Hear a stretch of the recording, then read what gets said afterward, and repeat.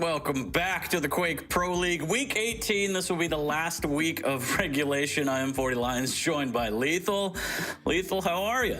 Doing good, mate. I'm doing very well, as always. Final week going into the Quake Pro League now.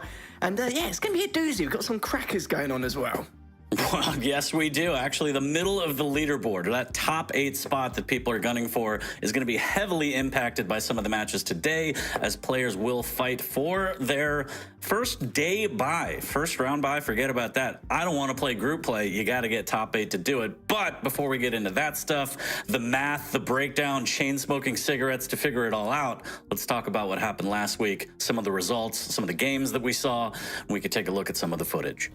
Certainly will do, indeed. It's a little bit predictable in terms of the series scoreline here. Kilson did manage to take this 3-0 quite comfortably, as well, as he didn't really give many frags at all in this entire series alone. I think he only gave away 6, of course, over the entirety of the 3 maps, and Kilson just doing what he does best and trying to make himself prim and proper, ready for QuakeCon here. But Kilson just showing a great display of skill across the board.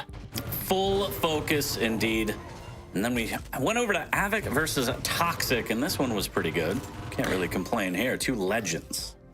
Yeah, can't complain at all in the slightest, as Tux was trying a couple of different maneuvers and a kind of different things here and there to see what he could do before as he heads to QuakeCon as well. But Avic was flaring on the server multiple times with some clear scorelines as well. I do believe he won like 23-6 on that Veil game as well, and go over to Strong Sage versus Sargib. Of course, Strong Sage trying to add to the tally onto the leaderboard with a 3-0 of his own.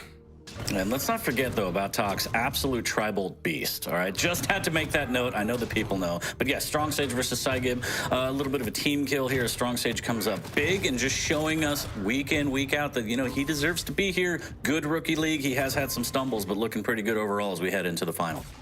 He certainly did indeed. And Razy, pretty comfortable against Sib. He did have a little bit of a struggle on the final map, which was Blood Covenant. It was 6-4, but we know that Sib has been either taking the odd map here and there of some of the top dogs in our business, but not against Razy. He made sure to put an absolute halt to that with a 3-0 of his own. And then Nosfa versus Chain. Real quick note, Sib versus Razy, the first like 2-3 minutes of every map, very close, and then Razy just doing Razy things. But yes, Nosfa versus Chain, very interesting set. Again, some of these players, they're kind of too far gone. Sorry, Chains, I hate to break it to everybody. But, you know, still fighting, trying to stay fresh as we get closer and closer to the finals. Again, this is the last week of regulation, so a tight set between these two, as we saw last week.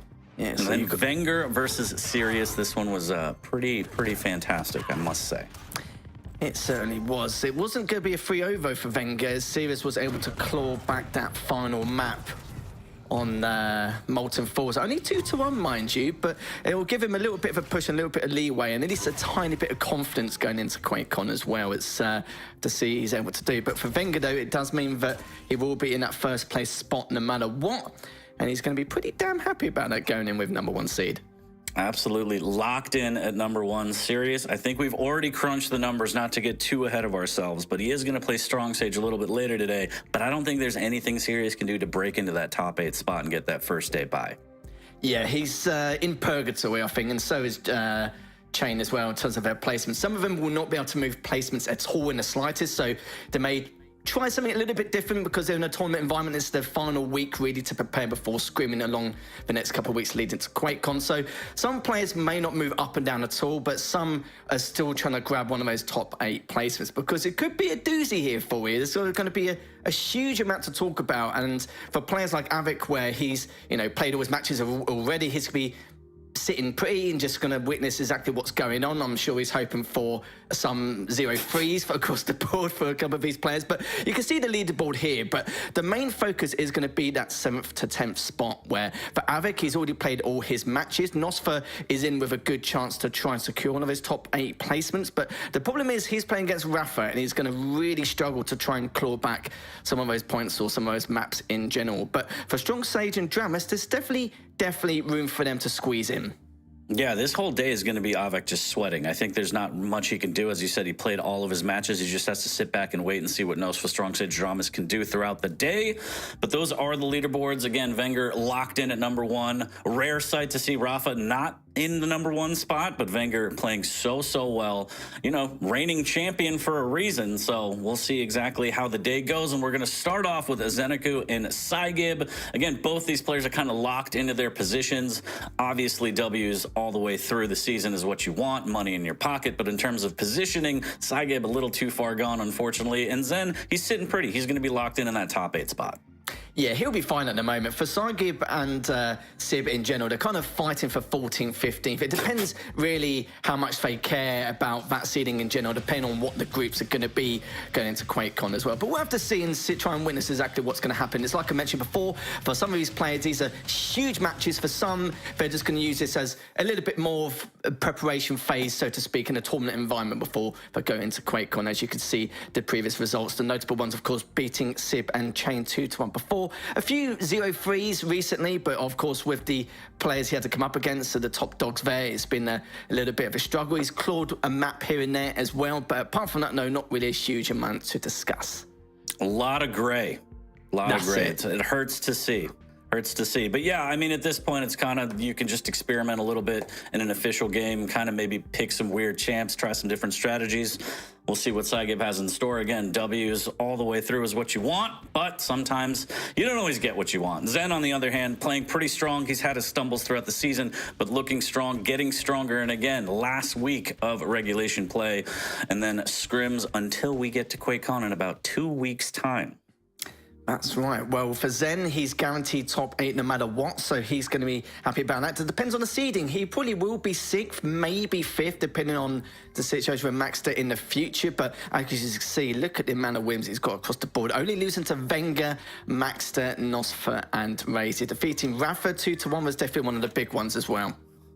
Yeah, really big win for him. He's taken down some legends here. And again, some of the matches that we see kind of predicted Zen to be out on top as he's coming into his own. He's got his own play style now. He looks solid week in, week out, and looking pretty good. I think this one might be a little bit of a layup for Zen. We'll see. Saigib can come out swinging and play spoiler to Zen on this one and kind of stop that momentum. But let's hop into the pick bands if we have them ready, and we can kind of see what we're going to get in store for the first set of the day. It's going to start off on Deep Embrace. We're going to head over to Vale and then end it with Blood Covenant as map number 3. And Lethal, if you can run me through the champs, please. Certainly could. Strog versus Ranger, not really too much of a surprise there. Normally see it on Cut to Keep, but we're going to get it on Deep Embrace with that Athena ban. And just going through the maps just quickly as well, it's quite interesting because against Saigib, it's kind of pick your poison kind of scenario. You can either ban the Corrupted Keep or you could ban Vale. It looks like Zen has decided to ban Corrupted Keep and keep Vale up instead. And even though statistically Corrupted Keep is being treating Saigib quite well, he's also very strong on Vale and using the DK instead. So this is going to be quite an interesting one in itself. And Blood Covenant with the Slash versus the Nyx matchup. Gotta love that kind of pairing, especially against the Blood Covenant as well. But yeah, the first 2 maps is quite an interesting one for me. Letting Vale go, but it's like I said before, you can't ban both Corrupted Keep and Vale against Saigib. It's going to be a little bit rough here for Zen, but it's some interesting choices here, especially with the Anarchy. Anarchy is becoming slightly more of a stable but popular champion to use on Vale. We don't really see, you know, too much Eisen or Galena as much as we used to, like back months and months ago. So a bit of a change of pace there, but seeing the DK a little bit more often now across the board. Yeah, and again, no Keel pick, which is disgusting since he got that gigantic buff. Gigantic buff in this most recent patch, but that's fine. It's a fantastic set between these two that we're going to have. In terms of seeing the breakdown and everything, who do you think you're going to lock in as your prediction for this one, Lethal? I don't have to do it for Saigib, but doing them dirty, but it has to be a Zen Friezo. Just looking at the picks so far, the map. So the only thing I might say is Saigib could scrape map number 2, but apart from that, though, that's going to be a tall order in itself, even if it is one of those better maps. But now, I don't know what you think, but if you say something different, then I'm not happy. Yeah, you did him dirty. I'm going to say 2-1 Zen. I'm going to give Saigib the benefit of the doubt that he can put 1 up on Zen, but we'll see. And a huge apology on my end. Kilson's the reigning champ. I meant Wenger is a previous champion. That's why he has the #1 spot. But it's okay. Chat's already canceled me. So that's going to be the set of the day for #1 anyway, between Zen and Saigib. We're going to get into it shortly here. And I still stick with my 2-1 because I feel like Saigib deserves a little bit of respect on his name. But Lethal, I understand. Zen's playing well. Saigib has had his flubs throughout the season. I understand why you went 3-0. It's fine. I'll forgive you. Oh, cheers. I appreciate it, mate. I thought it was just because you're going full NA on me like you normally do, so. I mean, look, I gotta support the boys, but it gets hard. They make it hard sometimes. I'm not gonna lie. They break your heart too much. They do. They do. No keel love, no nothing. Again, gigantic buff. Go read the patch notes, Chad. But yes, we're going to get into map number 1 here shortly for this first set of the day. Again, last day of regulation play before we have about a 2-week break, and then we will see you all live from Dallas. But still, a lot of matches that we need to get out of the way so we can see how the leaderboard settles before we do all of that good stuff. And it all starts with Zen versus Saigib. Yeah, it's a nice little starter, isn't it, before we go into today, because our brain are going to be melted. It's going to be fried trying to work out what is going on here. But I can't do math. Updated. Yeah, American public school. Like, what do you want from me? I can barely time items, and they're only 30 seconds apiece. So we'll see, though. We'll see. There's probably brilliant people in chat that can help us out. Yeah, but they will help us. If we mess up the timings, they can just keep backing us up every single time. That's fine, because our map is just absolutely fabulous. I beg of you. Well, we're going into the first map anyway.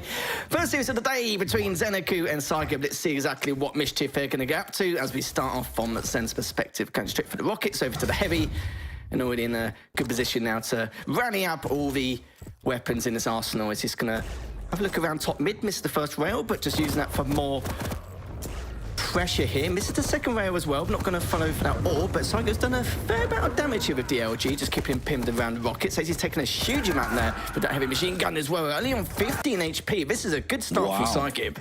Yeah, struggling there. Zen with the railgun just can't find the shots, and Saigib chipping away and actually gets the frag off of it. So Zen might need to warm up a little bit here. Saigib trying to rocket jump and save it, trying to get to that heavy armor. He will eventually.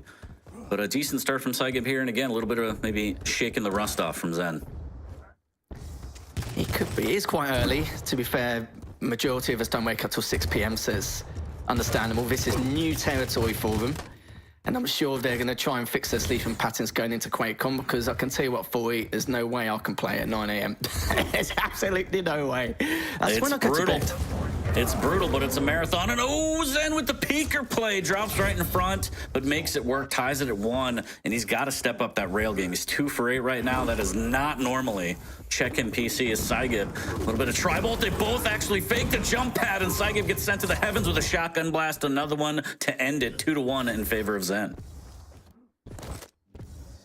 Oh, a complete role reversal over the last 45 seconds. Is Zen now just analysing the situation. Good first rail there, looking for enough if he can. Doesn't hit the second, but he's done enough damage to maybe push with these rockets. Gets a sprinkle of damage on. Just tickles him a tad whilst he goes through that murder hole. Misses the other rail as he went for the light, but that one's going to back things up massively. Does have Pika in hand, looking to try and rotate back around and could potentially chase him here, but he's got the angle. Sadly misses that previous rail once again, but still has that Pika, mind you, and he's going to be popping that to see what he can find. Not really huge amounts, but looks like he's just going to prioritise the Mega, and he's got plenty of time to contest that heavy as well. Yeah, I was going to say, nice physical cutoff from Zen to make sure that Saigib doesn't have any shenanigans towards the Mega. Plenty of time to come back to the heavy, and on his way, he's going to pick up another frag. Zen looking a lot more clean right now. That's a great rail off the spawn as well. Oh, the LG to boot straight afterwards, just continuing with that pressure. The shotgun's not really doing himself any favour. I think I saw 2 and an 8 and a 12 there, and then a 6. Lovely shotgun coming up from Zen, but Saigib was so weak. So unfortunate there from Zen. Shoddy Pippin has let him down. That is a catastrophe, but Saigib capitalizes on that. Is very weak here from this lower position, trying to find a cheeky rail shot. Does have the dire orb, but only 73 HP. Make it 43 after a little tickle. He's going to have to concede fully, and look at the stack advantage for Zenaku right now. Dear me, yeah, you kind of feel like it's just a matter of time here, unless Saigib gets a couple of good rails, but instead it's going to be tanking even more damage. You can see Zen, how eager he was to... Oh, finds him in the end with DLG. Good stuff before he picks up that light. And rocket jump over to see if he can catch him around rocket. Still around rail. Doesn't hit the first rail, mind you, but he'll be able to redeem himself with his Pika, hopefully, as he's just chasing him in. And hits a great rail there. Got the heavy straight after, his orbs away, but I don't think it's going to change the matter at all. As he whips out the shotgun once again. Cleans him up, 5-2 now, 3.5 minutes in. Oh, and a great rail off the spawn. This might be a run for Zen. Make it 2. Just looking for the third. Saigib extremely weak. Zen has Mega to his back, already denying the upper light. There's the shotgun to pick him out of the sky, just skeet shooting, and now he can pick up the Mega, and again, perfect rotation for the heavy. This could be absolutely monumental for Zen on taking the lead. and extending it past the point of no return, really. Just bashing away with that heavy machine gun, done a fair amount of damage. Saiga just trying to stay alive at this point and just find that perfect recovery rotation, but it orbs away, but Zen was more than ready for that. And already now 7-2. It hits the first rail. Good peeker to boot straight afterwards, but got the mega. And the timings are just perfect here for Zen. Now got plenty of time once more to go for that good heavy machine gun coming up from Zen. Still not railable, so he can continue to pile on the pressure if he can. Only 10 HP. As Saiga's still looking for that initial rail, but it's not going to happen. Left on 10 HP still. And this is Zen in prime position now to maybe let things spiral out of control. Oh my god, that rocket misses with the follow-up rail, but still does enough damage, and there's the cutoff through the murder hole. Upper armor's available, Mega's up. Zen just has the map at his fingertips right now, and Saigib is in a bad, bad way. Certainly is indeed. He's got position, he's eating the lights, he's got good contention of the items as well. He could run in and go for it if he can, but he's playing it very patiently. Hits a good rail, but needs to back away. The stacks are quite equal. Good rail once again coming out from Zen. Just going to hopefully, if it dies into his tripod, not going to happen. Saigib does him in with that previous rail.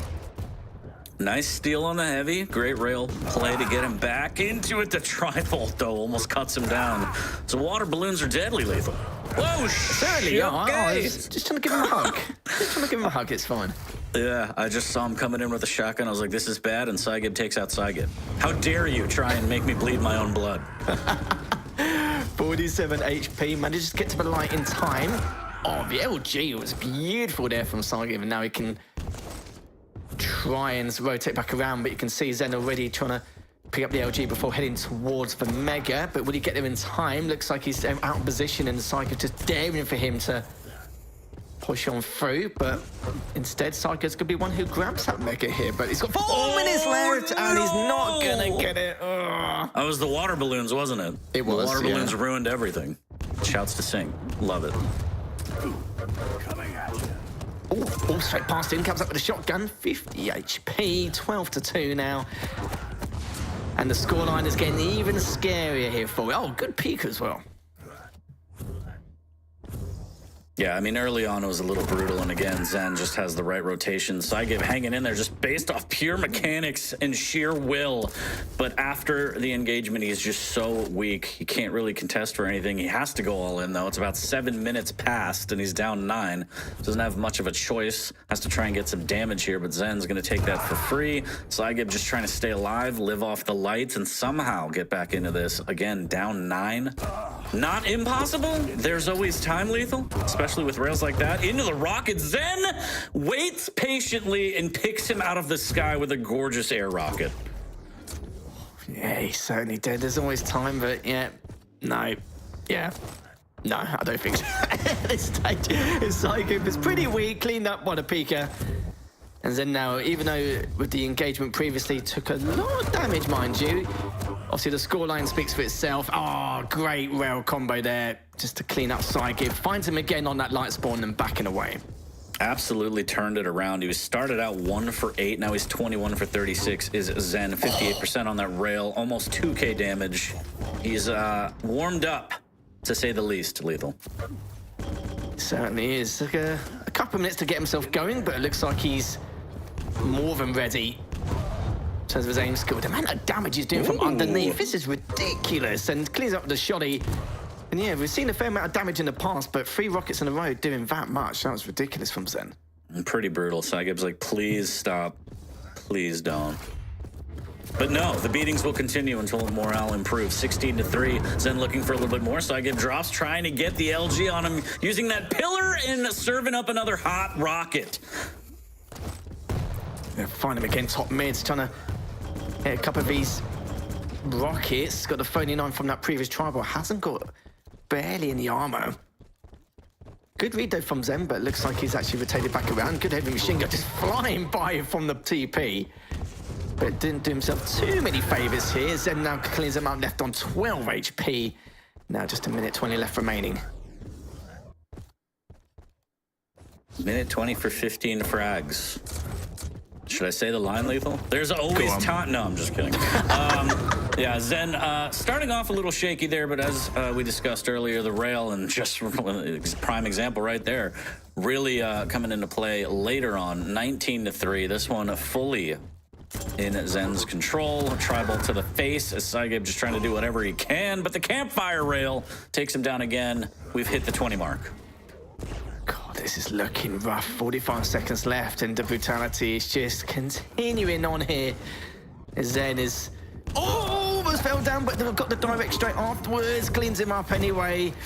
Ooh, that's a bit of a doozy, but he'll be fine. I'm sure he won't be crying about it in his sleep. No, I mean, Saigib has to just mentally reset, and as you said previously, map number 2 might fare a little bit better for him. We hope. 22-3 with maybe adding a little more for Zen. Started off a little shaky, but now looking aggressively solid.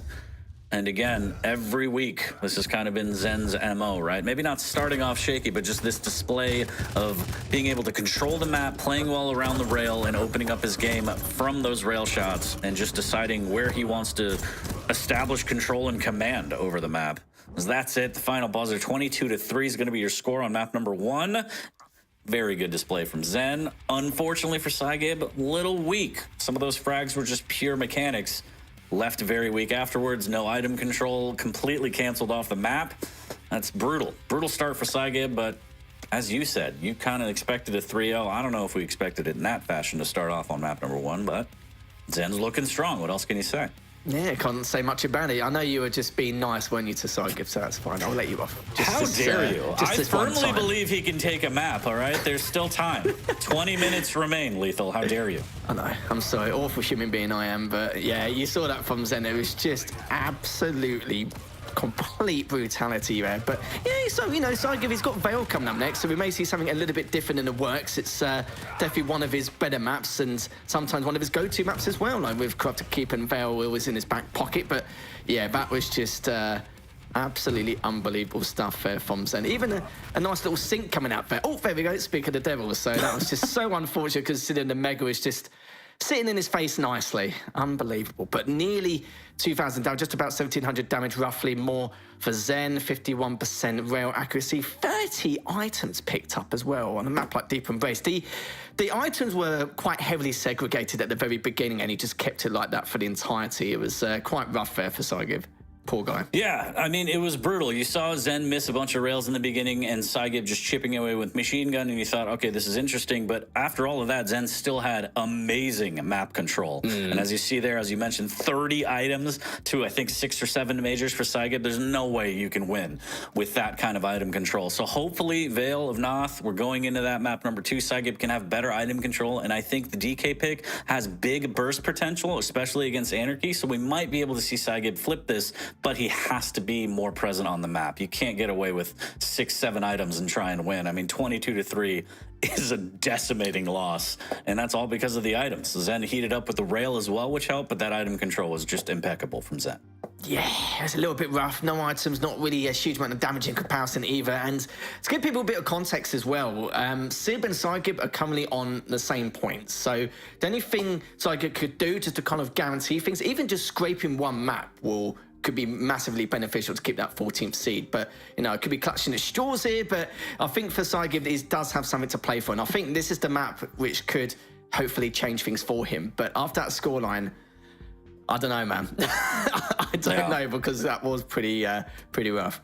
Brutal start. Yeah, looking at the leaderboards, I mean, you're saying if Saigib wins these next 2 maps, he gets first place? I don't know how the math works. Yeah, that's exactly how it works. Yeah, he has to do a handstand, 10 handstand push-ups backwards and then drink a milkshake, and then he has to win these 2 maps only using rockets, and then I think in the leaderboards, he will skyrocket to first place. There's a bunch of clauses. Now, I don't know how it works, but anyways, we're getting into map number 2, Veil of Noth, Zen versus Saigib. Zen looking to keep the pain train going, and Saigib trying to pump the brakes a little bit. We'll see if he can. We're going to start off on Zen. Yeah, let's see what he's up to. He picks up the rail straight away, and he's going to be circling around just to collect all the goodies. We're going to see what he's going to be up to. He knows Saigib is going to be above him. I had a feeling that he may drop down. But Saigib is playing this very safe at the moment, as Zen, once he goes for the TP, will have the high advantage anyway. He's just double-checking in case Sygib has circulated around, but some good rockets coming out from Sygib. Are we watching Garpy play? 2 gorgeous rockets, and stop it with your EU bias. That was all NA rockets, baby. Juice it up, baby. And those rockets have won him both items. So right off the bat, better item control for Sygib, but can he convert those to frags? Missing with the rail, Zen, great defensive rail there. A little bit of LG battle here. Is Sygib going to try and push this? He needs to try and loop back to the heavy, which he will. Flame Strike is available as an option as well. But Zen doing a good job controlling that middle ground, making it really difficult on Sygib using the Flame Strike. There's the LG. He does get the heavy steal, and he gets the frag. Yeah, Zen actually did take a lot of damage in that engagement, a lot more than I anticipated, of course, with Sygib catching with the LG, but Sygib looking to try and go for the trade. Another great rocket coming out from Sygib, and now he's looking to try and get to that light end Mega as soon as physically possible before Zen even attempts to trade. But he's not going to attempt at all, he's just going to stand his ground, just let things go a little bit stale here, as he's going to try and push on towards that heavy. Heavy is up, manages to get it, but it takes so much damage, about 114 there.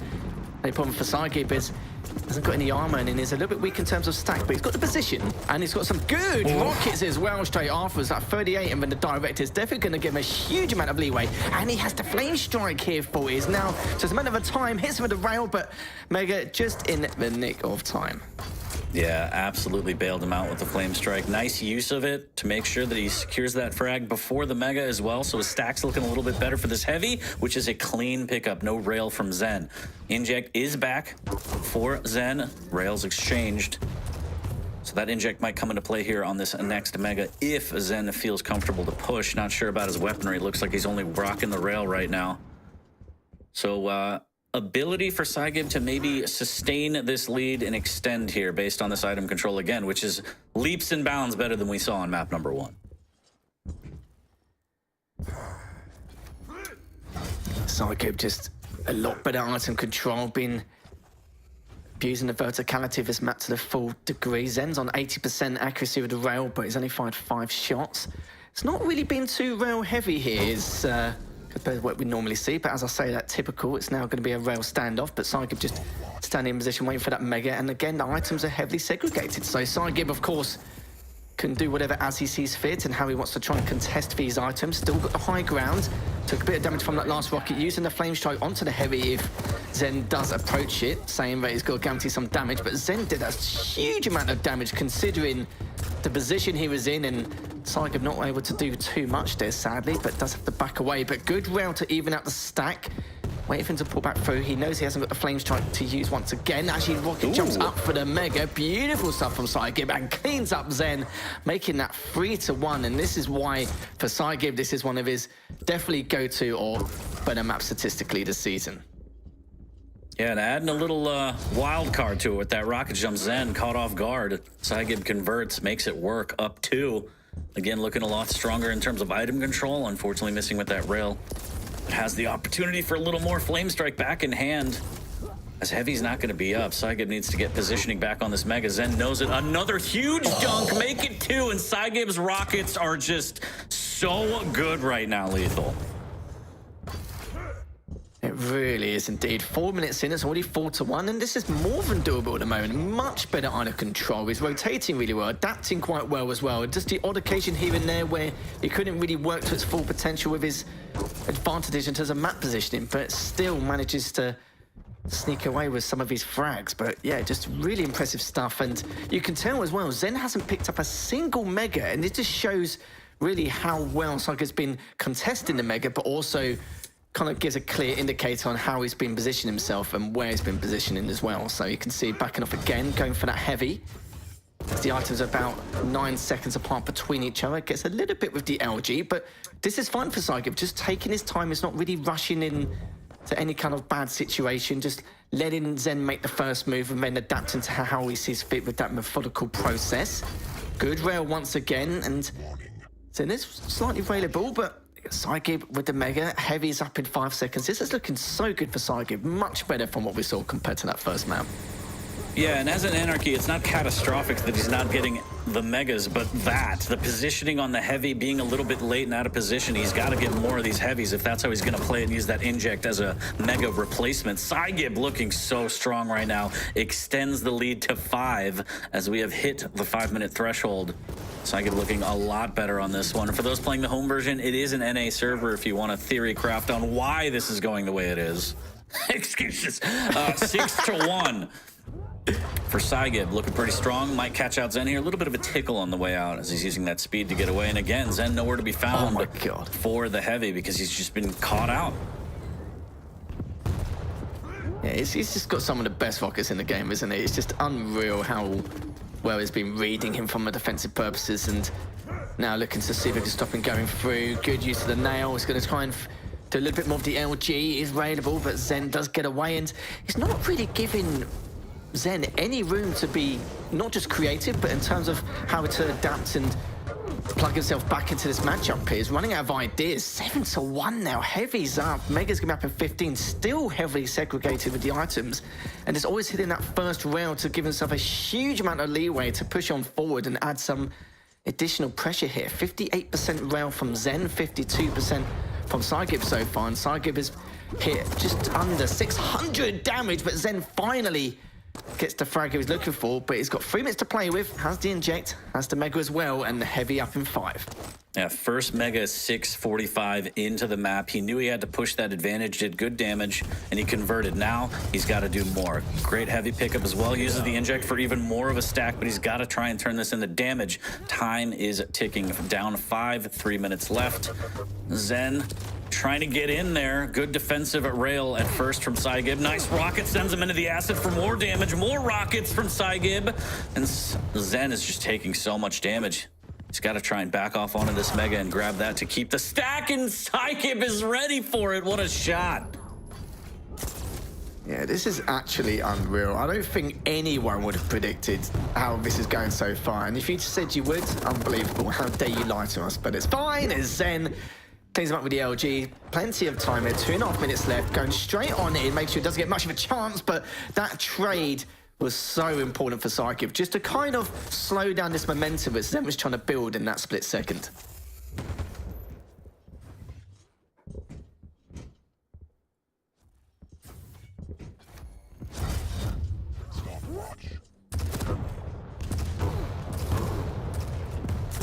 Zen, another good rocket there.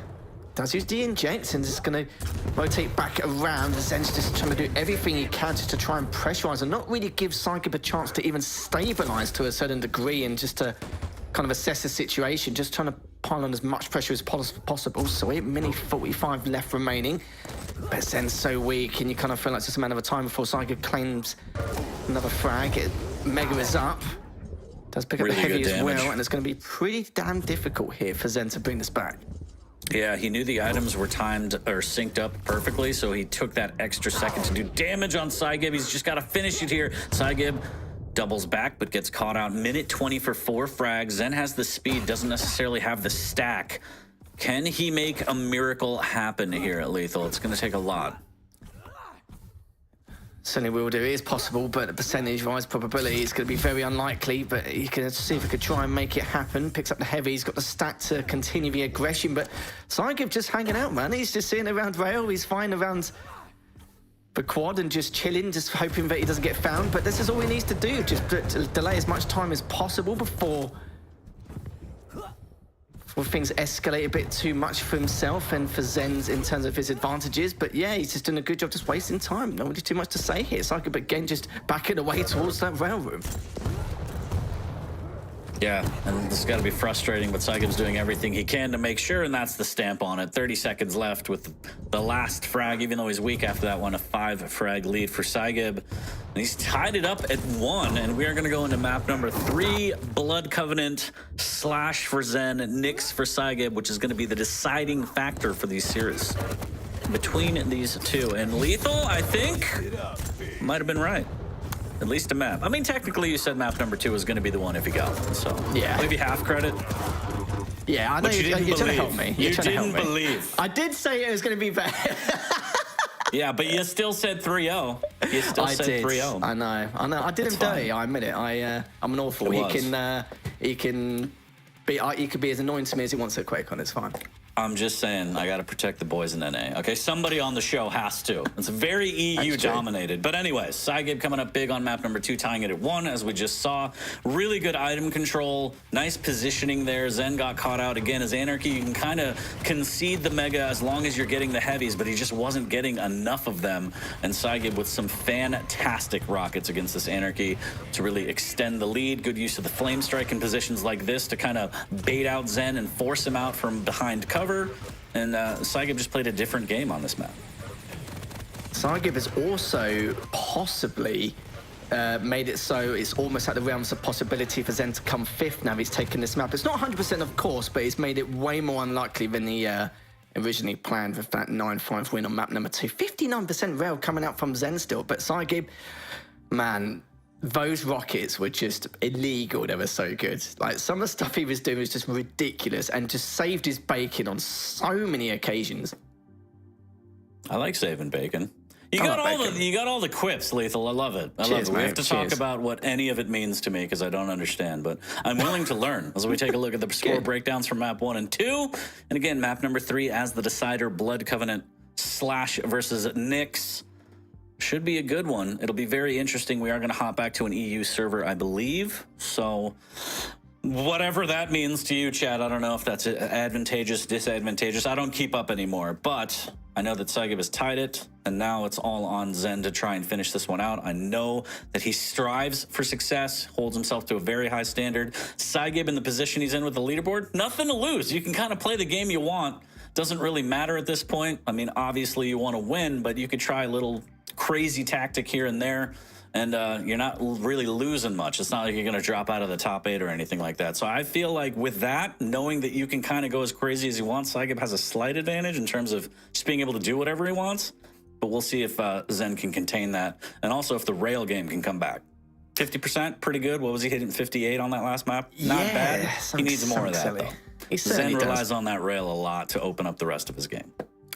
Certainly does. And for Cygib, he's going, in terms of match scores, going 2-12, Sib's going 1-13. But even though they're on the same points, that one map win will kind of help himself a little bit further, be a bit more beneficial for him. But for Zen, him and Maxo were on the same match wins as well. But the problem was Zen was just a little bit behind in terms of points. So a 3-0 would have been massive for Zen, depending on how the situation goes with the other matchup. But sadly, it is what it is. So it's going to make it more unlikely for him. So we're going to map number 3 now to see exactly how these two are going to finish this series off. Will Cygib actually win this series? It's possible. But against a Slash and Blood Covenant, we know how much of a pain in the backside she can really be here, as we're going to start from Zen's perspective.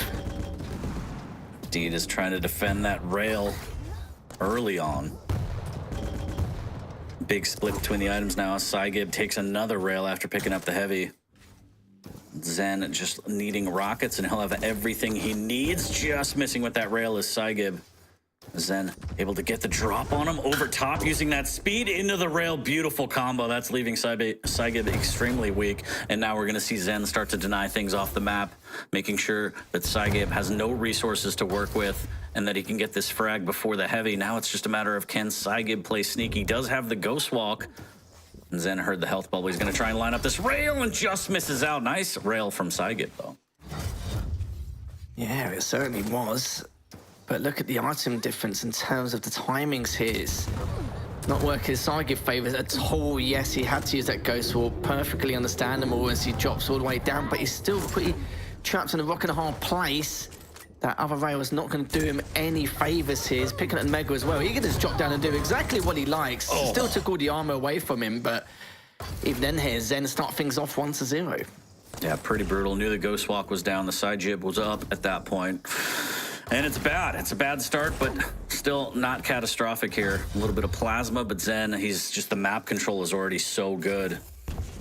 And Cygib needs to be very, very careful. Does have Ghost Walk up soon, but here's the pressure from Zen. Nice rocket from Cygib. But again, goes down, trying to fight for this Mega a little bit too early. Yeah, this is looking more and more rough now, of course. With this early leads here, for Zen, especially with the speed and mobility of the slash. It's just going to make matters even worse. And of course, Saigib will have to use that Ghost Walk a lot more aggressively during the later stages of this game if he does want to try and bring this back. But the item controls so far just all been in Zen's way. 7 items for Zen and only 1 for Saigib here, as he's still trying to contest and make it look as though Nyx has a clutch hitbox with that LG. My God. Absolutely brutal. That was a punch in the side rib right there. 3-0 for Zen. Again, the map control is immaculate right now. And that rail, that was so good. Just a little flick of the wrist from Zen there. Eating every single light on the map and the heavy. This guy is mega greedy, but gotta love him for it. It's fine. As he dives on him with the LG. The LG, the tracking on Zen right now. I just, yeah, this is brutal right now. Saigib has to try and fight back. And the rail from Zen, there's 1 from Saigib, but still, Zen keeps getting these spawn rails, and just as a light, you have nothing to do. God. You have no choices. And Zen is just not happy with how map number 2 went. You can see that he's taking it out on Saigib right now. Oh, it does Ghost Walk away.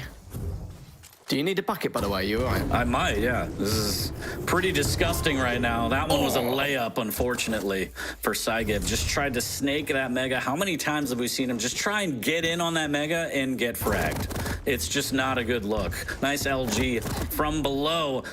Then needs to be careful. No, he doesn't. Doesn't matter. 7-0 with the vertical rail.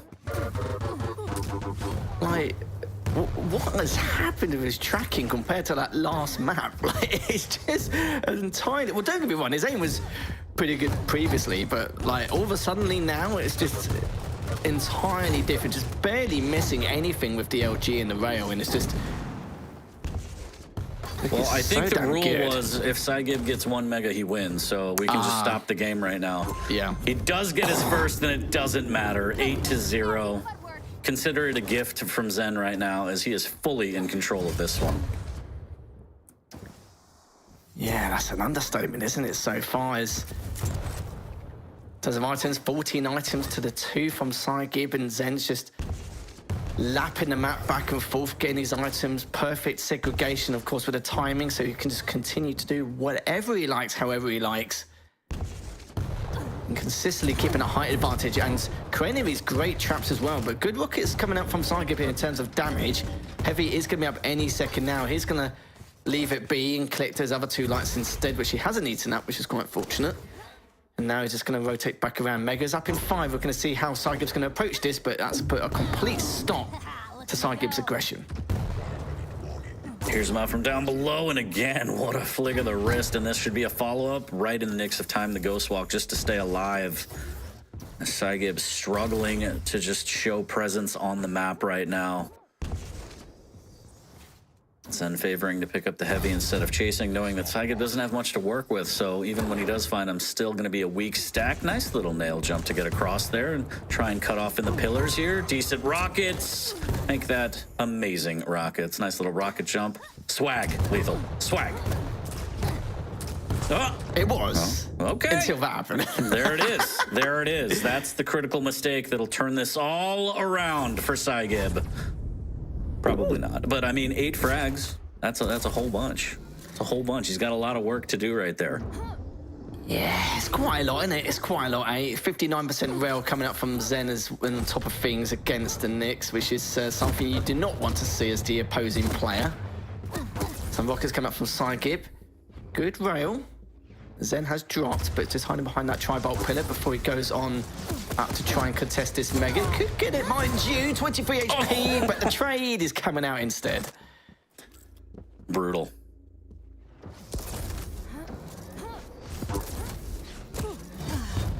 Rails exchanged, but again, Zen has the stack. I guess silver lining if you're Saigib, you stole a heavy, but you're still down 9 with 3:30 left. Is there still time, Lethal? I don't know. Should be a stand-up comedian. I like to sit down too much. I could never. There's a Ghost Walk. Look at that snail trail. Beautiful rainbow that you don't want to touch. Nice machine gun work. Saigib wins out on another Mega. Make that his 3rd of the map.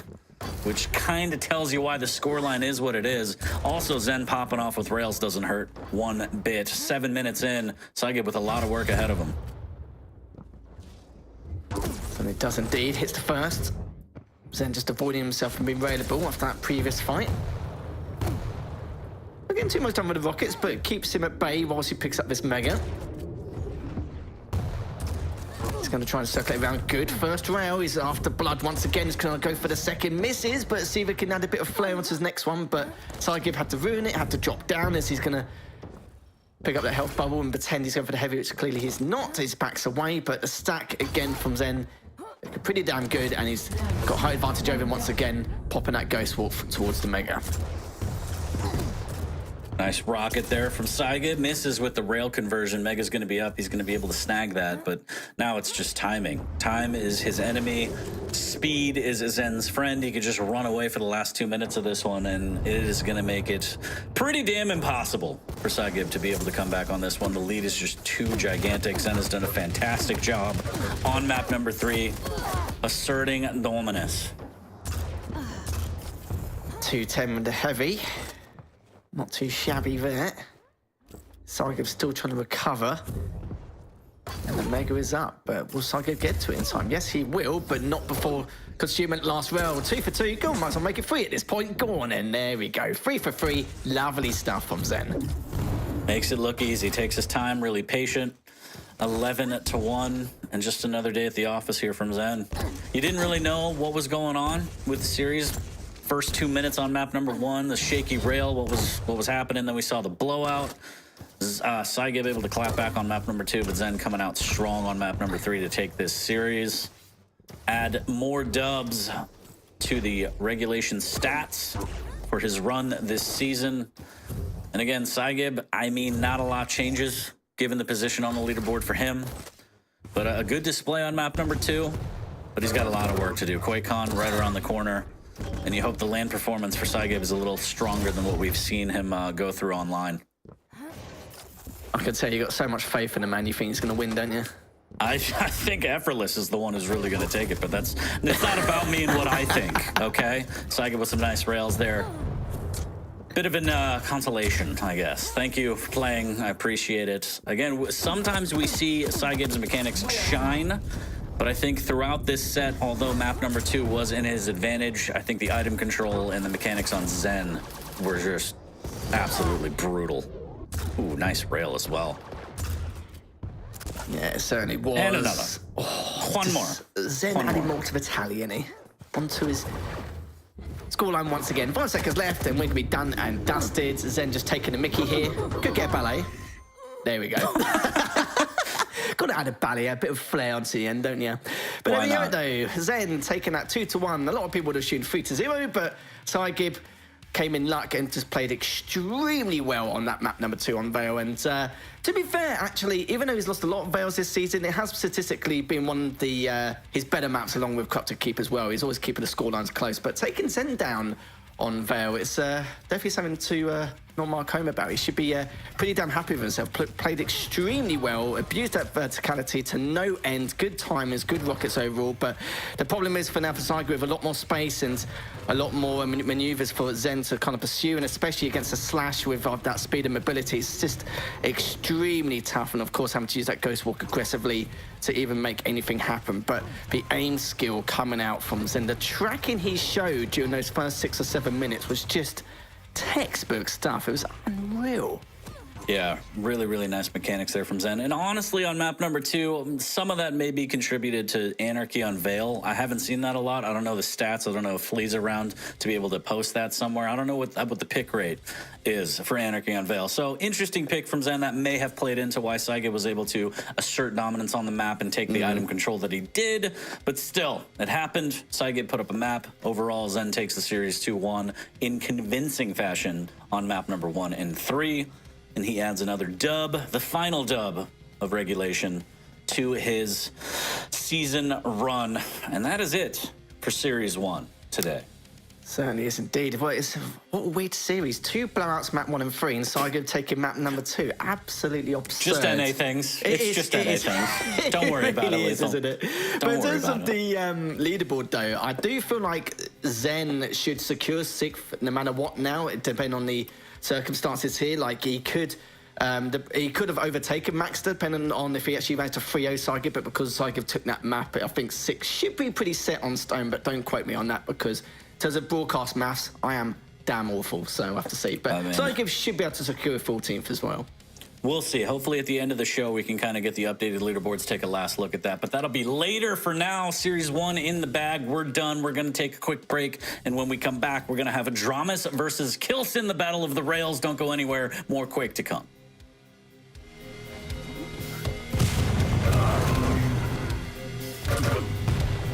Coming at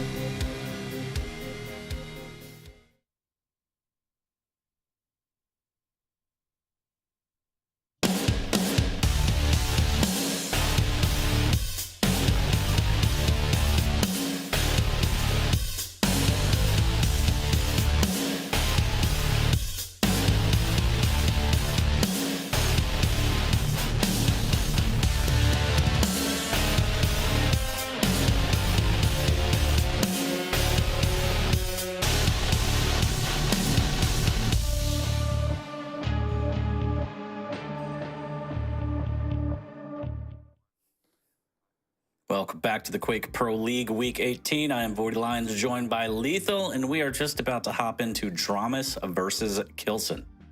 And yeah, this is a big match for both these players, but for Dramas in particular, this is huge for him. If he only takes one map win, he'll be able to overtake Avik, but of course, he's got to think about the circumstances with Strong Sage, with his match later on, and with Nossa's match against Rafa. So it's pretty big for him, and you know, if he able to get a 2-1 or 3-0, that would be extremely impactful and will put so much pressure onto Strong Sage and to Nosfa for them to try and breach that top 8 and secure their spot. But talking about some of the victories here, notable ones as well against Avik, Maxter as well is definitely just to name a few, and Series right at the very beginning with that 3-0. Yeah, I mean, he had that dry spell, right, early on in the season, kind of got that out of the way, big wins, some drops against Chain and Zen, but overall, pretty good showing from Dramas. But as you mentioned, we will see the leaderboard later on in the show when things are more settled, but he is fighting for that top 8 spot. Very important set coming up, and what a better opponent to have than Kilson, one of the best in the league. Dramas has his work cut out for him. Kilson is looking just absolutely ruthless this season, as he has before. Again, 3-time champ, looking for 4, reigning champion of the Quake Pro League. I got it right this time, Chad. And yeah, he just is absolutely on point each and every week. Yeah, the fact that Dramas has got to try and get a map win just to try and overtake Avik for top 8 is just ridiculous in itself. Look at those dubs across the board. That's absolutely unreal. Only losing to Rafa, Zen, and Wenger. And yeah, dearie me, it's going to be tough work here for Dramas. But also to give everyone a little bit of context with the top 8 as well, there's honestly so many different possibilities and outcomes which could occur over the course, which is why we're going to try and update with you guys at home with how the leaderboard is going to progress. Because, of course, Dramas and Strong Sage could also both get top 8. Avik could maybe get there if there's a potential 3-way tie. But for Avik to be able to have a chance to enter top 8, he will need Strong Sage and Dramas to lose 0-3 in both their series. Honestly, there's so many different ways and outcomes which could occur here. It's just unreal. And with me and 40 trying to back you up with a mass, which is very reliable, isn't it? So I wouldn't trust our math at all, Chad. But they're smart. They already know. And also, again, looking at the season breakdown, Kilson, tons of wins, big drops against Zen and Rafa, 0-3. But also, the Creatine Cowboy Dan does ring in my ears about how he's dropped maps across some of those wins, too, which is uncharacteristic of Kilson. Usually we see 3-0. But overall, still playing very solid throughout the season, looking pretty good. This one between Dramas and Kilson should be very interesting. I think it's going to be rail heavy, as both players are very efficient with the rail, and we will see exactly what we have in store and the opportunities for said rails as we get into the pick band. So if we could flip over to that, we will see exactly what we have in store. I'm just going to start off on Molten Falls, Deep Embrace, and then a little bit of Awoken. Lethal, can you run me through the champs, please? Because I'm tired of reading. Oh, right, that's a shame. Reading isn't. I know reading isn't one of your strongest. Reading points, is hard, actually. It's just pattern recognition. I can't actually read, is what I've come to. But yeah, so if you run us through the champ picks, please. Of course. So Slash versus Nix to start things off. Ranger versus the DK. DK coming out once again, which is nice to see. Going on to Deep Embrace, and then the final map it will be the Sorlag versus the Strog, which is going to be an interesting one. Haven't seen the Sorlag that often onto Awoken, but we'll have to see what Dramas can do there. I do feel like the picks are coming out a lot stronger from Kilson for what we can see. The range is, again, very good for Deep Embrace, but the Sorlag, it's going to be an interesting one to see what Dramas can do against that Strog pick. But in terms of like scoreline or in terms of predictions, I do feel like Kilson can take this. I feel like he could drop a map, maybe the second map for Dramas to see what he can do with that Ranger. The Nyx, we don't normally see him play with the Nyx that often in Molten Falls, so have to see what he can do there. We know that he could play it quite reactionary. He can get out of a lot of sticky situations against that Slash, but as soon as he gives that couple of early frags against Slash, it's going to make things not just tough, but just a long road ahead for him on this series, and a tall order in itself. But as I mentioned before, even if he does go 0-3, there's still a possibility for him to make that top 8. But of course, he would need Strong Sage to go 0-3 as well. And if that happened, then there's always that 3-way tiebreaker, which I feel sorry for the admins, because from what I know, if that 3-way tiebreaker does occur, they've all beaten each other on top of things. So it won't go head to head. It won't go to, obviously, map score, 'cause it's the same. The series score will be the same. So Yeah, that's going to be... I think the admins are praying that one of these guys gets at least one map against one of their opponents. Yeah, it's going to be a mess. Like I said, we should revisit the leaderboards after everything is settled because doing the math during is just absolutely crazy and very difficult. But if we look at this, who do you think is going to take this one? Kilson will probably take this 2-1 off 3-0 from what we can see so far from the pigs. Dramus probably has a little bit more leeway with that Ranger going off to Deep Embrace. How he's going to do with the Solag on Awoken, I'm not sure as of yet, but we don't really see him play the Nyx and Multiforce a lot, as I mentioned earlier. But the first few minutes of this game of Multiforce is going to be crucial for Dramus to dictate how things are going to go. I think I would echo 2-1. For maybe Kilson. Yeah, I think I could see that. I could see Dramus taking a map. I'm not sure exactly which one because Dramus, a bit of a wild card with the railgun sometimes. Not afraid to use it shotgun distance from long ranges. It doesn't really matter to Dramus, and that's why I love him so much. Fantastic swag on that railgun, but of course Kilson, aka Railson, knows a thing or two about the railgun as well. I think overall 2-1 is probably a safe prediction. Chat, make sure to lock in yours. Just kidding, they're not available. But as we get into map number 1 here shortly, Nyx versus Slash. It should be a good one. We might see a bit of a slow pace. Lighter champions, even though they're a little faster, usually because of the stack, it ends up being in a slower game rather than faster. But we'll see. If Kilson comes out swinging with that Slash, it could be a nightmare as a Nyx trying to claw back into it if he gets an early lead. So very interested to see how the first map plays out and how Dramus approaches it. I feel like he might just grab the railgun and do Dramus things. And I'm into that. I like seeing that, so we'll see. I know you do. You love seeing that, don't you? I do. I would love to see a Keel pick. Nobody cares what I think, so that's fine. Well, that's fine. I'll just take what I can get, Lethal. You might get it on a map 7 at a grand final when there's no other choice. I don't know. We'll see. If I do, I'm never going to let anyone live it down. So we're going to get like a kill pick on Ruins or something. Something just equally as crazy. It's gonna happen. It's gonna happen. I think there's a bit of a restart going on. That's the delay. We don't just like to sit here and talk. I mean, I do. Sure? Chat doesn't have a choice, really. So, but yes, we will get into the map shortly. I believe one of the players is restarting their game. Full focus is very important, but we will be getting into the set shortly. And again, hopefully at the end of the day, we can have updated leaderboards and we can kind of break down exactly who's getting that first day bye and how everything is breaking down right now. And looking at it, I don't think Avik has a shot of staying in the top 8 because everyone who's gunning for him, even if they lose, will overtake him, I think. Again, NA math, I don't know. I'm just saying.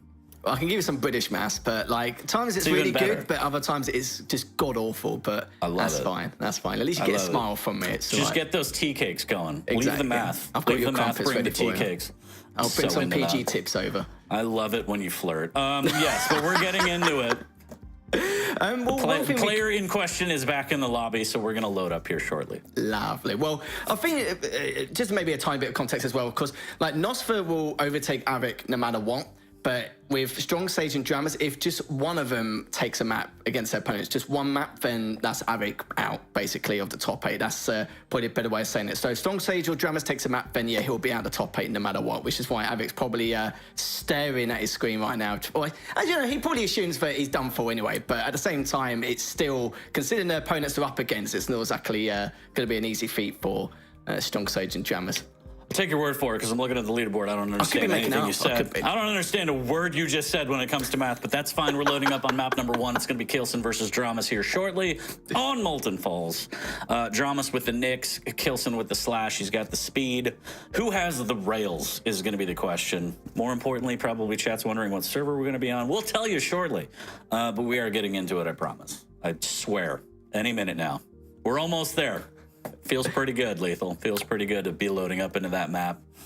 Any second now. I hear noise and audio, so you know what that means. It means there we go. ready. We did it. Going to our second series. Thank God, brother. I know. We're relieved. Thank God for that. First map, Molten Falls, Dramas kills, and what's going to happen? No idea. Zero clue. Dramas' perspective, we're going to kick things off here as he gets to heavy straight away. No delays at all as he's going to pick up the shoddy, the rockets, and that trusty tri-bolt as he's going to go back around and already tanks that first rail. And Kilson very eager to get things very aggressively. Yeah. Nice rail right off the bat. Drama's trying to play real slow. Does have the ghost walk in case things go horribly wrong on this next heavy. Kilson already drops over for position. He drops in, forces Dramas through the telly, and he's going to be able to steal this heavy. Is he going to get out unscathed is the question. And yes, both players will disengage safely. Mad dash for the Mega. This could be dire for Dramas. He has the rail out, but Ghost Walks has to get away. Tries to double back, but the pathing from Kilson does avoid any kind of a rail angle. Certainly does. His Dramas is trying to get as much damage as he can with these rockets. Good direct. Oh, the combo didn't come out just in time, but minute now. It's his matchup. Dramas just trying to stay alive and make himself not railable, which he does manage to do. Mega's up in a couple of seconds, but already Kilson straight on in. Prioritizing the frag before picking up that Mega. Nice stuff there from Kilson. He's going to be diving straight into the face of Dramas once again as he just biding his time, as it's a good start from Kilson so far. A minute and a half into this matchup and already looking to try and get that first rail, but good return coming from Dramas. Yeah, nice rail there. Hit and run, that's exactly what he needed. Kilson, though, able to grab this heavy, make his way back to the Mega. Decent split, giving him the timing to try and get back. Already pretty strong item control out of the gate from Kilson here, as Dramas has to play passive, a little more defensive than he'd probably like, but it's kind of the way it goes. Coming through the banana, Quake does have the snail trail available. A little bit of rocket damage around the corner, trying to push in with the shotgun, forcing out the Ghost Walk. That's exactly what Kilson wants to do. Make sure that Ghost Walk is popped and not a threat. Dramas is so weak at this point, and Kilson's going to find him straight away. Will he about to rail him? No, just manages to get around the corner. And the stack difference, my God. 2.5 minutes in, and Kilson just lapping the map now, just adding on additional pressure onto Dramas. But if Dramas gets that one initial rail, this will give him a little bit of a helping hand, but gets a bit of rockets done. But he's actually going to chase him. He's going to find him straight away. Actually meets him face to face. Give him a bit of a hug, though. The rockets come out good for Dramas. Keeps him up with the LG. And we're all tying up here. And Kilson did not want to land on that trampoline. That is a dire mistake there. Tying it at 1, giving Dramas the easy LG frag. Missing with that rail, wanted to push him into the wall. Could have gotten 2 for 1 there, but Dramas doesn't have Ghost Walk. He's going to try and make the jump over good LG, denying from Kilson. So he wants to create some space for this next heavy. Dramas going to route through the armor and LG area, but Kilson again on the cutoff so fast. Tri-ball to the face. Just making sure this is my armor. Stay away. Staying very Chilson right now, tied 1-1, 3:30 in. This is good from Dramas, just trying to lay the trap, but also can get away with that Ghost Walk. Mega is up, mind you, but this is good from Dramas, just collecting all these hourglasses and just making sure he's always got a Ghost Walk in his back pocket if he's in a spot of bother. But that was a lot of damage coming up from Dramas here. We'll get a little bit more here, just daring for Kilson to go for that TP. And this is going to be Dramas' chance to get back in this matchup, but one more try-bot with the LG will do it, and Kilson able to pick him apart. As Dramas just outstayed his welcome just a little bit there, hoping that Dramas would back away, but it's that initial rail once again. Ghost Walk isn't up for another 5 seconds, and Kilson does have that window of opportunity to get that frag, but of course he's going to prioritize the Mega instead. Heavy up in 15 as he finds Dramas once again, but remember, he does have that Ghost Walk. Oh, almost sends him off the map, but the LG should be enough, and it is as Kilson converts, catching Dramas out, trying to restack. And this is kind of the momentum that you should be afraid of if you're Dramas right now. Kilson doubling back tactically, I might say, for the heavy, and more importantly, denying hourglasses, making sure that that Ghost Walk is not a threat. Mega's going to be up, but Kilson's going to use this space to try and get some extra damage or figure out where Dramas is before falling back onto the item, and more importantly, having a split so he can really strengthen his grip across the map. Maybe in 7 as Dramas trying to contest this, but with the lack of damage and rocking himself, that's just going to make things even worse. But he's just giving Kilson a chance, it's fine. Yeah, a little bit of a freebie there, knowing that Kilson's having a hard time. He should get caught out, and again, the Ghost Walk just to stay alive.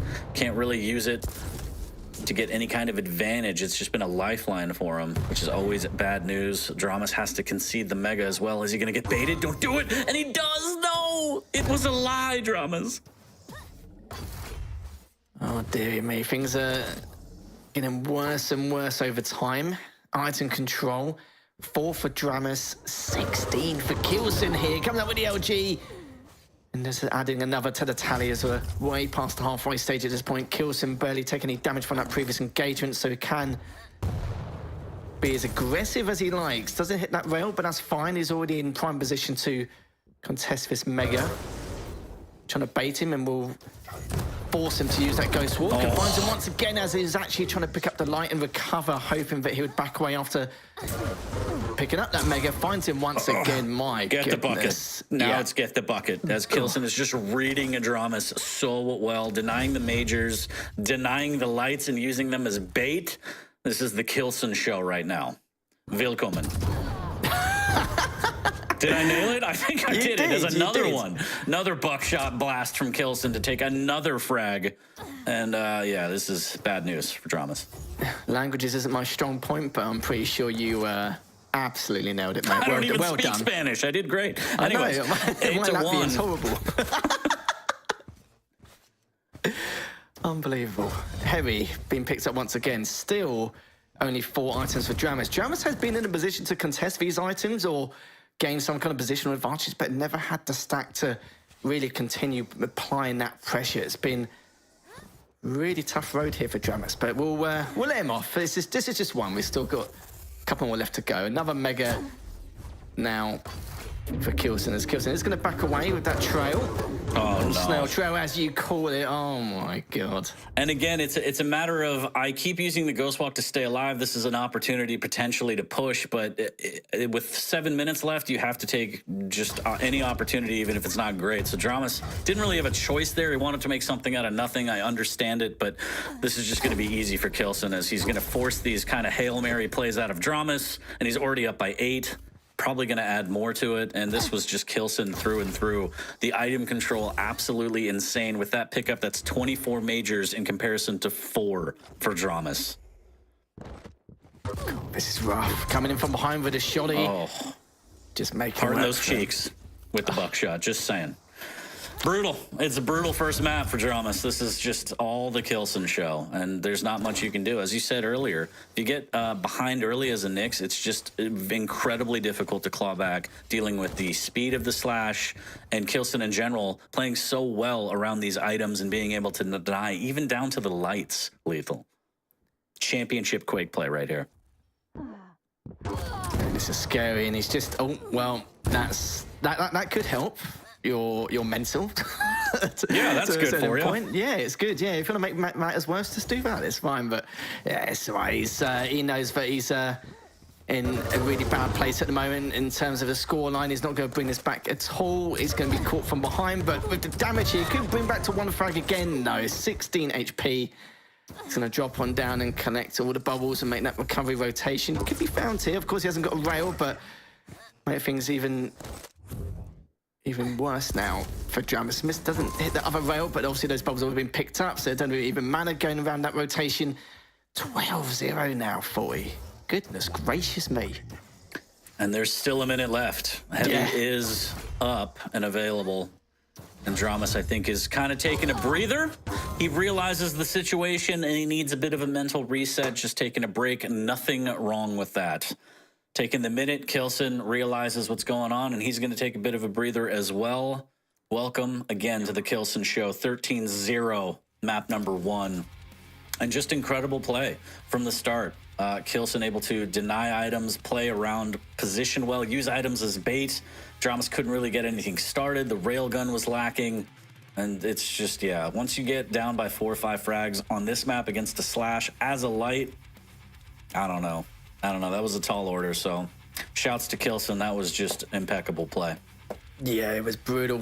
29 items to the 5 Dramas had, and even the damage. Like, Kilson did 3,100 damage, but that's 1,200 more than what Dramas had at the time. And it was a bit unfortunate. Dramas was making sure to be in position for some of these items, like that one moment where he dropped for heavy, probably dropped a little bit early, so of course it's just going to be continuous tri-belts or running with DLG, but that could have been the turning point. He could have maybe stabilised things a bit further with what he wanted to do with his plan of action, but it just wasn't to be. And on top of all that, we've got some Korean from you, didn't we? So, yeah, pretty good. It was brutal. Again, he was using the Ghost Walk just to barely stay alive instead of being able to use it offensively in that moment where he dropped too early for heavy. Didn't have the Ghost Walk to bail him out, so it was a full commit. Kilson knew that he mistimed it. And the one frag he got, it was a bit of a misplay from Kilson as he did not want to hit that jump pad. So he goes back up, he gives Dramas the layup, but in the end, Dramas even takes that away from himself. So just a really well-played map from Kilson. Full control, again, using items as bait, just as we saw there. And yeah, if that's the start of this series, Kilson is going to be a bad road for Dramas. So you got to hope that on Deep Embrace, again, Ranger for Dramas, DK for Kilson, that Dramas can clap back, kind of forget about this entire map, honestly, and start fresh on map number 2.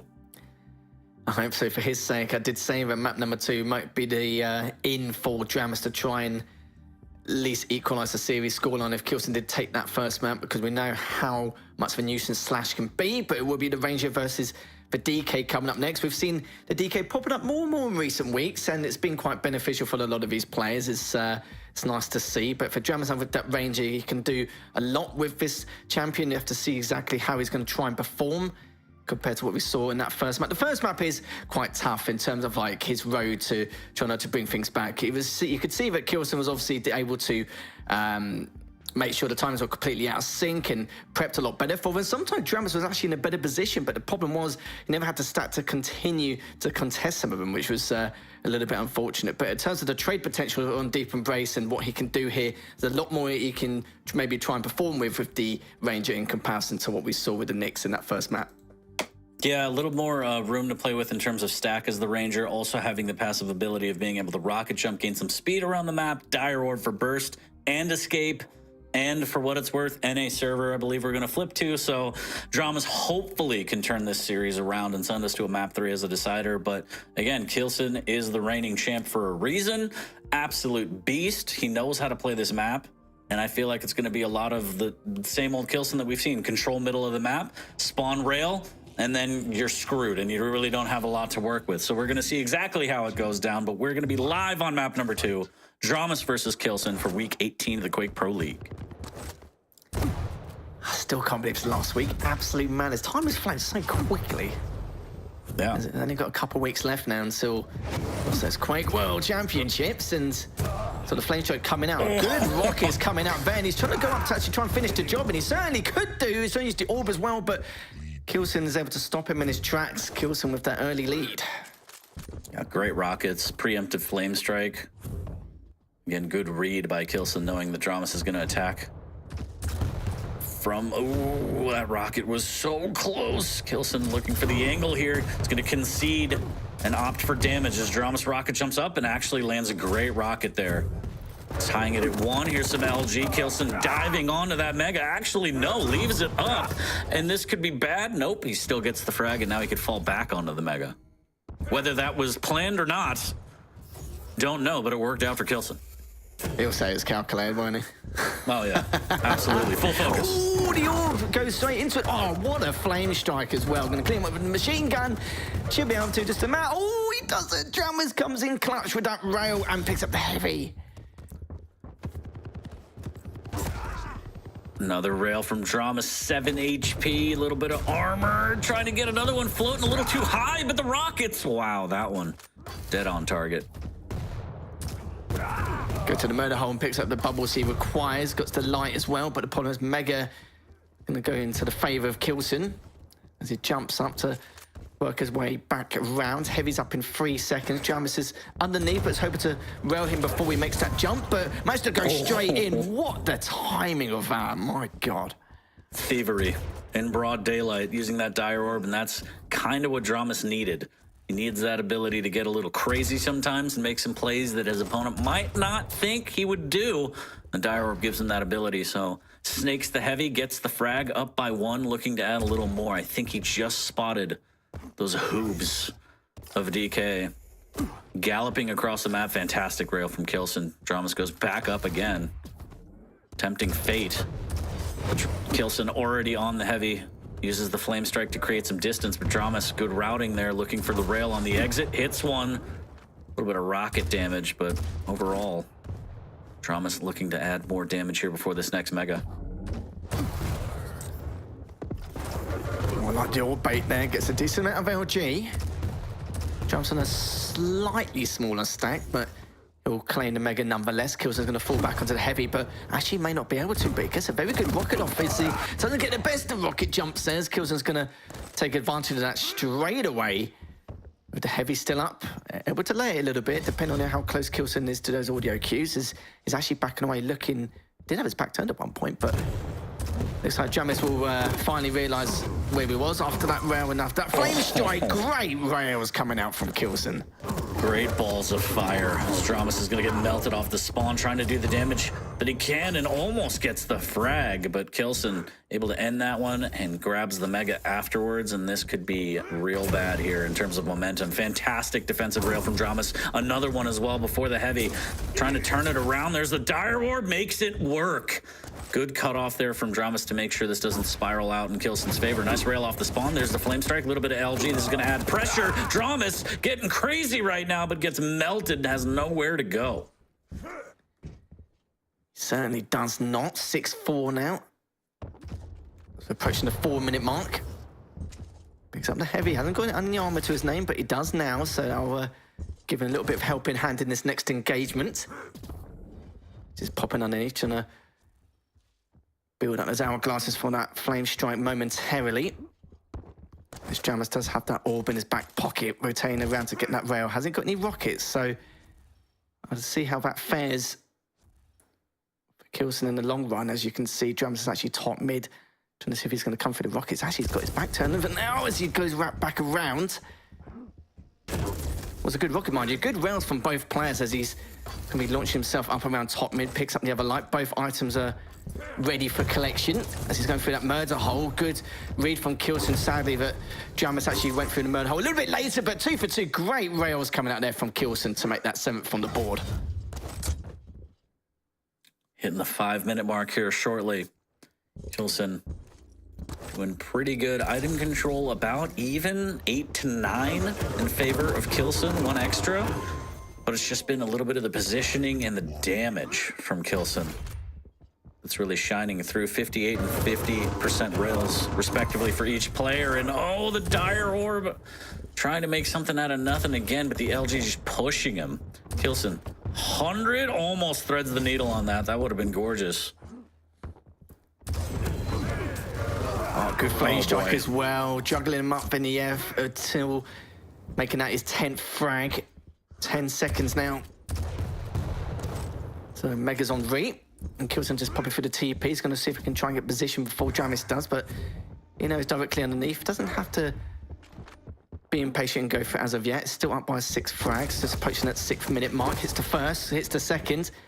I was going to say, treat yourself to a third, my friend. You might as well, as he's going to be diving on in for this next heavy, which is currently up and has been up for a little bit of time, but will he be able to claim it? Yes, he does with that orb, but will tank a rail straight afterwards. And Dramus has done some good return damage from what we can see, but good rocket coming out from Dramus. Now just a 5 frag deficit as he's going to apply a little bit more pressure onto that rail.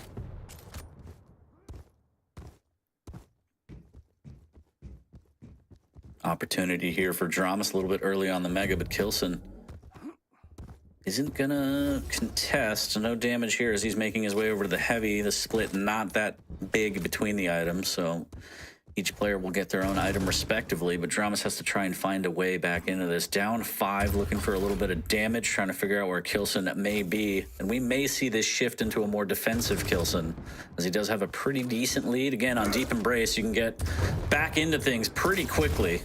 It's Kilson trying to hit some defensive rails. Nice use of the Dire Orb. It was misdirection, earning himself some rail damage here. Mega's up. Is Kilson going to go for it again? Very patient, trying to figure out where Dramus is before he commits to anything, and just more importantly, getting all of these rails lethal. Holy cow. Railson. Absolutely unreal. Just picking him apart. Certainly is. Dissecting him during the last couple of minutes. Good direct to rail combo. Looking for one more to add. Doesn't get it, but he's done more than enough damage just to be an absolute nuisance here. Hits another rail. not going to go for the hunt as Yeah, of yet, but and Dramus that is just was going to call it. pure frustration. There was a mouse shake before the tribal. Yeah. Kilson is all up in Dramus's head right now. Again, frustration's boiling over, but Dramus, good LG, drops down onto Kilson. Mega's up, takes the jump pad. There's the flame strike to try and deny the route to Mega, but Kilson wants nothing to do with it. He says, take the item. I have 2 minutes to run around and survive, and almost rails him off the map before the Mega pickup. And this is just mounting frustration again. Kilson hitting these layup rails. 7 seconds till the heavy almost hits that air rocket. Dramus has to try and keep his cool. 2 minutes, 7 frags.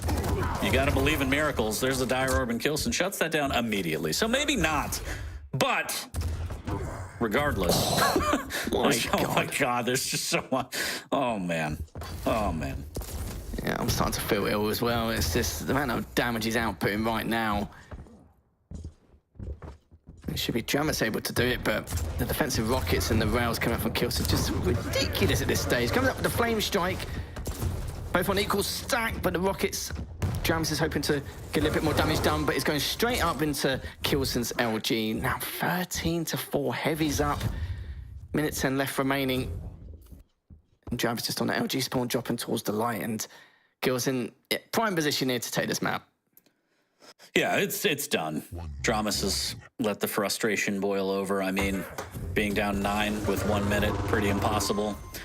Just taking another breather here before map number 3. Again, any dub at this point will be somewhat effective in terms of leaderboard standings, but that one is done and dusted. Kilson takes the series in 2. We still have another map to go. And Kilson's just looking very, very strong. He's the real Dealson right now. He really is, yeah. 47% rail accuracy for Dramus, 50% coming out from Kilson. In terms of damage, 1,700 damage plus for Kilson in comparison, but the R2 control was quite even as well. 14 for Dramus, and it was 17, 18 at the time for Kilson with the same amount of light. So quite even in terms of the item pickups, but again, Kilson just able to spiral things out of control is unreal. Yeah, and again, the Dire Orb lent itself to a couple good plays from Dramus, catching Kilson off guard. A little bit crazy is sometimes what you have to do against some of these higher level players that expect, we'll call them unorthodox plays. But overall, Kilson was still able to just use the middle of the map and use those rail angles and just pick Dramus apart. And, you know, as a rail player himself, I'm sure that's a tough pill to swallow. So, I don't know. I don't know exactly how you bounce back from that going into map number 3, especially when the set is already gone. But again, in the position that Dramus is in, a W is very important. I don't know how the leaderboards are going to shake out as we end the day, but you want to try and put up whatever you can. I think it's going to be crucial to him in seeding. So map number 3, even though it doesn't matter in the context of the series, is going to be very important overall for Dramus. And it is going to be Awoken. It's going to be that Sorlag for Dramus and Strog for Kilson. And you expressed some concern in terms of the Sorlag pick, excuse me. Yeah, I wouldn't say too much concern. It's just something we don't normally see quite often, which could be something in the mix for Kilson, but we'll have to see going into map number 3. And he just needs that 1 map win to overtake Avic. But of course, that does not mean that he's guaranteed top 8. Absolutely not. Because if Strong Sage wins 2 maps, then it could be an entirely different story. If Nosfer, depending on his circumstances, he should be okay. He's only got 100 points more compared to the rest of the pack, but considering he's against Rafa at the moment, he knows that if Dramus loses 0-3, then it's pretty much almost guaranteed his spot. So for now, we just need to see and try and witness if Dramus takes this 1 map. If he doesn't take the 3rd map, then Avic has still got a very small window to be into the top 8 because Avic can't really do anything at this point. He's played all his matches, and the only thing he can do is expect Strong Sage and Dramus to go 0-3 in their matches today to have that 3-way tiebreaker. But again, it's like you mentioned before, we'll cover that later, it's fine. But going into Awoken, Sorlag versus Strog, I know you were asking me about my opinion on this matchup, and of course we see a lot of Strog on Awoken now and again anyway, depending on how the pick and bans normally go. But we have seen Sorlag from time to time. Most of the time has been a Molten Falls in the past, but seeing it on Awoken, I like to see what Dramus can put on the plate here for Kilson. Yeah, it's do or die. I mean, wins matter right now, very, very much so for, again, Dramus, Strong Sage, Nosfa, so he's going to have to do his best. I know the first 2 games are obviously very frustrating, as we saw it boil over on map number 2 specifically. Doesn't matter. You got to keep your head in the game. This is very important for Dramus right now. And Kilson, it's just another day at the office. He's going to do what he does. He's going to try and control the middle of the map, use the rail. He's got the mobility with the Strog. I think Kilson is probably going to take this one just based on what I've seen from Dramus the first 2 maps, but He does have that wild card ability of shots hit and connect. He could really open up the game, but it looks like Kilson's kind of already won. Again, most of this game is mental, which is why I struggle. I don't know about you, Lethal. Just brain no work good for me. But yeah, we'll see. Again, pressure's on Dramas right now, and Kilson is just another day at the office. He's already got the set win. He would love more money in the pocket. Why not? But, you know, we'll see. It's more pressure's on Dramas for sure on this one. Nah, my brain's melted and fried, mate. Probably worse than yours, actually. So I don't know if that's even possible. We'll see. We'll see. We'll have see to about that. look at the x-rays, yeah. We'll find out. But going into map number 3, Dramas, let's see if he can pull a map win away from Kilson. It's already 2-0. Currently, it's not been the best of maps for him, Sandy, but we'll have to see if his Sorlag can put a spanner in the works. Already, the spit coming up with that rail. Good start coming out from Dramas. Goodness gracious me. Sorlag is ferocious, right? Oh, this should be another one. Nope. Decent rocket, though.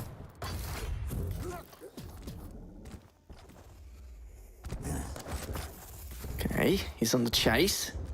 See if he goes up around the jump pad, which he's not going to. Both missed the rails, but it's going to whip out the LG instead. But the rockets are looking so much better here for Kilson.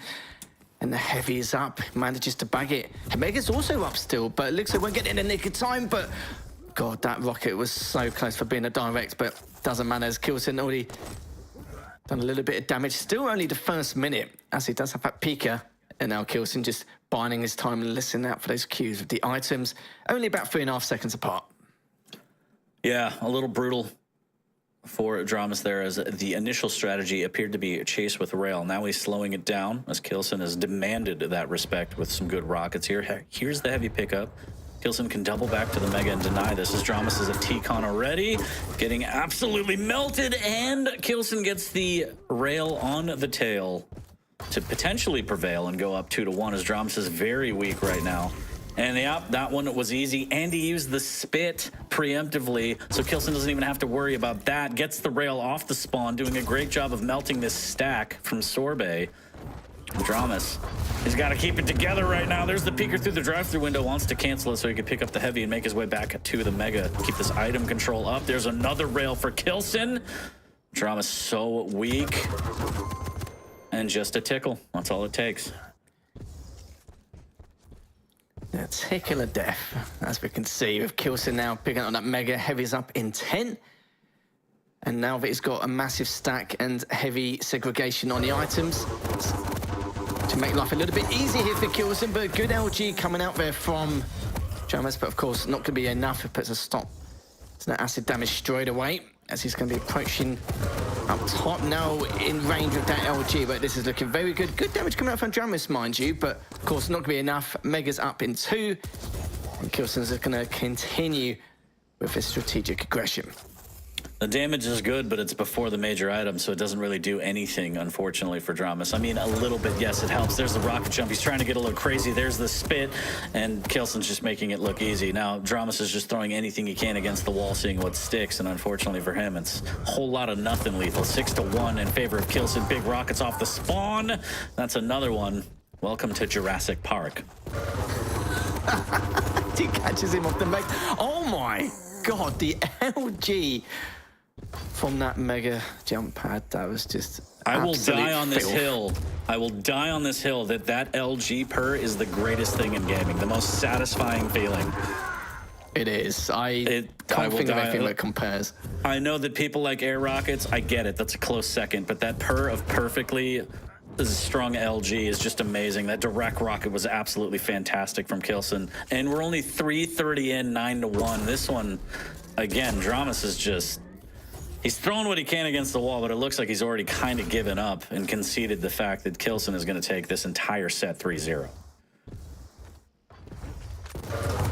Yeah, that's what we need. We need a vote, really, don't we? Either a high percentage LG or just a long-range direct rocket. I mean, if you get the float LG, like we've seen Razy and other players do, I mean, chef's kiss. Like, it's hard to beat, even with air rockets. I love air rockets, don't get me wrong. But the satisfying sound of that LG, just the is amazing. It's amazing. And yes, my impression of LG is much better than Dan's. Dan's was horrible from a couple seasons ago, and I'll never forget it because it haunts my dreams. As right now, Kilson appears to be haunting Dramus's dreams. 12-1, not even halfway through this one. Well, if anyone wonders why 40 may have a black eye at QuakeCon, then at least you'll know why. Insulting Dan beforehand, before we start. I'm afraid of him. That's true. That's true. You're bigger in every way, aren't you? Yeah, I'm much bigger, weight-wise. Well, you have your advantages. Kilson has the advantage right now by 12 frags and the item control nuts. 14-4 in favor of Kilson again. Just brutal. Dramus flying around the map as Sorbet, but can't get anything going. And it's only 5 minutes till we can ring the bell on this one. Just lay up rails. Just unreal, isn't it? It's going to be now 14-1 after this LG bout. 5 minutes in, it's just ridiculous. It's not a way you want to end the season, but it's hoping to put a spanner in the works with this Sornak, but it just isn't to be. Nearly 4.5 minutes left. Directly underneath him, the LG just continuing to purr away. Pika comes out. Will he be able to clean him up? He does not. I was going to say that Rail was going to do it. Exactly. Oh, the drive-by also misses, but he's going to dive in eventually. Travis is defending... Okay, never mind. He was defending really well until that last rail. He was staying alive. Yeah, I don't know about defending, but... I mean, look, I love my boys from NA, but 15-1, it looks like Dramus has just kind of conceded on this one. Again, just running around. There doesn't seem to be a game plan, all due respect. And I think a lot of it is the frustration, so... It is what it is. This is going to be Kilson's frag movie highlight reel to end his regulation run, as well as Dramus's. Good rocket up the jump pad, but Kilson has a reply of his own. Oh, okay. Swag. Yeah, just another one. He's already done nearly 2,300 damage with the LG, like 55%, and now making it just over 2,500, 55%, 58% with the rail. Just to complement that even further, we've got 3.5 minutes left, and yeah, what a crazy, crazy second series. This is the kind of scoreline we may have anticipated in the first series, but yeah, this is just absolutely disastrous for Dramus, but still has that chance to be in the top 8. But as I mentioned before, he needs Strong Sage to 0-3 against Sirius, which is possible considering how good Sirius is, but we'll have to find out soon enough. Good rails coming out from Kilson, 18-1. Yeah, Dramus is just getting drillsoned right now. It's ridiculous. 18-1. Huge scoreline for Kilson. And another day at the office, and I think this one, yeah. I mean, what are you going to do? Like, there's nothing you can do. No. What more can you do? No, perfectly understandable. When you've got 64% rail, you've done 2,430 damage, and it's only just gone past the 7-minute mark. Yeah, sometimes I don't blame him for throwing in the towel. The biggest catastrophe is that now people have to look at my face longer. So you could blame Kilson for what he just did to Dramus, and this is why you get this for longer than you want. Because that's what happens. That's what happens. Well, amazing display by Kilson. Unfortunately for Dramus, not the performance he wanted to end the season, but you're going up against the reigning champ, the 3-time looking for 4. He's fully focused, fully zoned in, and it's just brutal domination. So, yeah, you can tell. Like, he's been screaming so much in recent days, recent weeks as well, and his progress is definitely paying off. Against someone like Dramus, to have such a large margin as a scoreline is ridiculous. And do you know what? At the very beginning of the match, we were like, oh, okay, he's flaring up a little bit on the server. He may be able to build some momentum and then continue forward. But after those couple of missed rails for that second frag, and then Kilson was able to capitalise with those rockets, you just knew there and then that, yeah, things were just going to go a bit peak-tong towards the end here, but just managed to got worse and worse. And you said it yourself as well, Dramus started to become a little bit more predictable towards the later stage. Just due to, of course, frustration, but it is what it is. Sadly for Dramus, it's not the way he wants to end the season, but now he's in the same boat as Avik. He has the same points as Avik, the same scoreline, the same series score, map wins, all that good stuff, but now he just has to wait to see what the outcome is going to be for Strong Sage later on. Yep, as we take a look at the map scores and stuff. Being a little generous, I think it's fine. This is fine. I don't think the chat knows what we know, but that's fine. And yeah, it was all the Kilson show. I mean, brutal score lines. Absolutely brutal, back-breaking score lines from Kilson. And that's kind of how he wants it. Pure domination, map control is immaculate, good rails, good control of center map. And being able to play off items not only when you have them in your pocket, but being able to push territory and space, knowing you could fall back to those items. As we saw on map number 1 specifically, using some of the items as bait and just doing, you saw the whole toolkit from Kilson on this one, and championship level play. And I'm sure we're going to see more of that on LAN, and probably more so on LAN. So that's probably the way that Kilson wanted this season to end. So shouts to him. Dramas, I mean, the best you can do is just you have 2 weeks to forget about this and focus up on LAN. And I'm sure that's what all the players are going to do. But he is kind of giving up his fate to Strong Sage, I believe you said, and Nosfa, and we're going to see how those games shake out. Again, hopefully at the end of today, we could take a look at the leaderboard and see exactly who got into top 8. Drama's kind of on the chopping block right now. Given that, definitely wanted a map win at least. So, yeah, we'll see. We'll see all that at the end of the day, hopefully. Yeah, certainly will. I do believe that Kilson was guaranteed at least top 4 now. His further fall depends on Razy, but apart from that, though, yeah, he's set in stone. He hasn't got any worries at all. It's just Dramus is just on the chopping block now, just putting his feet up and just praying for dear life what's going to happen in these next couple of series, because I would be. Yeah, yeah. Well, that was a brutal way to end Series 2, but we're done. We're going to take a quick break, clean ourselves off. We'll come back with more Quake. When we come back from the break, it'll be Sirius versus Strong Sage.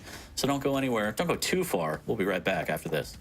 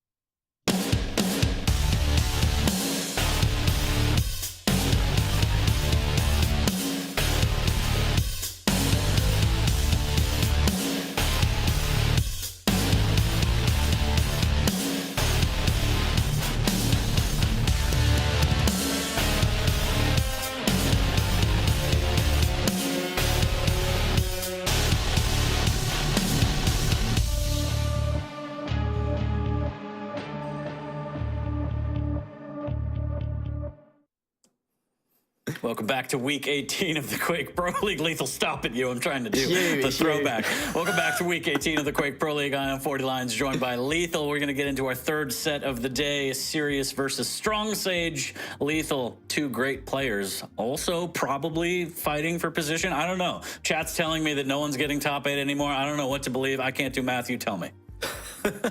Well, I think everyone's math is bad here, isn't it? So I do believe because Dramas went 0-3, if Sirius does, sorry, not Sirius, if Strong Sage does win one map, he should secure a spot in the top 8. But of course, we're going to go through that at the end anyway, because with the 0-3 now from Dramas, it means that Avik and Dramas have the same amount of points. If Strong Sage also goes 0-3, then all three of them are on the same amount of points. And the problem is that they've all beaten each other, so it doesn't go by head-to-head either. So we'll look a little bit more in depth later on. But at least for Strong Sage now, he's got a bit of leeway here to at least secure that spot in the top 8. And I think a lot of people may say he could even take the series. So it depends on how Sirius is going to perform this time round. And as you can see from the previous results, a lot of map wins of some of the top dogs here in the Quake Pro League. Some notable ones, as you can see, taking down Tox, Razy being the biggest one, and Dramas earlier on in the season. Yeah, I mean, all things considered, not bad for a rookie year, as this could be potential play for top 8 position. So you can't really be mad at it. Some wins, some losses, some good, some bad. Overall, not too shabby, I would say. But again, I have no idea. I was never good at chemistry, so I don't know how the leaderboards are going to shake out. So it doesn't really matter. But a strong performance in terms of rookie season for Strong Sage. Again, some minor bumps in the road, but that's kind of how you grow into the league. We've seen players come into this league and then mature and get better over time. For the first season, not too bad. Series, he's not really a rookie per se, but it's his rookie year, and he's doing okay. A first official year in the league, not too bad. Mechanics off the charts. Absolute monster. And I don't really know. I mean, as you see here, same kind of thing. Lots of wins, lots of losses, dropping some games against some of the more heavy hitters. But overall, I don't think it's anything to be too mad about, especially for your first year in the Quake Pro League. What do you think, Lethal? No, he's put on a stellar performance. Look at the very beginning as well, taking down Nosfer, Saige, Maxter, and Huron back-to-back. It was a formidable start. One stage he was going 6-2, but the only reason why he had a few losses in a row, of course, you've got the likes of Zen, Kilson, Razy, Rafa, Wenger, you know, perfectly understandable, and it's a bit of a tough road. He is able to take down a couple of killers along the way, but of course, for Sirius, even though he's a little bit further down the line in terms of points, he does have the same match scoreline as everyone else is currently going 7-7. Yeah, I think what Dan might say, the Creatine Cowboy, is that when he does lose, he loses big. A lot of 3-0s, or 0-3s rather, which are unfortunate and something to note. But, I mean, this is the last set of the season in terms of regulation. You want to do your best. You're going up against another newcomer to the league. This is kind of where you could put your stamp on it and end your season well. Let's take a look at the pick bans and see exactly what we have in store between these two players. I'm assuming maybe not Akil. Great. Clutch and Anarchy on Vale, Strog and Scale on Molten, and a little bit of Athena and Doom on Awoken. Lethal, what do you think about what we have in store between these two players?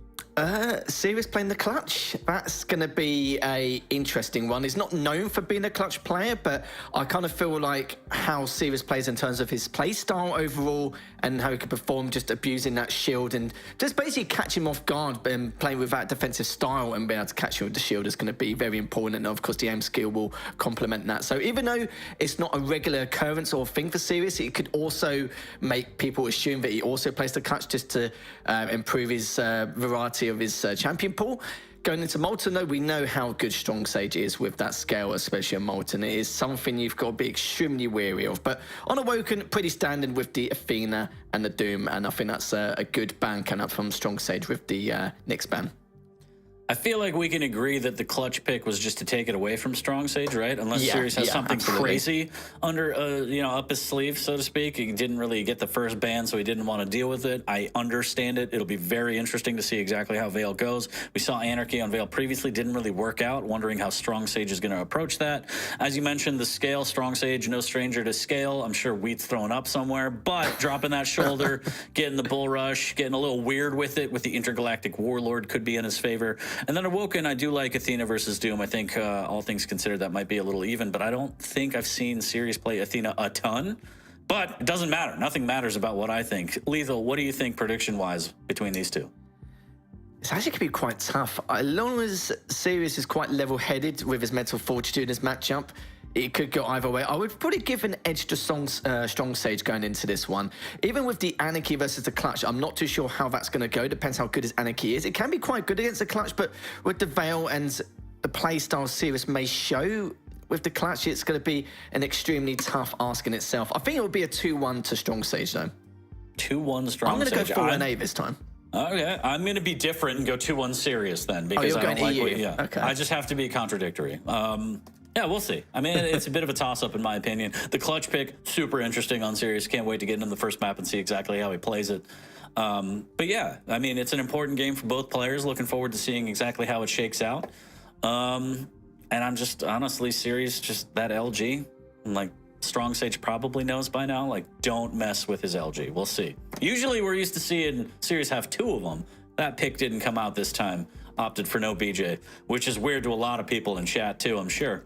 But yeah, Clutch, looking forward to it. Always love to see it. So yeah, we'll see what Sirius has in store for us. Love to see it as always. I don't know if it comes to match scoreline or points, but if it does come to points, then Strong Sage will only need to win one of these maps, and that's it. If it does come to matches, then it means Sirius does have a chance to make it I'm through. not even... You're not even I'm gonna, not even going to pretend to know.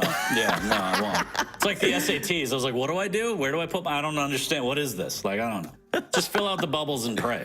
Like, that's my strategy. It's I could just be making this stuff up, though. I don't know. Maybe. Again, pattern recognition. I can't even read, so we're just trying. Can you read numbers, maybe? The names look like what I think they do. Like, Strong Sage has the longest name, I think, so that's how I could tell. Anyways, map number 1 going live here. Third series of the day. Series versus Strong Sage. Week 18 of the Quake Pro League. All right, let's see what Sirius can do with this Clutch here. Not something we're normally used to, but adds a bit of variety into a champion pool if need be at Quake Comp. Got a shield ready to use, but let's see how he does. Has he still got that height advantage? Just daring for him to go for the TP at some point. Finds him. Not going to use the shield as of yet. Just waiting for that Mega, but Heavy is going to come up as well shortly. Oh, what a great rocket as well. Comes in with the shield straight away. Daring for him to go for that Heavy. Doesn't get it, but it does mean that he has the opportunity to maybe go for this Mega, depending on how good these rockets are. But yeah, he has backed away a little bit just in case. Good LG, though, coming out for both players. And Strong Sage wanted to try and aggress, knowing the shield was down, but it cost him a frag. But now, overall, it all works out as he does have the Mega to fall back on. So, good play from Strong Sage, knowing that the shield was down, trying to take advantage of it. Again, a bit of a connoisseur with Clutch, so he knows exactly the pain points of playing Clutch. And now he's got good positioning to deal with this Heavy, but the shield is back up for Sirius. Yeah, took the words right out of my mouth there. I was just about to say that, of course, he plays a lot of Clutch. He's played Clutch a few times on this map, so knows the strengths and weaknesses on how to try and perform against the Clutch as well. Great stuff coming up from Strong Sage. Ties this up to a piece during this 1.5-minute segment of this game. Mega is still up, and it's going to delay it a little bit longer here. It does have the inject ready and waiting for him as well. Oh, good rockets there.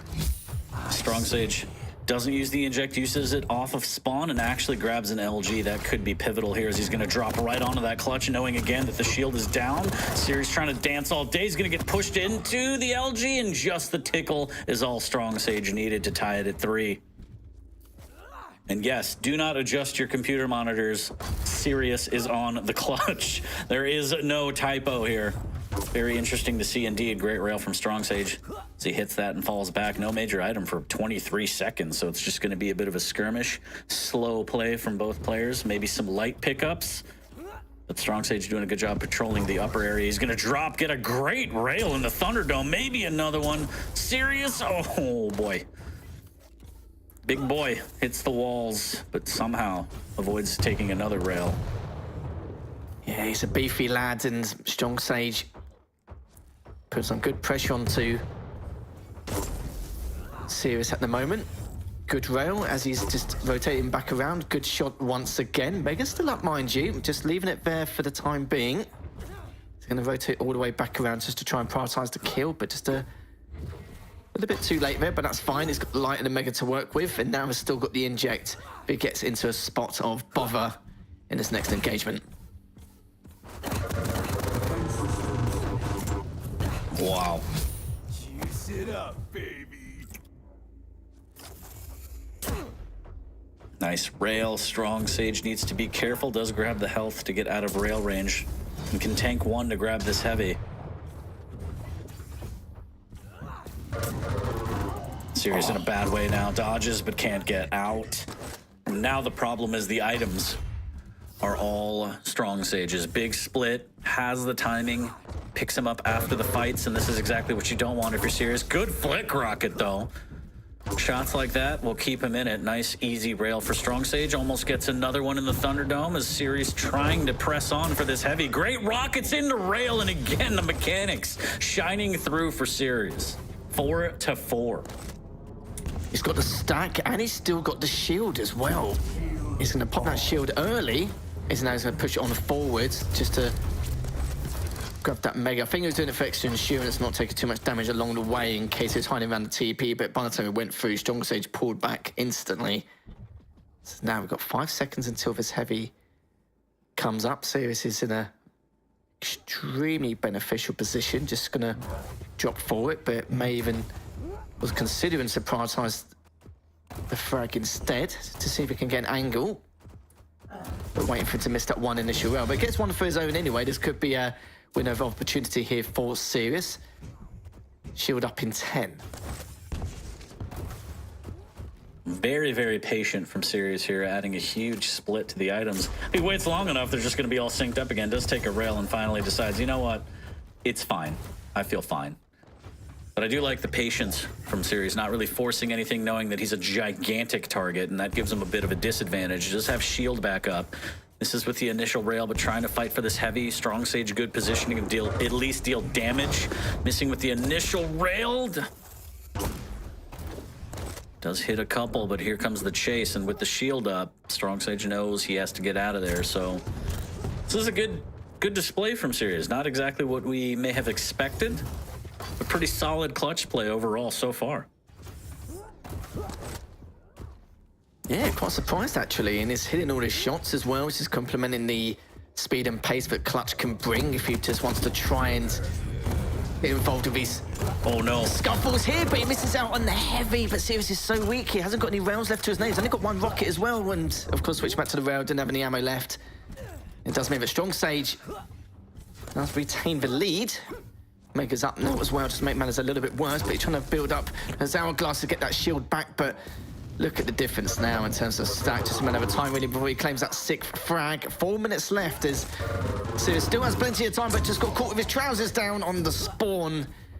And just like that now, 3 frag deficit for Strong Sage to try and at least maintain, and for Sirius to clutch back up from as the shield comes up again, but goodness gracious me, the rails coming out from Strong Sage.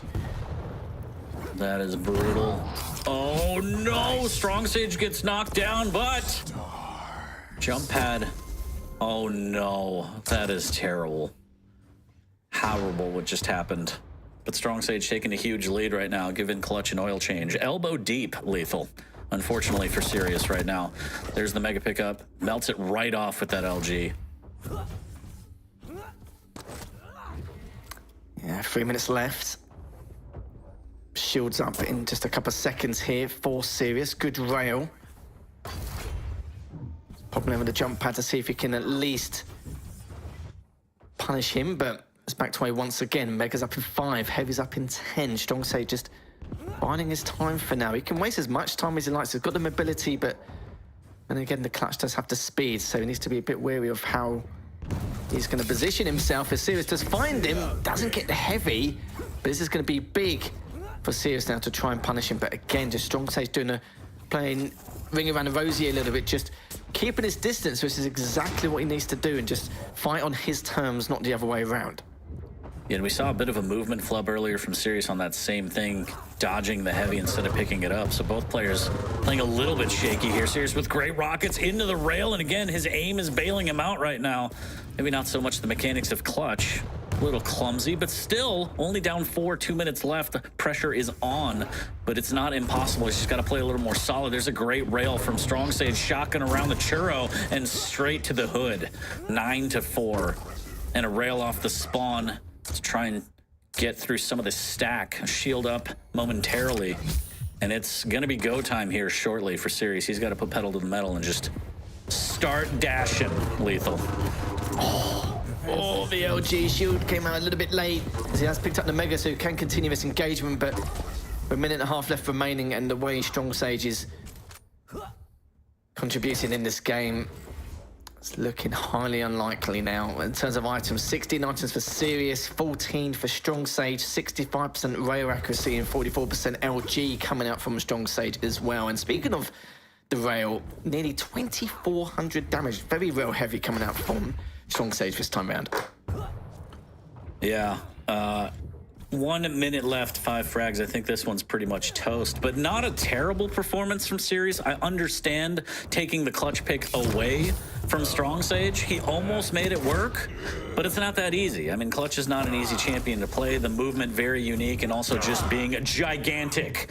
Trying to navigate an Astrovan through the halls of Vale of Noth is not easy at all. As some more point-blank shotguns from both players. With a pump and dump right there. 9-5, 30 seconds. And yeah, Strong Sage is going to be able to take this one.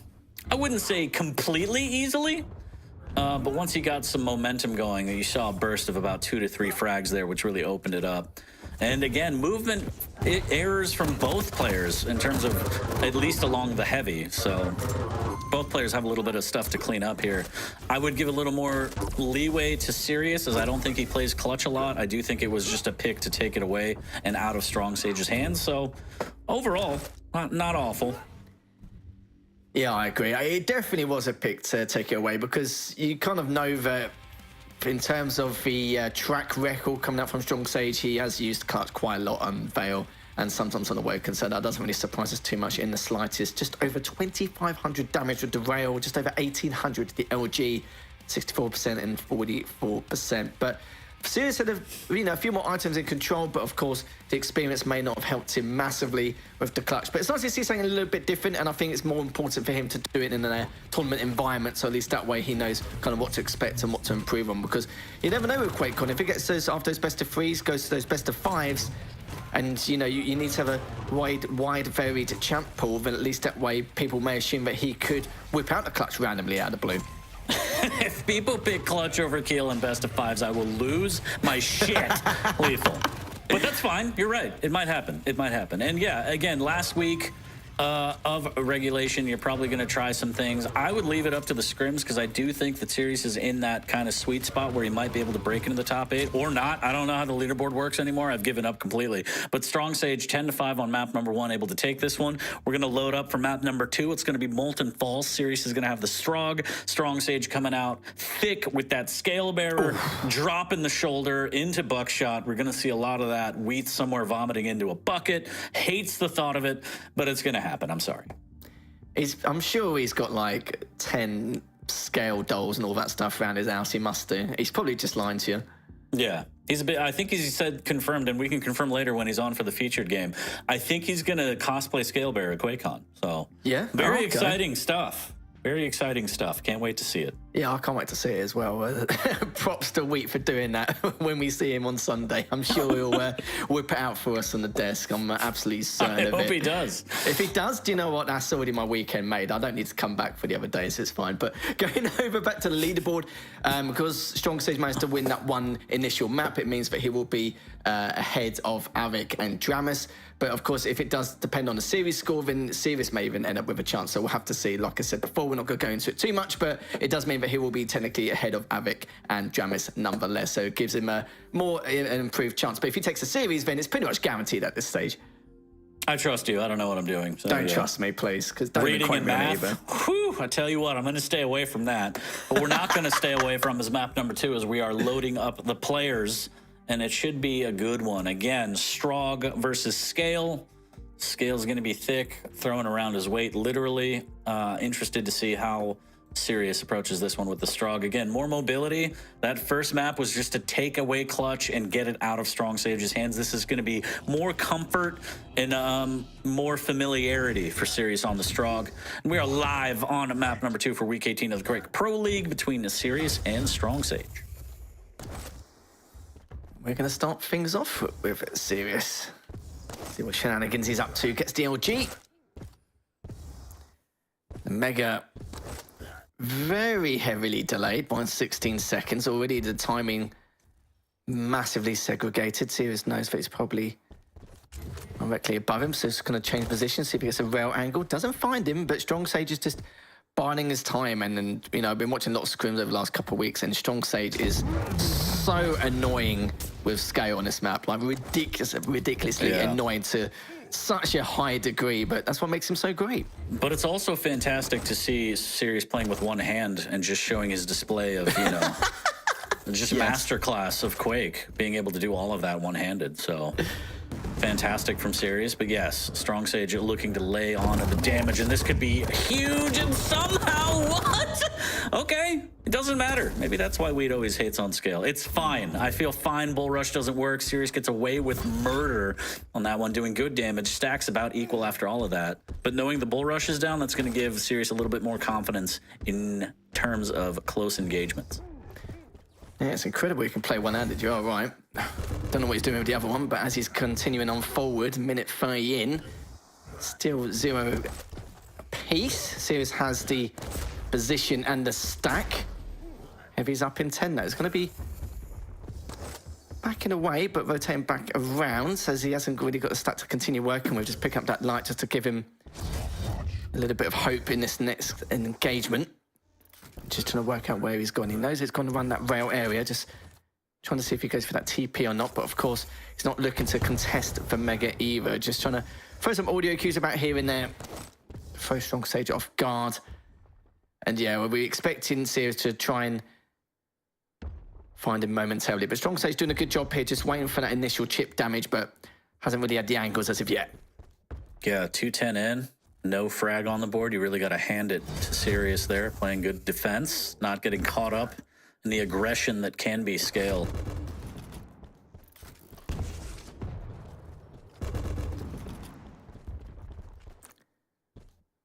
Oh, look at that. Directly above him.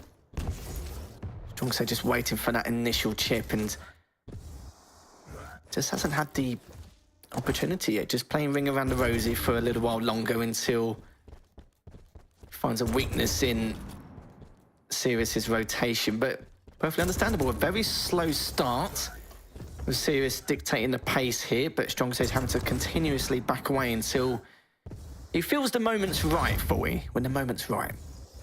Yeah, just waiting, biding his time until he can get the upper hand as Strong Sage grabs another Mega. No rush, Lethal. No rush to get close to that intergalactic warlord, even though he does lead the way.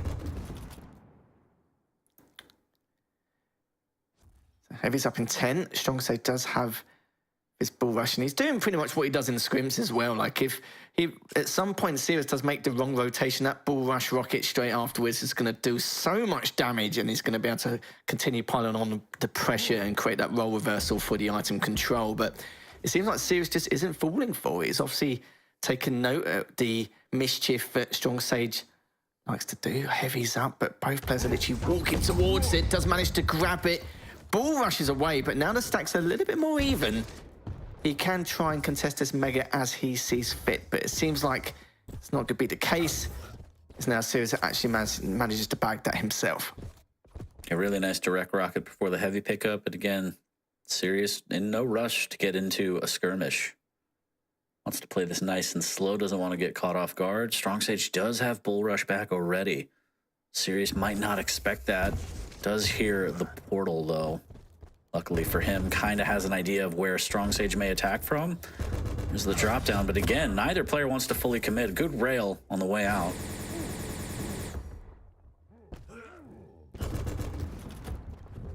Circulated back around again. Mega is available. He hears him. Just daring for him to push on forward first, but it's funny, Sirius is just not falling for any one of his traps at all. He knows he's got a large stack, but It's not exactly enough to go crazy with as we're approaching the 5-minute mark. And for Strong Sage, he's been very, very patient in the last 5 minutes, just hoping to have that opportunity to do what he does best with this bull rush. And I'm sure a few of us have witnessed the mischief that Strong Sage normally has with this scale on Molten Falls. Good rocket though, this is the initial point on no return, and it's going to be a suicide -1 to 0. You got to hand it to Strong Sage. Caught him out in the corner and made Serious frag Serious. So 1 frag lead, and this is going to be a little bit more here. Good LG in the air, but doesn't even matter. Strong Sage able to grab that frag before the heavy.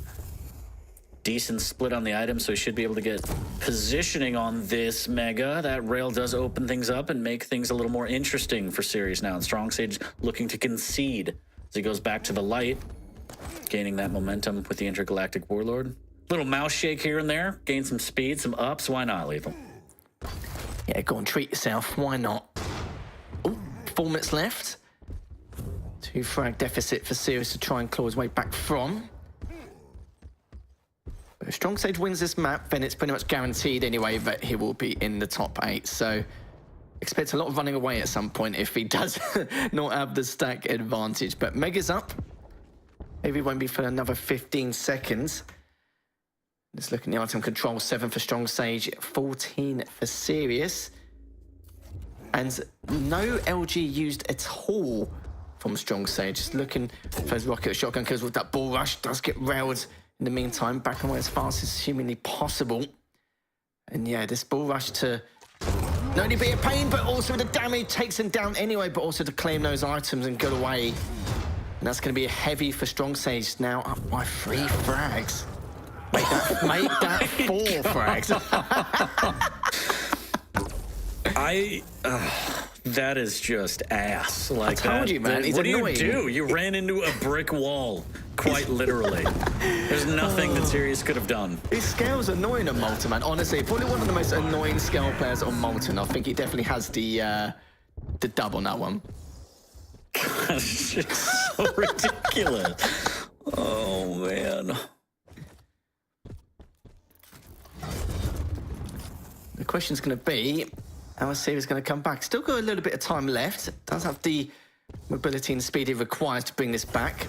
Has the stack now, but just needs to be cautious on Strong Sage's traps and his whereabouts as he's looking to make that initial drop and doesn't catch him. But if he hasn't been able to for the last 7.5 minutes, then when's it going to be? That's going to be the next question. Does have that peeker to use as he sees fit, but also just looking to waste time and waiting for that opportunity to arise once again. Yeah, I mean, obviously don't want to get caught out in the middle of a fight against a wall, no less. But, oh, big rockets, and oh my God, get the bucket. Serious with direct rockets. Absolutely melts scale. Sending in the peeker, knowing exactly where Strong Sage is. A little tap on the cheeks, why not? Less than 2 minutes, 2 frags. Serious looks a little more lively now. Perfect timing on the heavy as well, as the hunt is on. Yeah, he's looking a lot more comfortable compared to what we witnessed over the last 7 minutes. Waiting for that next Mega. Looks like Strong Sage not going to be jumping down that rail jump pad to try and get a cheeky rail, just backing away, playing the runaway game. Serious is looking to try and make use of that. That rail would have been so important, but as you can see, it does have that peeker also, but I don't think we'll be seeing that too often unless things get a little bit hairy in the long run. Mega up in 10. Serious still has the stack, but the real question is, how is Serious going to be able to punish him and put a stop to it? We'll be able to find him, though. Good rocket from Strong Sage to try and do some additional damage here. Oh, it doesn't get the rail. Some of these rails would have been so important and to try and get that initial frag. Yeah, this is just pure frustration. I mean, it's just a game of chase right now. Scale pretty fast. Might be able to get him up the jump pad. Nope, not quick enough, and actually pops the peeker to try and close the distance. He's gone. Okay. He's gone. Hey, that's one way to do it. I believe we call that ninja vanish in the industry. I'm not sure. It's like I Not said, frustrated at all. That was a tactical disconnect. That's what that was. So Strong Sage wins. Okay. He takes 2 maps in a row, and Sirius never wants to deal with that again. Confirmed. Okay. Yeah, it's like I said before, his scale is, if you can combine every annoying and the most frustrating thing combined, that's probably what it is. Yeah. Yeah. Well, rough. I don't know. Kept it close. Yeah, he did. Yeah. Yeah, to a certain point he did. To be fair, he did at one point, and then it just happened again, then which was a little bit unfortunate. But yeah, in the end, it does mean that Strong Stage now up 2-0. It should also confirm that he's got a spot in the top 8, but goodness gracious me, that was one way to end it. That just shows the patience from, of course, Strong Stage there. Like, waiting for 5 minutes in the nicks and crannies of every little area, just waiting to use that bull rush shotgun or rocket combination. It happened twice. And when it does happen and you've got that stack, it's just really frustrating to deal with. And you see him just skipping away super quick. But like I said, it's annoying. It really is. Can't say it enough. That was gorgeous, though. Put that in the top 10. That was fantastic. Big rockets. But third map, loading up soon. Athena versus Doom. Still an opportunity, I think. I don't know how leaderboards work. Again, I can't stress that enough. Can't read. But Strong Sage takes the series as we take a look at the map scores from 1 and 2. And again, that is not a typo. Series picked the clutch to try and take it away from Strong Sage. Strong Sage still overcame that barrier with the Anarchy on Veil. Put up the dubs, has the set series win. Looking for 3 in a row. And we will find out shortly if he has what it takes. Yeah, certainly could do. The Athena, of course, versus the Doom, something in terms of a little bit more normality here, but I want to see what Sirius can do and try and reset his mental fortitude after that one, because it is frustrating, it's annoying. We know that on Molten Falls it can be a little bit scary when they're in that kind of position. Normally, if it gets a slash or something like that with the mobility and speed and how agile they can be, yeah, it can be even worse. But you can see from Strong Sage, he makes the scale work super, super good. And it just takes a lot of patience, which he clearly had, to set those traps. And we know that it was a very slow, snail-paced game. But again, it's kind of like a game of chess at the end of the day. It did take quite a while, but we got there in the end and managed to pull it off once more, which was lovely to see. But now he's up 2-0. Might as well go for the 3-0 clean sweep if he can. But for Sirius to try and claim a map back, not too sure. Go on, what are we laughing at? What are you laughing at? Let's take a peek at the lobby chat, have a laugh. Yeah, I mean, life is like a game of chess. I don't know how to play. But yes, we're going to get into map number 3 shortly. I don't know if you took a look at that. Yeah. Yes. Yeah, that gives you a little insight into what's going down. But map number 3 is going down, chat. Hang in there. Hope everyone's doing well. Happy Saturday. Good morning, good afternoon, and good night. Or evening, maybe. I don't know. Map number 3 shortly. Yeah, I forgot what I was going to say. You don't need to say anything more, lobby mate. chat Sorry, got I was me just like, reading. wow. Yeah, the lobby chat kind of threw me off massively. But yeah, it looks It's okay. Strong You just have to subscribe to the Quake Champions Quake Pro League Patreon, and that's where you get the insider info, chat. So it's only $300,000 a month. But Athena versus Doom coming up live. Map number 3 between these two. And again, Sirius does have to try and win, I think, based on some sort of math. Maybe it matters. I don't think so anymore, but yeah, whatever. He's done. Somebody who's smart can figure it out. I figured out that we're going into map number 3 now. Nice. Let's do it. Yeah, map number 3, of course, 2-0 advantage here to Strong Sage, looking to make it a 3-0 clean sweep if he can, starting from Sirius's perspective. But yeah, there's absolutely nothing Sirius can do or could do anyway. But the Berserk mode comes out from Strong Sage. Getting the old fisticuffs out here for you. Yeah. He was elbow deep earlier. Looks to keep that kind of pressure on as he's up 1 early. Blink of an eye. Missing with some of those rockets, giving Sirius a bit of a lifeline now as he does grab that light. Just trying to make his way onto some weaponry. Good rail there from Strong Sage. Water balloons. No connection on that one, unfortunately. But one of the best skins in the game, hands down. A little bit of LG to try and create some space. Doesn't land with anything, but does get the item. Sirius reminding Strong Sage he's got an LG of his own. Doing some decent damage there. But still no armor to the name of Sirius right now. Needs to be careful, and right when I say that, grabs the T-Con armor, and that's going to help just a little bit. Just a tad, just a tad. Just a skosh, a pinch, a hint. Mega is up, mind you. He's going to catch you. Actually, he got himself caught there, but he'll be okay. He'll be right for now. Strong Sage is waiting to see what Sirius wanted to do. Backed away towards the heavy. Good rocket, mind you. Not a huge amount of damage, but feed the info he needs in order to reposition himself. But the light is just staring at him in his face, and there's going to be a trade between the two. There's going to be a little bit chaotic there around the T. Mega's up in 5. Does have the rockets, mind you, to cover that choke point.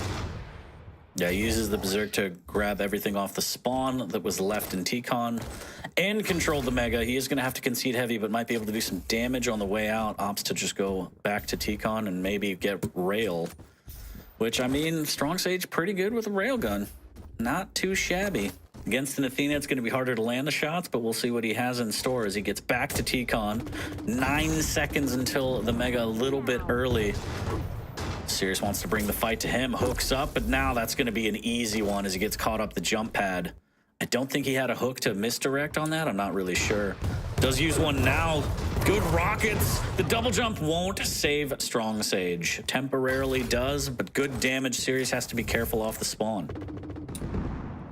Yeah, that was very creative from Sirius, and to do that with the stack he had before that engagement, that was unreal. He's able to output so much more, but he's still weak from that previous engagement. He is able to get away, but 50-50 circumstances here, and you can see Strong Sage chose the right way.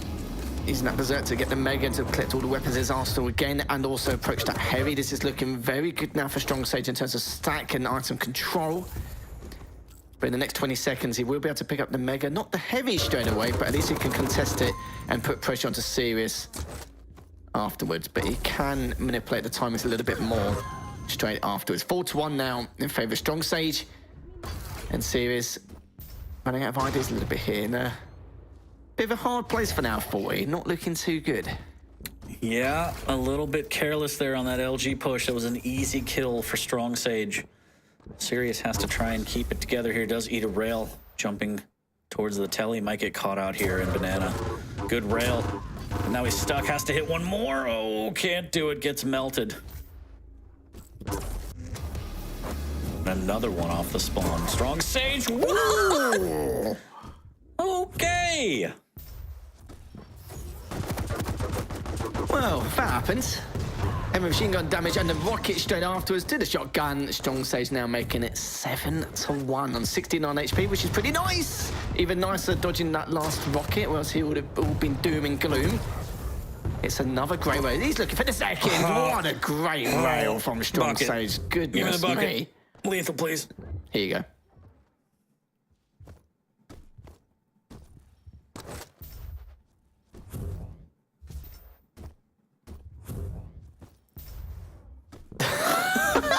You feeling better now? I bet you feel a lot better after that. I'm all right. I just needed a second. 8-1. Strong Sage just looks great. Fantastic flick rails. A little bit of swagger.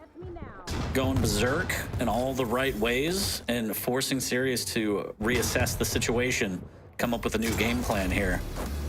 Yeah, he's looking fabulous at the moment as we're just approaching the halfway point, and it makes me wonder that he was worried about him getting top 8 or not. He could have even come 7th depending on the circumstance between Nosfer and Rafa later on, and that was a great way to get that second frag, but still got plenty of time, and this is pretty good from Sirius. He's now made it a 5 frag deficit, picked up the heavy, items are segregated enough for him to contest both.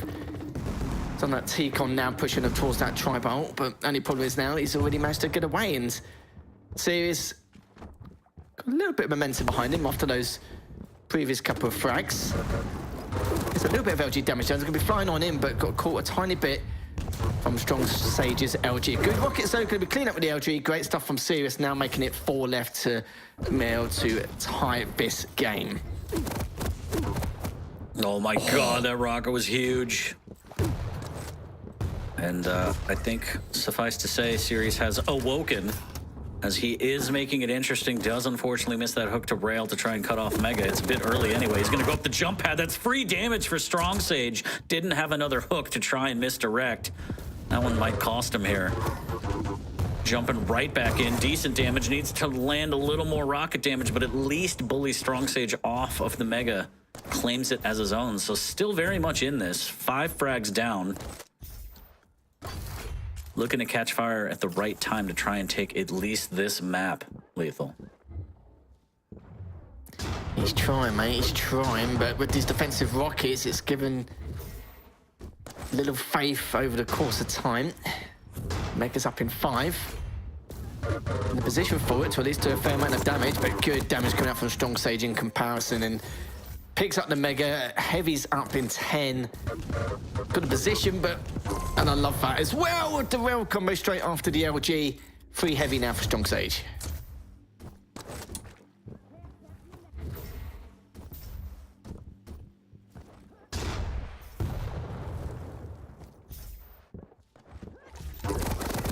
Nice rail from Strong Sage, and Sirius just has to go all in, and oh, Strong Sage makes it a highlight reel with the Berserk punching for the frag. You don't really see that a lot too much anymore.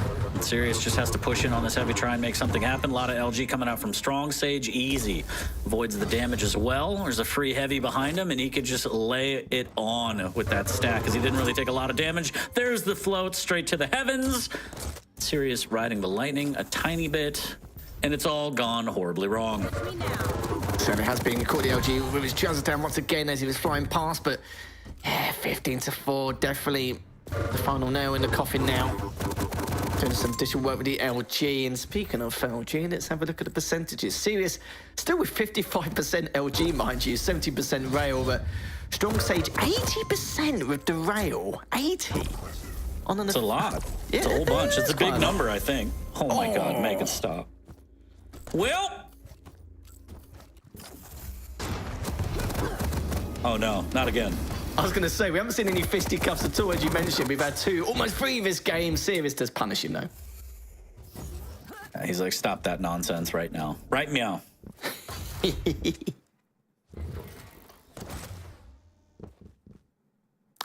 Heavy. Is that mind you? Oh, what a mid-air as well. And doesn't stop him going for the heavy. Strong Sage is still able to win that little scuffle with 3 HP left remaining.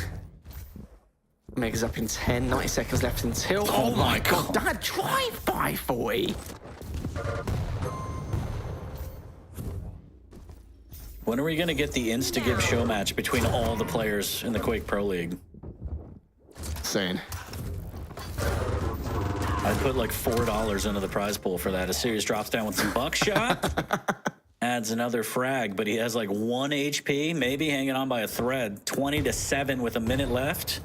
And chat is going ballistic as they know Sirius is going to clap back and bring this back to sudden death. Yeah, he definitely will. Very high probability of that, I'm sure. Mega's up, but Sirius is... I don't know, let's have a little bit of a think.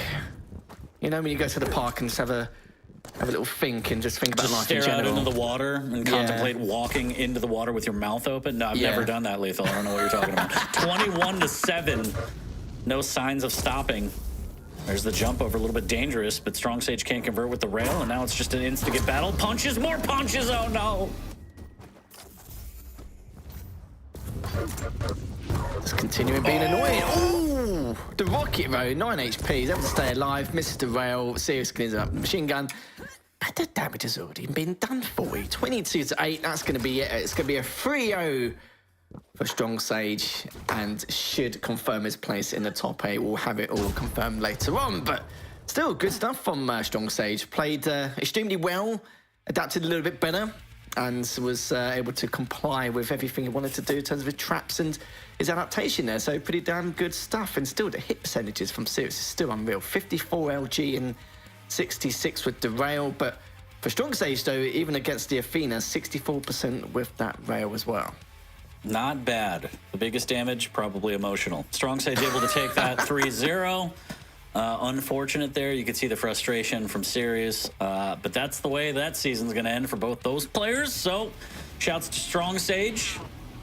Ending a, I would say, pretty fantastic rookie year. Sirius, again, had a pretty good year as well. Not the way you want to end it, of course. But we'll see exactly how everything shakes out leaderboard-wise later, because I just can't do math. Again, I will never shut up about that, chat. Deal with it. We take a look at the highlights. And yeah, I mean, glaring issues here, Lethal, that you could pinpoint. I mean, it just seemed like a lot of it was frustration-based pushing little careless on some of the positioning from Sirius, and Strong Sage just hit some great rails. Don't get me wrong, but a lot of it was kind of just tossed up to him. It felt like. Yeah, Sirius's aim skill was there, of course, but you could see that Strong Sage had quite a long-term game plan with a lot of most maps. Molten Falls was a good example of that. So as I mentioned earlier, with the scale, is we've seen a lot of scrims, and Strong Sage plays relatively the same as what he did in the scrims compared to this match in a tournament setting. And for Sirius, he was playing well. Like, even though it was 0-0 for quite a long time, he wasn't falling for a lot of the shenanigans Strong Sage was trying to comply with.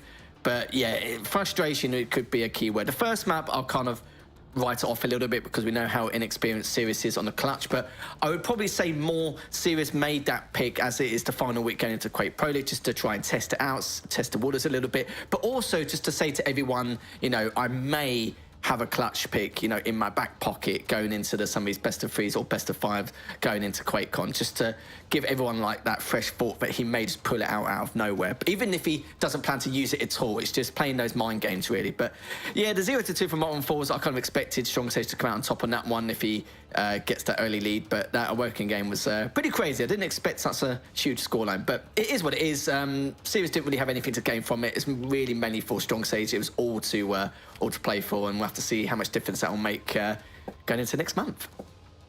Yeah, Strong Sage didn't pull any punches, but that's the end of our third set of the day. We have two more, one of which is a featured match. We're going to take a quick break. When we get back, we're going to get into Sib versus Chain. Don't go too far. We'll be back. Defense systems.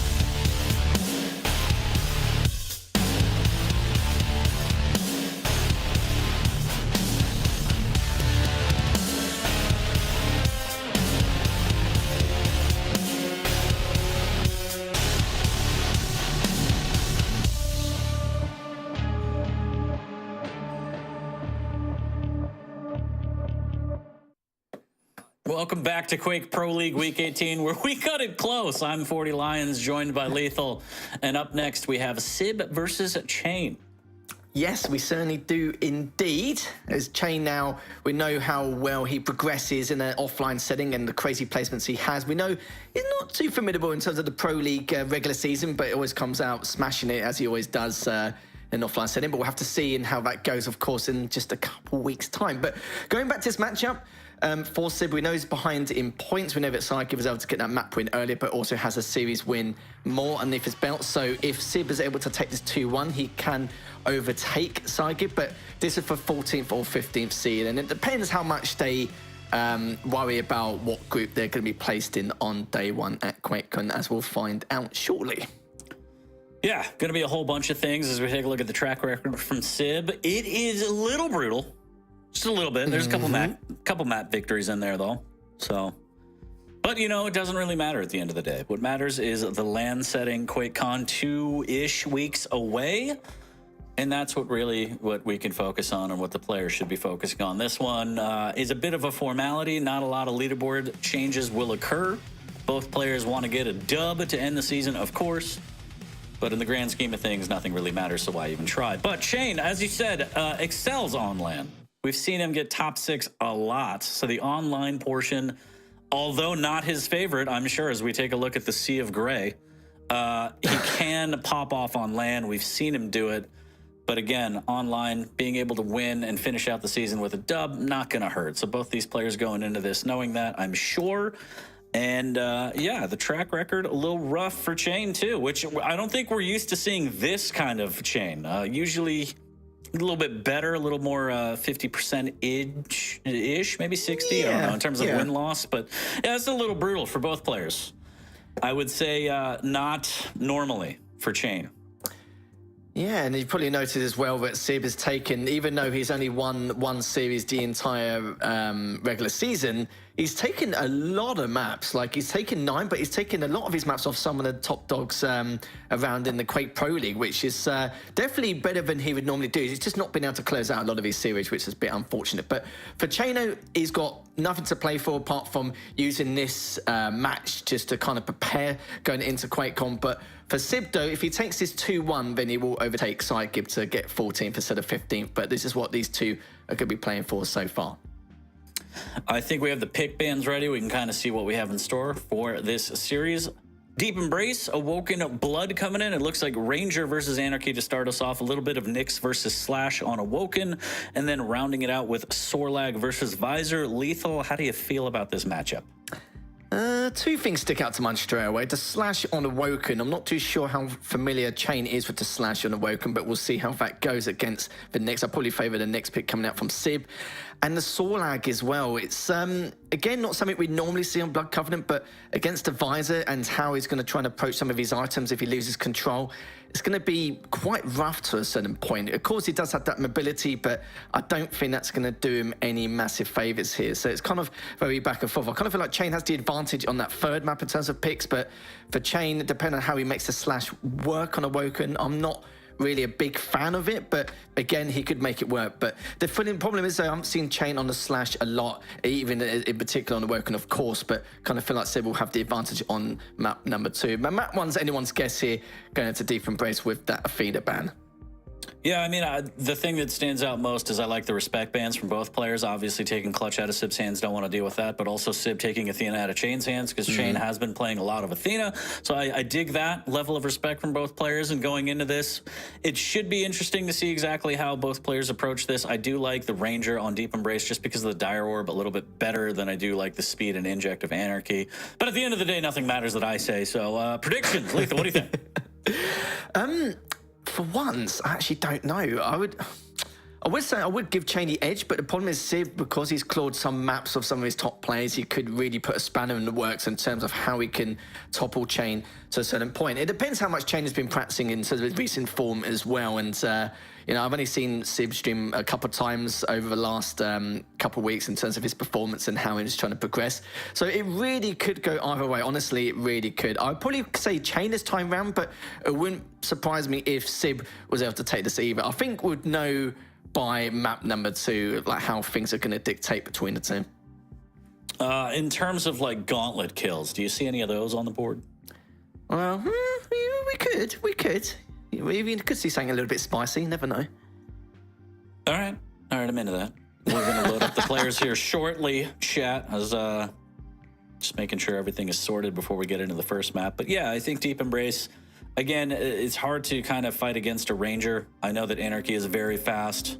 Just like whatever that was. Yeah, very fast play, and the inject is good. You have the ability to play towards the heavy more than the mega, given that inject. But I just think the versatility of the Dire Orb and Ranger in general, with a passive of rocket jumping and taking less self-damage, is just so huge, especially on a map like Deep Embrace, where there's multi-levels, you want to get all over the place. You can do so fast and almost cut off an Anarchy. I think the edge has to go to Ranger, I feel like.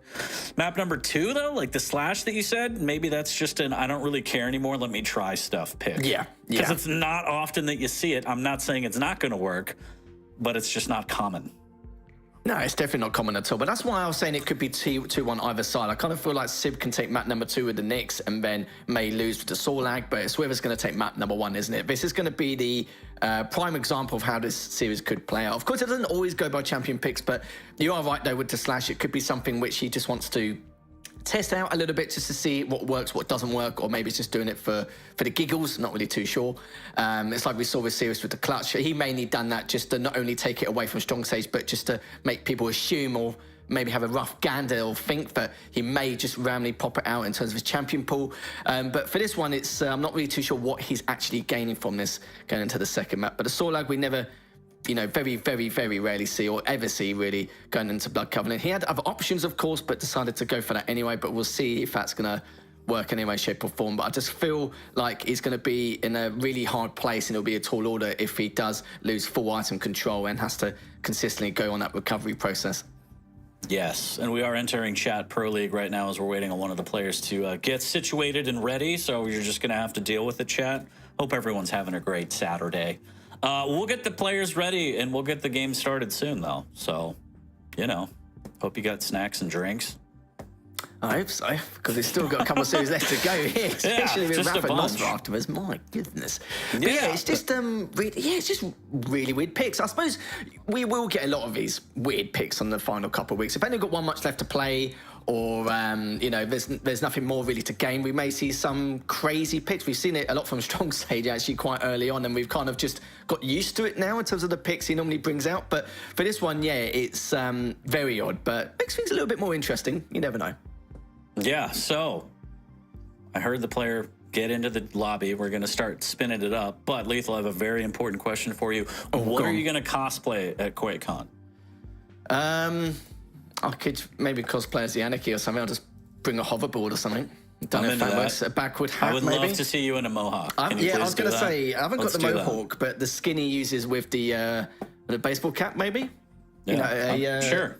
An armless hoodie, ripped jeans, you know, living back into the days when I was 17, 18, maybe. Sure, I'm into that. Or we could both do a like Sorlag situation. We could both do a Sorlag. You be the top, I'll be the bottom, you know? Chat's going to have a field day with that audio clip. Imagination running wild. Yeah, for the costume. For the costume. All right, we're going to get into this one here shortly. Map number 1, again, going to be Deep Embrace Ranger versus Anarchy. So it feels like it's been a long day, but it hasn't, so I don't know. I don't know. For me, it's gone quite quick, actually, but you know, I'm quite quick at a lot of things. So. Well, God bless. Yeah, after this one, we got a featured match 1 for today to end Quake Pro League regulation season. That'll be Rafa versus Nosfa. Wheat will join us for that and hopefully get our lives together. But for this one, we got this Chain versus Sib coming up shortly. I swear we're loading up here soon. I heard it. I heard it with my ears. Praying for dear life. Yeah, just get me out of here. I feel fine. This is fine. This is good. It's good practice for land too. It is, and we're starting. You know, we keep misbehaving, so we need our father in crime to actually put us straight because it's just absolutely my awful, phone is blowing up with 04 messaging me. It's great. All right, here we go. We got some Quake. We did it, chat. Thanks for hanging in there. Appreciate you very much. Sib versus Chain live right now. Week 18 of the Quake Pro League on Deep Embrace. Certainly is. Kicking things off from Sib's perspective. Let's see exactly what he's going to be up to.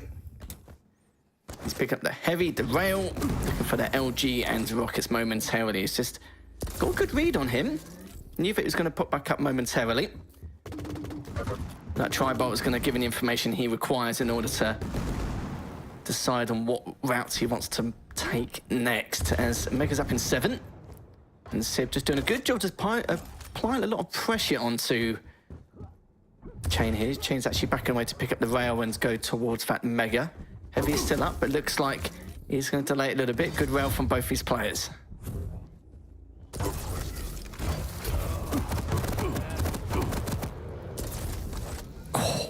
Good Just damage missing there. out on that rail angle. Yeah, great damage from Sib, though. Denying those health bubbles, and there's the rocket.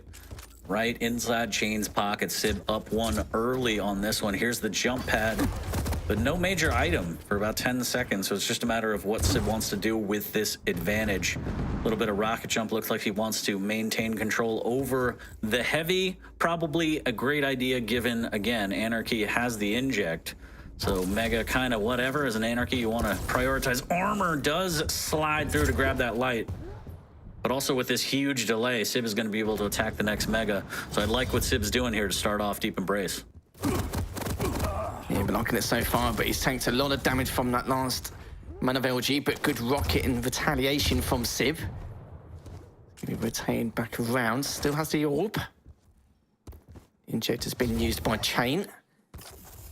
But it's still looking pretty damn good for Sib as Chain needs to try and look for some chip if he can, but you can see a good rocket using that orb to try and get a little bit closer to finish things off. Not going to be a trade as Sib barely survives on 6 HP. Picking up that heavy and now still trying to recover from that previous engagement. But as you can see, Chain is just literally plus forward into him, gets him with the LG. Great stuff from Chain now to kind of cushion himself a little bit further as he's now going to try and contest this Mega's actually decided to back away instead now, Forty. Yeah, a bit of a sloppy push there, but made it work. Sib kind of, it almost seemed like got caught off guard as he thought he was upper.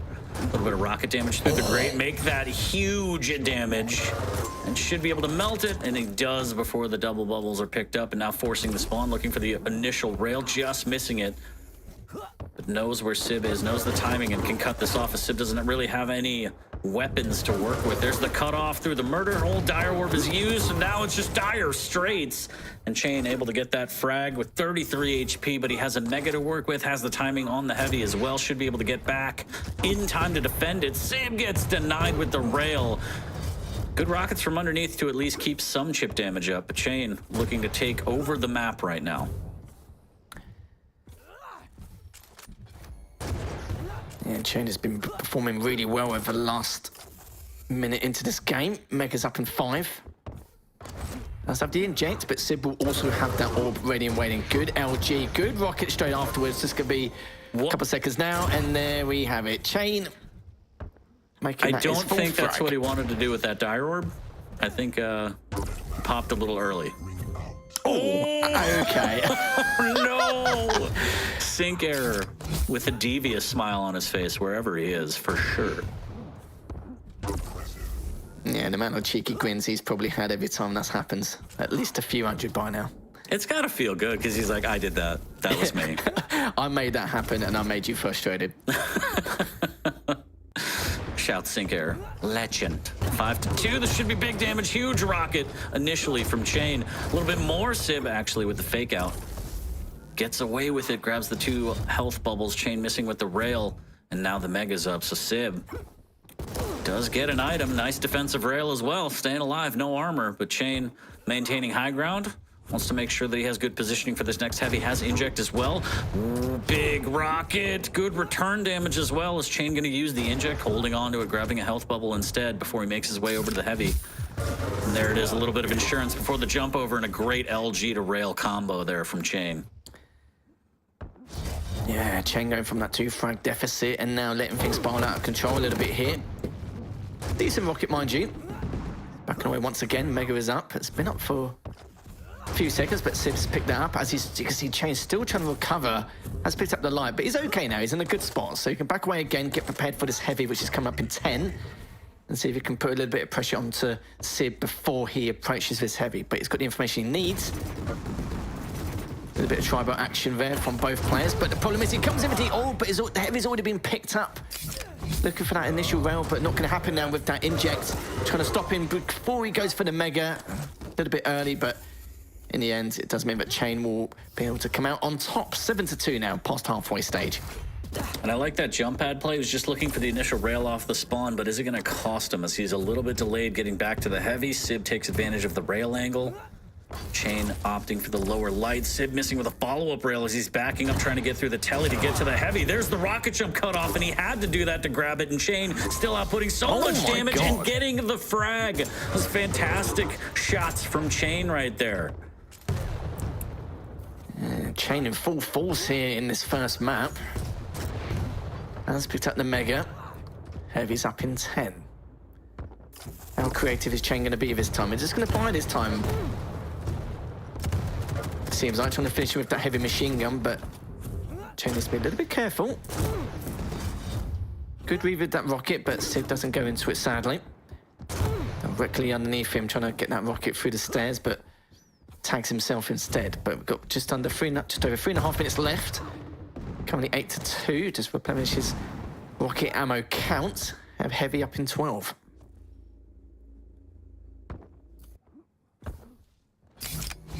I see. And again, as an Anarchy, Chain is completely content with playing towards heavy side of the map, has the inject as his pocket mega. There's the dire orb to steal away the heavy, and a big damage coming out from Sib on this one. 41 HP from Chain, trying to fight from below, gets a little bit of rocket splash, almost gets the rail on the exit. But more importantly, Chain's staying alive. He is weak. The Tribal just jumping over it, gets a rail on the way to Mega. Can he make this work? Gets stuck on the murder hole. The water balloons, 2 HP, and then there's the LG. Finally, he was just peppering him. Certainly was, dearie me. 3 minutes left, though. Sib does have a chance to come back in this, but it's going to be very tough. Has picked up the heavy. Look and see what he can do with his rockets, but he's gone straight through the TP as Sib is just going to continue on the low ground as he prepares for this next mega. But a lot of his frags need to be clean for him to create those chain of frags if he can. Does have the orb to help himself a little bit further, but looks like Chain's doing a good job, just doing a little bit of damage, but also wasting more of Sib's time as he's just waiting for this next heavy. And Chain just, again, just throwing out some of his audio cues, but keep himself out of position and out of harm's way. And sadly, Sib to tag himself is going in with the orb, but good rockets coming out from Chain. Now 9-3. That could be the final nail in the coffin for this man. Really nice defensive rockets from Chain as Sib knew that he wanted to take advantage. Had positioning, technically using the dire orb to just get up close and personal, and Chain just read it well. Good defensive rockets. Now for the last less than 2 minutes, I mean, up 6, he just has to play pretty decent defense. Can't fully let off the gas, but that's a free heavy and a rail as well, and that might be it right there. Minute 30, 7 frags. Good LG off the spawn as well. Into a rail. Sib with the rocket jump to try and get out of there. Almost mistimed in terms of a health stack. But yeah, Chain with a good solid map number 1. Yeah, he seemed a lot more fluid. His aim skill was good. He adapted well. He seemed to be able to take charge with the item control. Everything just seemed to really go in his favor, and prepped the heavy on so many occasions very, very early, just to give himself a bit of time to prepare himself. Good rail again from Chain, but damage has already been done. 11-3, trying to make it 12. Almost said 13 for some weird reason. That's nice counting from me. Sometimes I can count past 11, but depends what day it is, really. Oh, the rail again from Chain. Sib delays the spawn, actually spawns behind Chain, but Chain realizes now, and Sib doing a little dance, and Chain making a little love with his gauntlet. Oh, buddy. No items for you. But this one's done and dusted. I mean, 14-3, maybe a little bit more on the way out. Why not?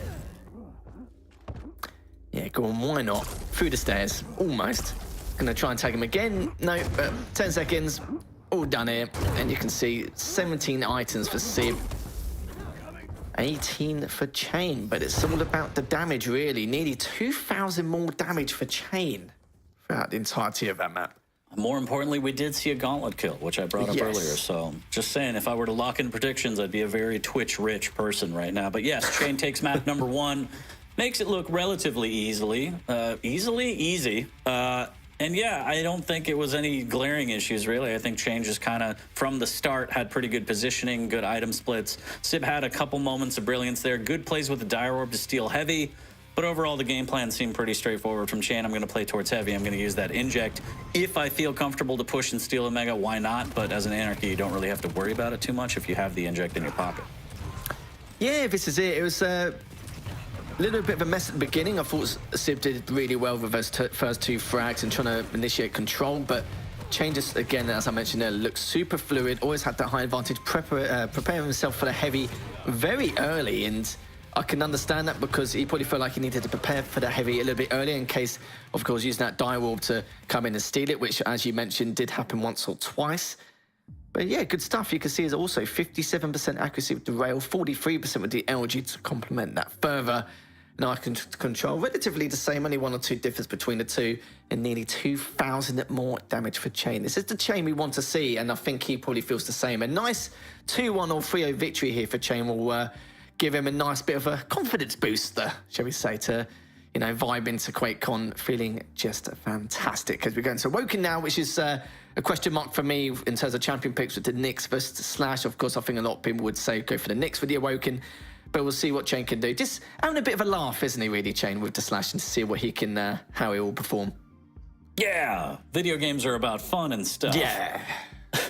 So we're really going to get into Awoken here shortly, and it's going to be Nyx versus Slash. As you mentioned, Slash not really the most obvious pick for Awoken, but who cares? Very excited to see exactly how Chain approaches this one. Great LG and Rail on the previous map against Sib. Sib's damage was just not there. Hopefully he could turn it around on this one, but we'll see. We'll see. 2 lights going at it on Awoken should be fun, and we'll see if Sync puts up another one. Yeah, I'm sure he will at some point. He loves it. He's hoping. He's hoping. He's always ready to hit the button. I saw him in chat. He even said it himself. It's like, don't make me press the button. I will. So everyone's on notice now. Unbelievable. I was just thinking, actually, I wonder if Chain actually did a 5,000 IQ play and decided to select a Slash so that Sib couldn't use it on Blood Covenant. Maybe. I could be just making Or maybe things he's up. just like, you know what, I'm going to try this. I don't really care. Yeah, I'll believe you. It could be that. I believe that one more than what I just said. Unbelievable. I think we're ready. Yeah, we're ready. Map number 2. Games. Video games. We're doing it, chat. Another beautiful Saturday for Quake. Sib versus Chain. Map number 2 is live. You're starting off on Sib, and he's going to grab that Mega. Make his way over to the T-Con. Okay, never mind. Tactical rerouting through sewer. Takes a rail early. Needs to be careful. I think Sib was having a conversation with himself about what just happened, but Yeah. Chain already up 2-0 with the Slash, and it's just fabulous from his part so far. 30 seconds in. Let's see what Sib can do in terms of his adaptation. What do you think the pep talk is exactly? That's not how you start the map, Sib. You're right, other Sib. I agree. Let's try and get it together. I don't know. Maybe just having a thought-provoking discussion with himself about what could have been done. It's true. Like a serious political debate. Always reviewing, always trying to come up with better strategies. As 2 minutes in, Chain is up 2, hitting a great rail.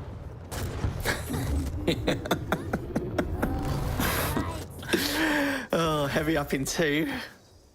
As you can see, Chain ready and waiting. Managed to pick that up without too much hassle. He's expecting Sib to go for that TP, which he did, sadly with that missed rocket. As I kind of feel like this map's already gone a lot longer than it should have been. It's waiting to see if Sib's going to go through that choke point, which he has not as of yet. Mega will be up first. Good try bolt there from Chain. You can see if he's going to continue to pursue, which he does not.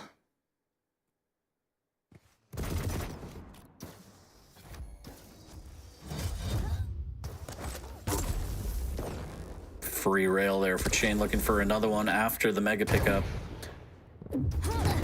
Oh, I like this deny from Chain, but he takes so much damage for it. Able to grab the light in the health bubble using the snail trail.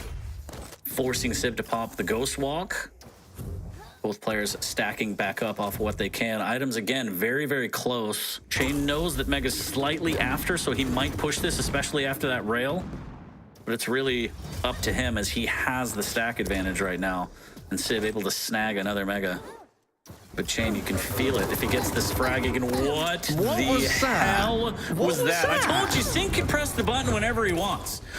And Civ comes out on top after 75 rails were shot. It's fine, nothing to see here. 1-2. Civ looking to take the lead. Decent rocket there. That's actually going to knock Chain off on his path to rail. Oh, dear me. I've actually never seen that before, so I was quite I love it. impressed. When it happens, it's really a treat. I love it. It's a big fan.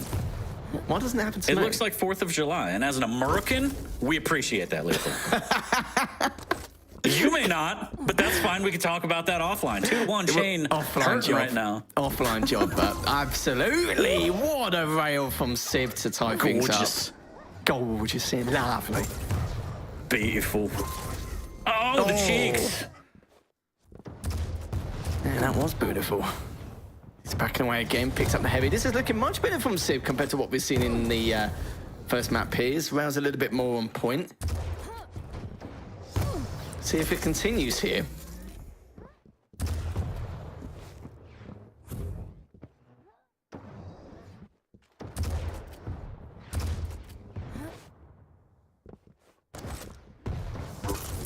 Oh, what a rail.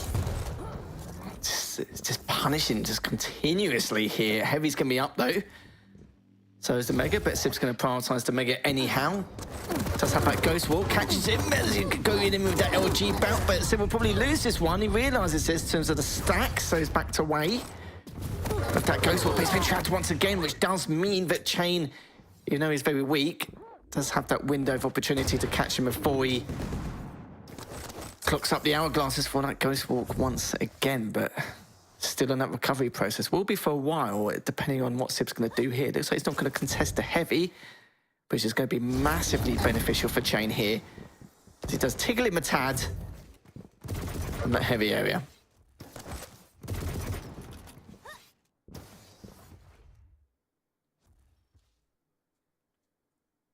Chain slowing things down by the rail here. Again, items still pretty synced up. Only 2 seconds of a split. No one can really get control of this map as it's still up in the air. Fairly certain that, yes, 9, actually all items split. 9 majors for each player, 8 lights for each player.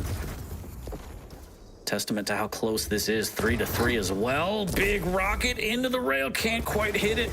Now the dance, the shoulder check dance around the corner, making sure they don't take damage. Oh, big tribal to the face by Civ there. He plays a little more defensive towards LG side of the map and flying through. One rocket before the Ghost Walk is popped, and he's going to moonwalk his way back, and Civ got past him. That one's an easy one, unfortunate for Chain. Civ takes the lead. Can he take a map control now? He hears it, Banana. It's going to be a rush for the heavy. Chain. Will he die? Great defensive rocket, but he does go down, and this is it. Civ finally with map control, opting to not add more of a delay, only about 6 seconds, but that could be enough for him to try and put a chokehold on this map and take it.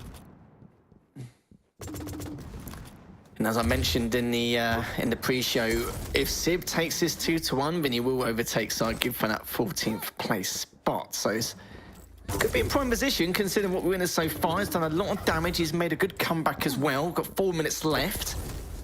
Trying to maintain this lead. It actually is going to increase it, if anything, now with a 3 frag lead, and he has the Ghost Walk. Good first rail, and just making matters worse here for Chain, but at least Chain gives himself a little bit of leeway with that return rail.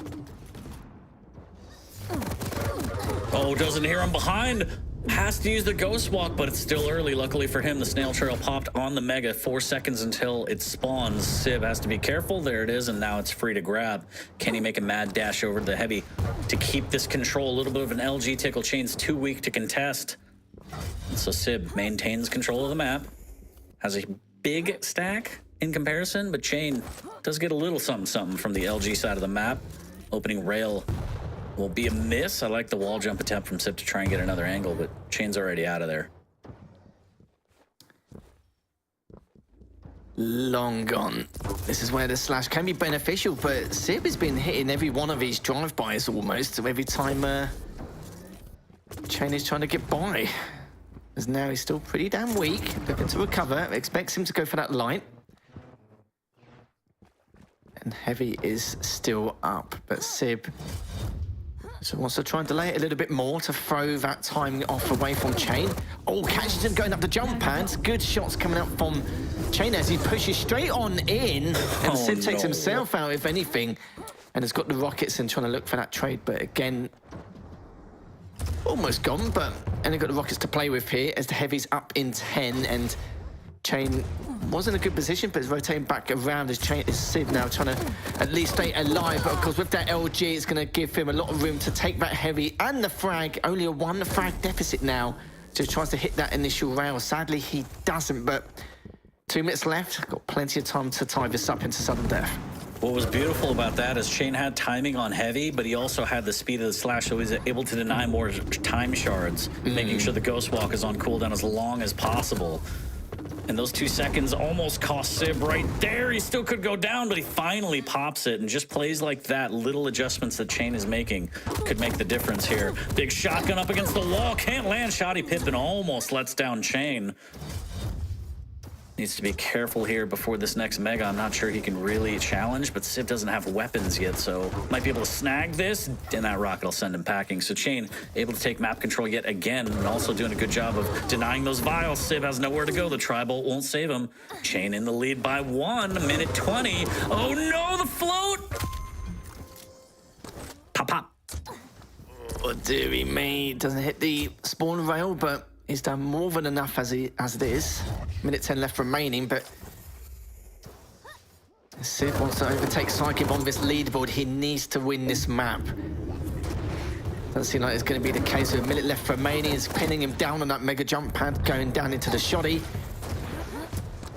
Why, and actually gets him Chain? up with a shotty, considering. That's absolute madness. So he does have a window here. Does take him a little bit, but amount of damage he just consumed from Chain's LG. He got a little crazy. I know he wanted to push the advantage, but he didn't fully commit. He got stuck out in this weird in-between, and then he left Mega up behind him. But all things considered, still up 2 with 30 seconds. Chain should be able to win this one and put it away. Rocket's just missing all the pressure on Sib. Takes a direct rocket, no HP, but doesn't really have a choice. Has to try and grab what he can and just throw himself at Chain to try and tie this up and send us into sudden death. It's not going to happen now, sadly. 15 seconds left remaining with the mobility and speed Chain has. It's not going to let that happen at all. And Sib has done a tactical suicide, and that is going to be it, sadly. As it means that Chain has taken the series 2-0 as we go into this 3rd and final map. So, unorthodox pick works out, but I need more numbers. I need more data to actually consider that viable pick. Yeah, in my opinion, I don't know. I don't think that's indicative of really anything, to be fair to both players. But Flea, I don't know. Maybe he's in chat. He could be like, well, yeah, okay, whatever. That was a game. We definitely had a game right there. Chain came out on top. He did it. Exactly. Thumbs up for everyone. Yes. Everyone's a winner. Everyone's a winner in the Quake Pro League. They did great. Congratulations, everyone. But why do I feel like you're making fun of NA right now, Lethal? Just a little bit. I need weed on here for backup. That is true. Oh, 2v1? Okay, I see how it is. I'm getting bullied. It's only a little bit of bullying. It's all right. Just a little bit. Could be worse. Anyways, yeah, he made it work. It wasn't, again, unorthodox pick, but he made it work. Sib able to claw it back. Some interesting decisions from both players, to be completely honest. Especially that last one where I thought Chain completely threw, leaving up the Mega and jumping down into the sewers to try and take the frag. But it all worked out. What's life without risks, Lethal? That is true. We love a risk, don't we? But some of the creativity was pretty good for Sib in some areas. But in the end, it is what it is. Chain managed to take down Sib 8-3. You can see the items, 17 items for Chain and 20 for Sib. So Sib actually having the majority of that item control, 214 less damage. We'll have to see how things go in map number 3. Pocket money now for Sib if he can take this map number 3. Yeah. Money in your pocket's never bad. Map number 3 is going to be Sorlag versus a Visor. and I think you were interested in seeing exactly what the sorbet can do on this map.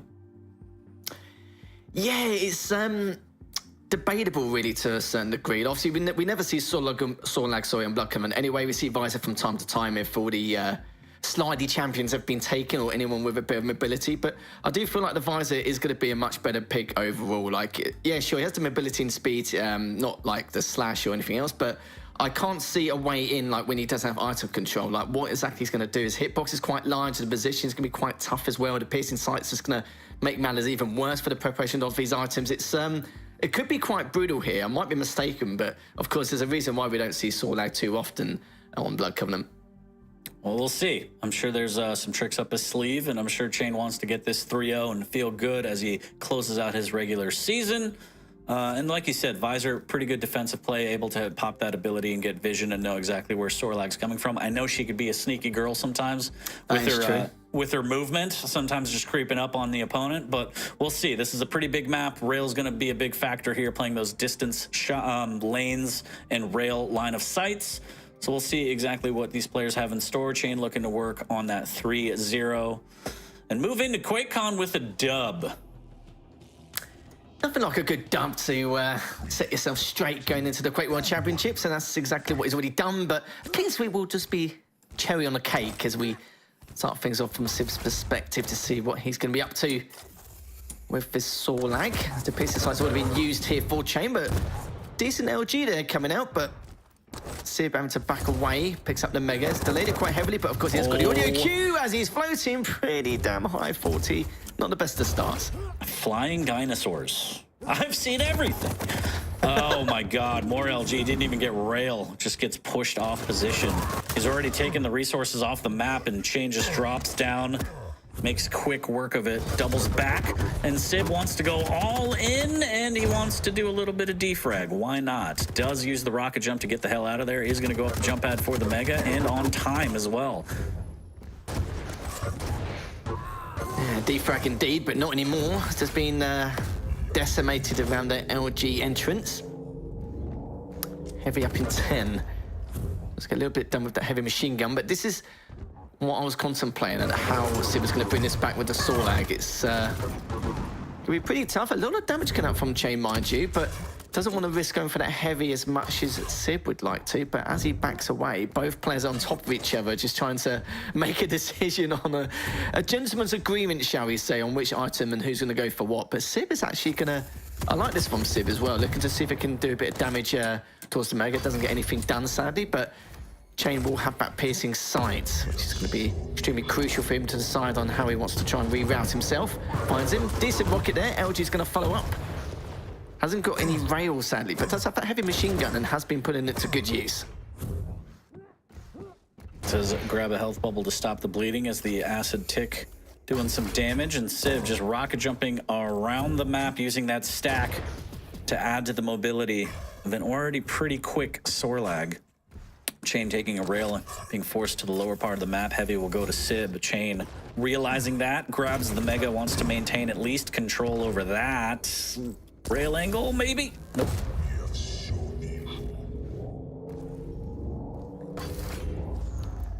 Chain still looking pretty damn good so far. Just trying to stay alive and just on the road to recovery. And look at this, Sib trying to dive on in, but now it's going to be Chain being a tad careful. It's Mega. It's going to be up, looking for that next light. But, oh, Sib was actually able to catch it. Actually would have done a lot more, but sadly for him, Chain was a little bit prepared, had the right weapon selection to kind of push him back a little bit. Coming in with the shotgun, but Sib stays alive, only on 5 HP. Trade. Yep, Chain's going to come straight in with that. And now it's going to make it 3-1 at the 3rd minute mark. We'll take those trades all day as the vision is popped. Waiting on the Heavy. Knows where the threats may appear from here. Top armor taken, and Chain. Free rockets. Well, why not? Yeah, look at the stack from Chain, unreal. Heavy up in 15. Chain just trying to apply pressure in terms of his map positioning, just trying to be a bit of a nuisance here. Doesn't make the jump, but has the stack to contest this Heavy anyhow, as Making that fake rocket jump. No good stuff from Sib, but not going to be enough. Lovely rail from Chain to solidify that 4th frag. Clipping the toenail. Sorlag there. Popping the vision. Is that going to hit? Nope. Close. Sib coming in like a wrecking ball here. Decent LG from Chain.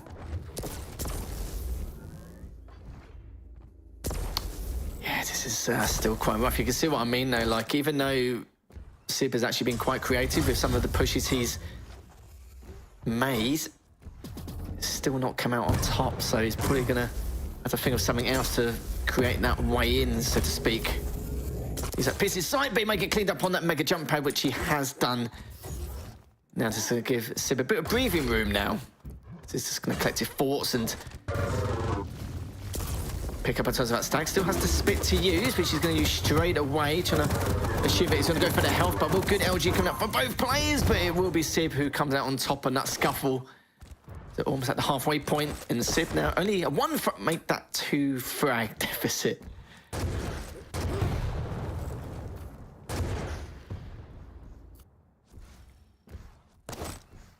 Chain does have sight up, and he will use it immediately while grabbing the mega. Split between the items is pretty good. These 2 rails going to give Chain position to push, get the frag right before the heavy. There's the spit from Sib, a last-ditch effort to try and stay alive, and Chain just jumps right around it. He's able to grab the heavy, grab full map control, and maybe even some time shards if he waits at the banana, but no, he's going to keep pushing the advantage here. Great rail onto Sib while he's grabbing rockets. And Chain could push this advantage for a couple more frags here if Sib's not careful. He's going to drop down and take an easy rail from Chain. Nice little flick there. Adding more of a delay between the items. Huge gap, and Sib rocket jumping all over the place. Because why not? As we have a bit of a dino crisis on our hands right now, Lethal. Yeah, good game, and just seeing it now. Chain just continuing to pile on that pressure, and I think what's been very important for Chain is his awareness to the audio of where Sorlag's going to come from, especially with those rocket jumps diving on in, but also the weapon selection, and just making sure he's keeping himself in a place where it's just going to be a choke point, which Sib has to go into. We saw it a couple of times around Mega, and he was able to have the right weapon selection with the LG or the rockets in order just to try and keep him back defensively and have an advantage in terms of the damage output, and it's been relentless ever since. Good try bot there coming up from Chain. It's going to be backing off once again. Mega's up in 5. You know that Chain's been enjoying his prep for his items quite early, but looking to see if he can add any more damage to the tally. Good rail, going to try and make it a second if he can, and he does. Beautiful rails again coming out from Chain. We'll have vision up shortly as we're hitting the 7-minute mark here. And Chain not really having to struggle on this one. Item control-wise, firmly in his grasp. 29 majors to the 6 of Sib. Sib trying to utilize that stack and mobility, but it's just not working out. A little bit of the gauntlet. Chain says, no thank you. Here's a double barrel. Enjoy that. It's free. Big rockets from Chain. Everything hurts. Oh, yeah, this is getting a bit messy, so to speak. 2.5 minutes left, using that piece of sight. Oh, buddy. Oh, dear. With the vertical shotgun once again. Literally just making him matters worse. Just add another few more. Pinning him into the corner. Yeah, giving him the Blair Witch. Yeah, Stare to the corner and just take that. I was literally just Beat thinking you that as well. Gotta be quicker, Lethal. Yeah, unbelievable. I actually saw that clip. I don't know when it is. I went through the YouTube rabbit hole, and it was probably about a few days ago, and I saw that. It's good stuff. Good throwback. I love it. It is. I love it. And Chain's loving this. 14-3. He's going to take this set 3-0. It's going to be a confidence booster going into QuakeCon. 2 weeks away-ish. 2.5, maybe. Oh, buddy. Yep. And that is very much probably how everybody thought this game was going to go. I don't know. It's just fantastic, isn't it? Oh, the direct. Sib's just having a field day. That's all it is. Oh, yeah, at least somebody's having fun. So good for them. Yeah, video games. It's all good. Yeah, we're playing video games. Anyways, Shane with a fantastic performance on his last series of regulation. Good way to end his season, and now he's going to be moving into, I'm assuming, some sort of boot camp schedule. I'm not really sure what the players have set up personally, but there's going to be a lot of practice, a lot of scrimming, prepping for LAN. QuakeCon again live in Dallas, August 10th to the 13th. Jesus 10th to the Christ. 12th, I think. Yeah, 10th, 12th, 13th. It doesn't really matter. Nothing matters. Dates don't matter. 10th to the Scorelines 20th. don't matter. Yeah. QuakeCon is every day. Every day is QuakeCon. Every day is QuakeCon. I am a professional that knows things. Ah, there it is. We got 2. Did anybody predict 2 on the series? No? Any takers? Okay. Sorry, no. I lack of faith in you, mate. Yeah. Well, I mean, the most important thing is, again, the dub on the way out towards QuakeCon. That's going to be a big confidence boost for Chain. And it's important to remember that, you know, sometimes he just does things in this game that other players aren't doing. And that's really important. So, tricks of the trade, big air rockets, as that is it. Sib gets his. Beautiful. Sweet, sweet revenge. It certainly was a big dub there, but in terms of series scoreline, it is going to be 3-0 for Chain. Going to give him a nice bit of a confidence booster going into the Quake World Championships as well. And this is the Chain we wanted to see, you know, champion picks aside, even though he did make the slash work on Awoken, but need to see a bit more of that. Yeah, a little bit more of that. But yeah, gearing up again, going into the LAN finals. This is kind of how you want to be playing. You want to be firing on all cylinders. Chain looking pretty good. Good item control, good mobility.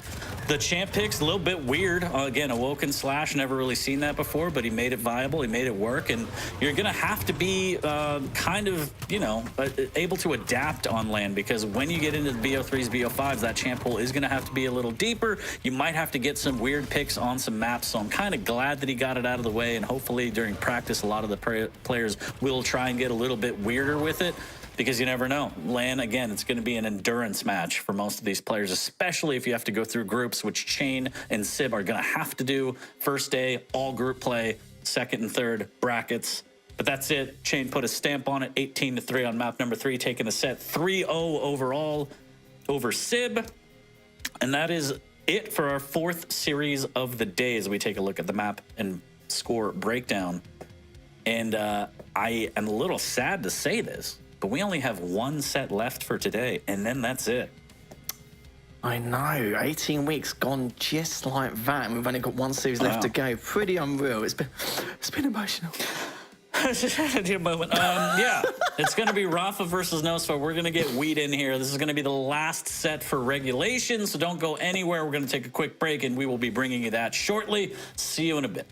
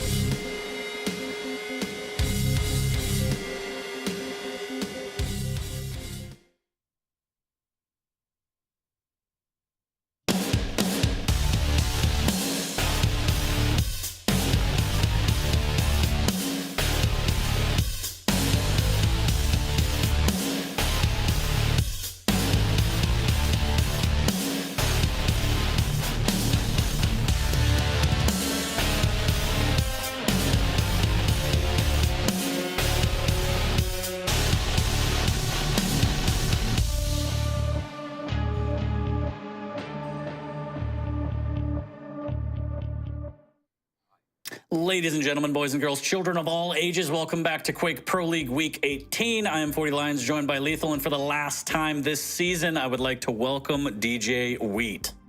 Oh, I thought you were about to say for the last time ever, and then I was a little worried. There, like, what do you have in store for What us do you at know that I don't? Unbelievable. Unbelievable. Gentlemen, great to be here. I cannot believe 18 weeks has gone by. I cannot believe QuakeCon is right around the corner. I mean, the storylines this season have been absolutely incredible, and I think it's going to be just explosive in Texas. Amazing Quake. Probably some heat. And according to Razy, the most impressive chicken salad he's ever had in his life. We'll see about that. I mean, We'll see. the trifecta, I don't know, maybe get rid of the heat, but yeah, I'm really looking forward to it. But we got one more match here today. We do, and it's going to be a good one. It's going to be Rafa versus Nosfa. That's what I'm looking forward to right now, focusing up on finishing the season strong. Rafa, absolute monster, and it's kind of weird. It's not going to get the first seed. Wenger already locked it in at number 1. Rafa fighting to make sure he stays at number 2.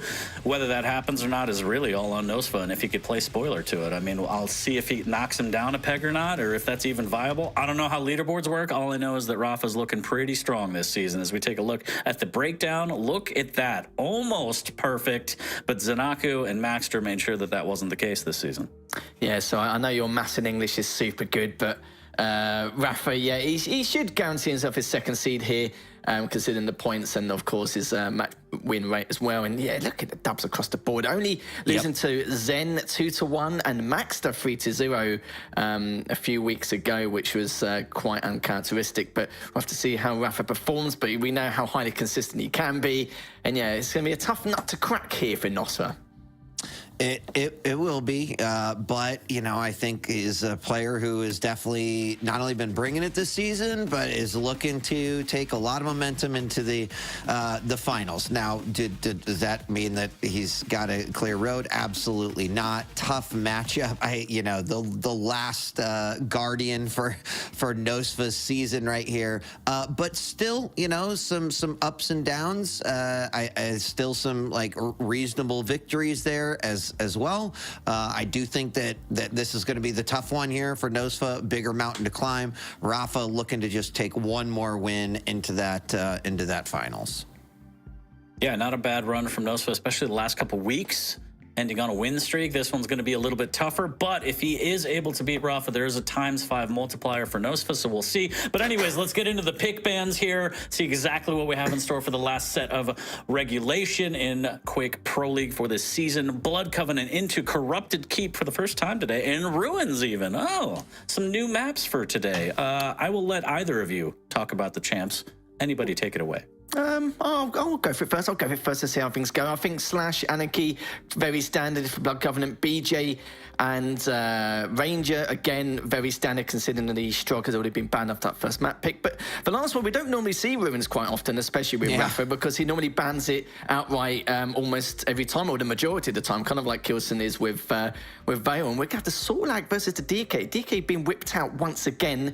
Nyx has been banned. There were other options, but it seems like he's going to be running the Sorlag. Sorlag's been a little bit more popular today for the right and the wrong reasons, but I think for Rafa this time round, Sorlag will be a lot more beneficial for him on Ruins in comparison.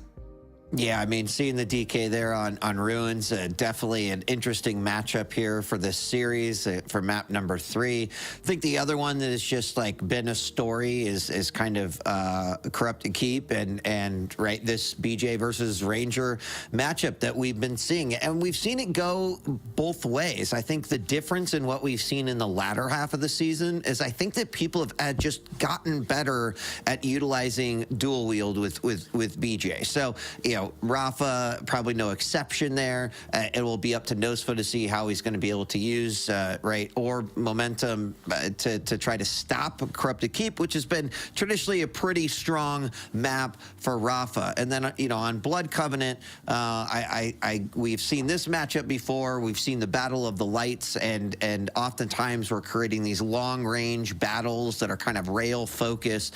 I do think that the Slash with just a little bit of an advantage advantage there. However, we've seen, Anarchy play that matchup quite well. So the map number 3 is a bit of a surprise in terms of the champion matchup, but the other two I think are kind of par for the course. So my favorite time, predictions, especially since we don't chat to them anymore. Wheat, how do you feel about this one? What are your predictions? Yeah, I think at this point, both players are clearly gearing up for QuakeCon. I'm going to be pretty adamant about my prediction here in that I think Rafa is probably a player who, gearing up for a LAN event, is putting in like some serious time. Not to say that Nosfa or other players aren't, but we kind of know what mode Rafa gets into prior to these types of events. So I'm going to be surprised if it's not a 3-0 for Rafa. That's where I stand. Lethal? I'm going to say 2-1 only because we know that both these players are actually equally as good on Blood Covenant. I kind of feel like Nosfa's got better and better, especially over the last 18 months on Blood Covenant, how he's been performing. He's been adapting very well on that map. The third map is, for me, this is where I think Nosfa will take that one particular map, either on the first or the last one, because of that Solak pick. I'm not too sure how he's going to perform with it in terms of Rafa's side. Of course, you can use it for defensive purposes with the Spit. You could have gone with Eisen as well, but with Eisen, it's a little bit more situational with the turret, isn't it? So we'll have to see how we can do. But, it's nice to see DK once again. Seeing it on Ruins is not something we see every day either, but of course, it can be such a useful tool with that Flame Strike. Since nobody cares about what I think anyway, I'm going to say Nosfa 3-0 because it doesn't matter. I either look like a genius or everyone's like, yeah, 40's an idiot. So I win either way. But I will leave you two to take over this one and bring us the action. Appreciate you both, and I'll see you in a little bit. 40, before you leave, I want you, Yes. you're going to have these like 3 games. That's approximately 30 minutes with probably another, 8 or so minutes on top of that. Love it. I really want you to, just come with like a solid interview question with whoever. Okay. Chicken salad. Right? Like, everybody knows already. Everybody knows. Spoilers, it's going to be about chicken salad. I'm very consistent. It's the only thing I am consistent with. All right, get me out of here. Yank me, PGL. Get me out. Get me out. That would not surprise me in the absolute slightest of the shenanigans he's going to bring up in that interview. I feel sorry for whoever's going to win this, actually, more than anything else. Yeah, that might be true. But Lethal is amazing to think that like 18 weeks, when we started week 1, we were like 18 weeks is forever, but here we are.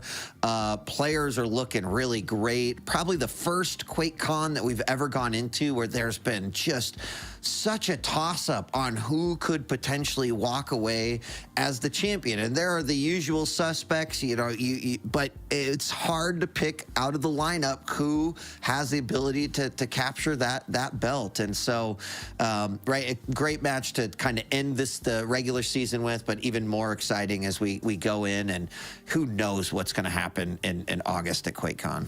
Yeah, you couldn't make it up. There's only 2.5 weeks left remaining, and with these players, we always say it's the most competitive year we've ever had. Like we say every single year, like a broken record. But normally there's like 2 to 4 players we can kind of grasp of who's going to win this. But I think there's up to 6 players now who could easily put a spanner in the works, or maybe be a dark horse to take the entire thing. Because honestly, offline, anything could happen. We've seen some really close series. It's been very back and forth. We haven't had a particular person to be super dominant in the lead. There's been a lot of maps dropped here and there. That we'll find out very shortly. Let's go into this series now to Rafa and Nosfa, as we're going to kick things off on Blood Covenant with the Slash versus Anarchy pick. Kicking things off from Rafa's perspective, picking up that light first to delay the heavy just a tad, and pick up all the weapons in this arsenal momentarily. Yep, I'm again, I kind of said, we're going to have an early exchange actually over near Mega, and that is going to open up a big opportunity there. I'm not sure if Nosfa was even expecting that, but Rafa in a great spot. He had the better stack. He landed those nails early on, and then was very easy to pick up that next frag. And he's just going to make it 2 real quick, and Rafa already looking pretty phenomenal here, Lethal, in the first 40 seconds. Yeah, and he's barely taken any damage from that first engagement. The second one took a little bit, but not enough to turn the tide. He'll create that trade potential as we're still only around that first minute mark. Good LG coming out there from Rafa. Almost hit that rocket as well, but it's going to be backing away just to deny some of his weaponry as well. Looking to see where he could be, directly underneath, but it's got his trail ready and waiting as he's going to go straight up that heavy staircase. Heavy is up, manages to steal it, and now just biding his time in terms of what decision he'd like to make. But respectively, though, he's just going to go for that Mega and probably drop for the light straight afterwards, as Nosfa won't be in position to put a stop to that. Yeah, I think that Rafa's probably a little disappointed at that little exchange over there at the heavy. The rocket was just a hair away from doing some damage and then missed that rail. But, you know, 2 frags ahead, nothing to really worry about. No reason to get upset. Going to use a heavy machine gun from up top. We've been seeing more players do that and then dropping down exactly as Rafa did just to get that long-range damage. Even lands the rail to pretty much negate anything that he got from that heavy. And now Nosfa is in serious need of some kind of a stack. This might give Rafa an open door of opportunity. He does hit a nice shot there, has the opponent there stuck on the rail curve, and I think he's going to go after it to cheat this up. Finds him once again on the stairs, and what does Nosfa do? He's keeping him out of stack and hitting all these shots. Certainly is. I think Rafa did have him at the corner of his eye as he was going past, but decides to prioritise the Mega for now. Almost got that trail back, but yeah, he's putting a huge amount of pressure onto Nosfa. He's been on a very weak stack for a very long time, finally able to get a light and a little bit of health along the way, but this is Nosfa's job. He needs to just try and stay alive for as long as physically possible. He's not really in a position to contest any of these items as of yet. As Rafa's now going to pick up the heavy, but he needs to get to that Mega as soon as possible. I don't think he's going to get there in time at all, which is going to give Nosfa, again, a little bit of breathing room now. Hasn't picked up the Mega as of yet, but because he hasn't picked it up, he can now continue to do some damage with that heavy machine gun, maybe even the rail on top. But now the stacks are equal. Nosfa's done a good job staying alive. Yeah. And making sure to bring himself back in this matchup. Yeah, I mean, you can really see where the speed is just helping from mobility perspective for Rafa here. You know, he's cut off Nosfa a couple times, but as you mentioned, Lethal, Nosfa doing at least a good job of trying to manage, take away that stack for Rafa. Gonna have another exchange. Oh, no! Fell down. I was watching through Rafa, so I don't know how that jump went awry, but that is rough. Even the eject came out, but it could not save him. And he follows up with a second frag.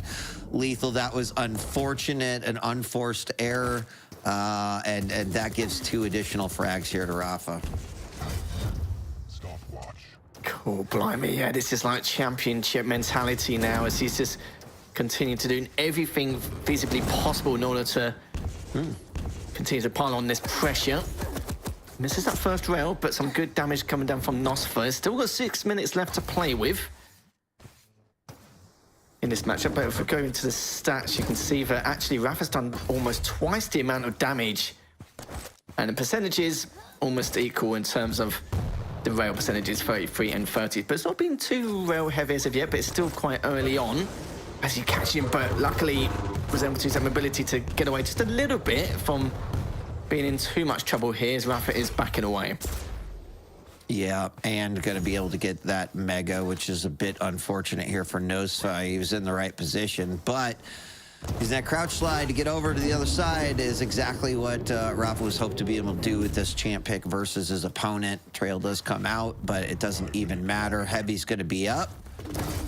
And not much here. Well, there's a nice rail. All right, he's going to land another one as they're going to go toe-and-toe here. This time the heavy machine gun comes out very, very low. Goes for the circle strafe, crouch slide, and in the process, we see Nosfa getting his first frag. And you mentioned there were 6 minutes left, now down to just under 5 minutes, but still within reach here for Nosfa, especially if he can do exactly what he just did right there. Find Rafa, tear him down, and there is now a 4 frag lead, only a 2 frag lead for Rafa. Oh, making it 1 now. This is looking really good for Nosfa, turning things around entirely on its head. Total role reversal, but can't get too overzealous here, as it might have done as Rafa comes literally straight on in with those rockets, but now it's only going to be a 2 frag lead. Misses that first rail, which is going to matter a little bit here, as it's just tickling him with that machine gun. Picks up the Mega, now going straight in towards the Heavy. I love that decision from Rafa. Just keep the height advantage instead. If you can tag him, great. But if not, it doesn't matter. He'll be able to pick up this Heavy nonetheless. Let's have that trail in hand. Good rocket there from Nasva. Not a huge amount of damage, but enough to give him a bit of leeway later on. Yeah, some great timing on those rockets from Nosfa. I like that, and I think you have to do that, right? Find those areas where you can sort of cut your opponent off with a nicely timed rocket, or even waiting for the rail. Oftentimes we see this happen. The trail pops, and Nosfa definitely says, I'm not going through that teleporter. I think that was a pretty wise move. Things have equalized here a little bit as Rafa now back in where he was at before with that stack. And Nosfa has caught up quite a bit in terms of damage. Rafa's still in lead by about 500 overall, but those frags definitely helped him kind of get back into things. And gets the inject before the teleporter, and Rafa kind of knows that if he can land a rail, this could end up in another frag, but Nosfa actually faking heading towards the rocket launcher and then coming back, and that kind of gave him some space. That trail back. Good rail from Nosfa. Another one from Nosfa. This is huge. This was the chip he was looking for, and that rocket was huge for Nosfa now to try and comply with. Oh, that 105 from that tribal. That was, he's very happy that that Mega was there. That was a super, super great tribal. And now, inject, trail, rockets aren't doing much, and Rafa, I think that was just a bad position to be fighting from for Nosfa, and Rafa capitalizes, gets the frag. Yeah, I think he was hoping to get a little bit more there, but probably extended a little bit too far there. Rafa now just looking to stay alive. Got a couple minutes left. Covering from that previous engagement. This Heavy will be his momentarily, but Nosfa's a little bit out of position. But he's had some really good shots actually coming out, but does get taken down. Nosfa stayed a little bit longer than he should have done because he knows that time is running out. Good try by Volvo, but the shotgun's going to be even better. Ow. 8-3 straight in the face. 90 seconds left and 5 frag deficit for Nosfa to claw back from. Yeah, I think it's going to be pretty tough here, especially given the speed that Rafa's got behind him. But almost clawed it back, Lethal, like a really solid attempt. And when Nosfa did open up an opportunity, he was able to convert at least 2 frags. There was a couple other chances where, you know, I think he was real close, but just not enough. Rafa staying one step ahead of Nosfa, and that's going to be 9-3 with still a minute to go. No way for Nosfa to bring this one back, and this first game is going to go to Rafa. Yeah, certainly will do indeed. I think it was going to be, well, I thought it was going to be even worse considering the scoreline and the start that Rafa had, but Nosfa was able to claw back a little bit with those 3 back-to-back frags earlier, but it's not paved much way, sadly, for him so far. It's 22 items for Rafa and 11 for Nosfa here. Both of them haven't got the best rail and LG percentages, but it's all been about the strategic influence Rafa's had in terms of his position and adapting to where and how Nosfa's going to go in this matchup. Nosfa does take him down, but the damage has been done. 20 seconds left here. And as you rightly mentioned, first map going to Rafa, and we'll have to see if that's going to be a trend which is going to continue, or if Nosfa will be able to claw it back in these next couple maps. Yeah, I mean, we'll have to see. Obviously, this is like a little tough. You know, we did have the moment in which Nosfa kind of missed the jump over to Mega that resulted in a frag. Another one, right? Even if we were to say, okay, those 2 didn't happen, right? In a perfect world, Nosfa hit that jump, Rafa backed off. It's still 7-5, but those sort of unforced errors, I think, is. Right, you give those up to Rafa, and he is 1,000% going to take full advantage of those. That's pretty much how I expected that game to go. I actually felt like there was that moment where Nosfa might be able to claw this one back. Right, he played as conservative as I think he needed to in those opening minutes. Still allowed Rafa to get those 4 frags, but didn't give up too much of a lead. But as he started clawing it back, the moment Rafa got control again, it didn't seem to be too much of a challenge for him to take the game. It's quite worrying how Rafa was so dominant in that first map and only had a 20% rail accuracy. Like, that's actually absurd. If he was hitting his shots, that could have done way, way worse for Nosfa, and it would have been even more of a ridiculous scoreline there, as you can see there. For the LGs, 35% LG from Rafa anyway, but only that 20% with the rail, but he'll hopefully be able to change that a little bit going into these next two maps. But we said it before, Nosfa's made a lot of improvements in his Blood Covenant game over the last couple of years. Sadly, Rafa is still one of his, not go-to maps, but definitely one of his better maps statistically from what we've seen in the regular season Pro League over the last few years as well. But that's the first one done in Dassid, going into Corrupted Keep, which will be the BJ pick versus the Ranger. Won't be seeing any Strog because Nosfa did ban that Strog in the first map. And we'll get that Ranger pick first, which is lovely to see him. And getting to the final map, Sorlag versus the DK. Definitely a combination we're not really accustomed to, but yeah, it should make things a little bit more interesting because, of course, in the Quake World Championships, when we get to, you know, that best of 5 territory, the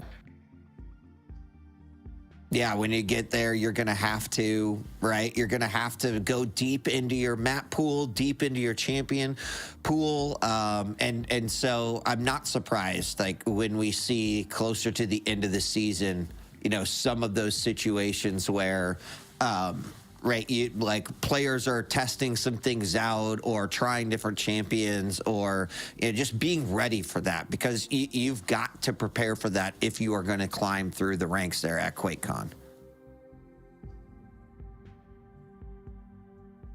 Okay, apparently I'm by myself now. Lethal just completely disconnected, and 40 planned all of this. So well done, 40. All right, well, we're still jumping into Corrupted Keep. I feel like I'm back in the old Shoutcast days, just solo casting. We'll get Lethal back. Hope you are excited for QuakeCon, which is just a few weeks away. If you are attending in person, I hope that you'll come and say hi. And don't worry, 40 doesn't bite. So, you know, please come and say hi. So, all right, here we go as we are getting started here with map number 2. Rafa takes map 1 on Blood Covenant. That was, I believe, 9-5. I forgot to write down the score, but that's okay. It's Rafa on the BJ and Ranger, and Nosfa on the Ranger, and we're gonna kick things off through the eyeballs of Rafa. I expect to see. Oh, hey! What up? He's dead. Here? He's locked in my basement, so I'm here now. I don't know if I'm coming through on the broadcast, but I mean, I hear you, so it might just be one of those weird things where I'm like talking to myself, but which is still cool. I'm still into that. It is. It's like it's 40's ghost, but only I can hear him. So spooky. Yeah, I don't know if they can or not, but yeah, here we are in map number 2, Corrupted Keep. And welcome back, 40, as we have not yet seen this first frag and a lot of exchange, but no frag yet. No frag indeed. Map number 1 was a bit of a barn burner. We saw some frustration coming out from Rafa. We'll see. We're going to see more of that. If Nosfa's just eating that tri-bolt, though. Rafa's so good with that. Also, again, best skin in the game. Just saying. Love the water balloons. Big fan. Yeah. I do too. I like the sound of it quite a bit as well. So we haven't really seen Orb or Dual Wield come out yet. In fact, I would say that both players are just kind of playing their side of the map. And that's, you know, totally fine there. We see some machine gun damage coming out, actually a fair amount, even followed up with that nice tri-bolt liquid. Rafa with a little bit better stack here. And looking to go in. He's not going to be able to grab that mega, but does get the heavy.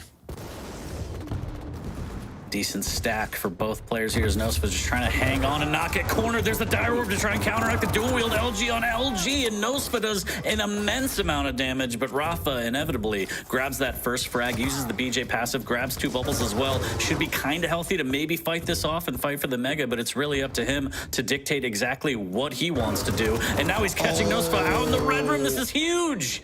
That was a really nice decision there by Rafa. I think he had a really good idea that Nosfa was actually there, but he kind of kept himself hidden, waited a second, let Nosfa think maybe he was safe, moved out, and that's when he was able to capitalize on that. He's going to go for this again. Oh, just barely missing that shotgun blast, but that does allow Nosfa to get on the board.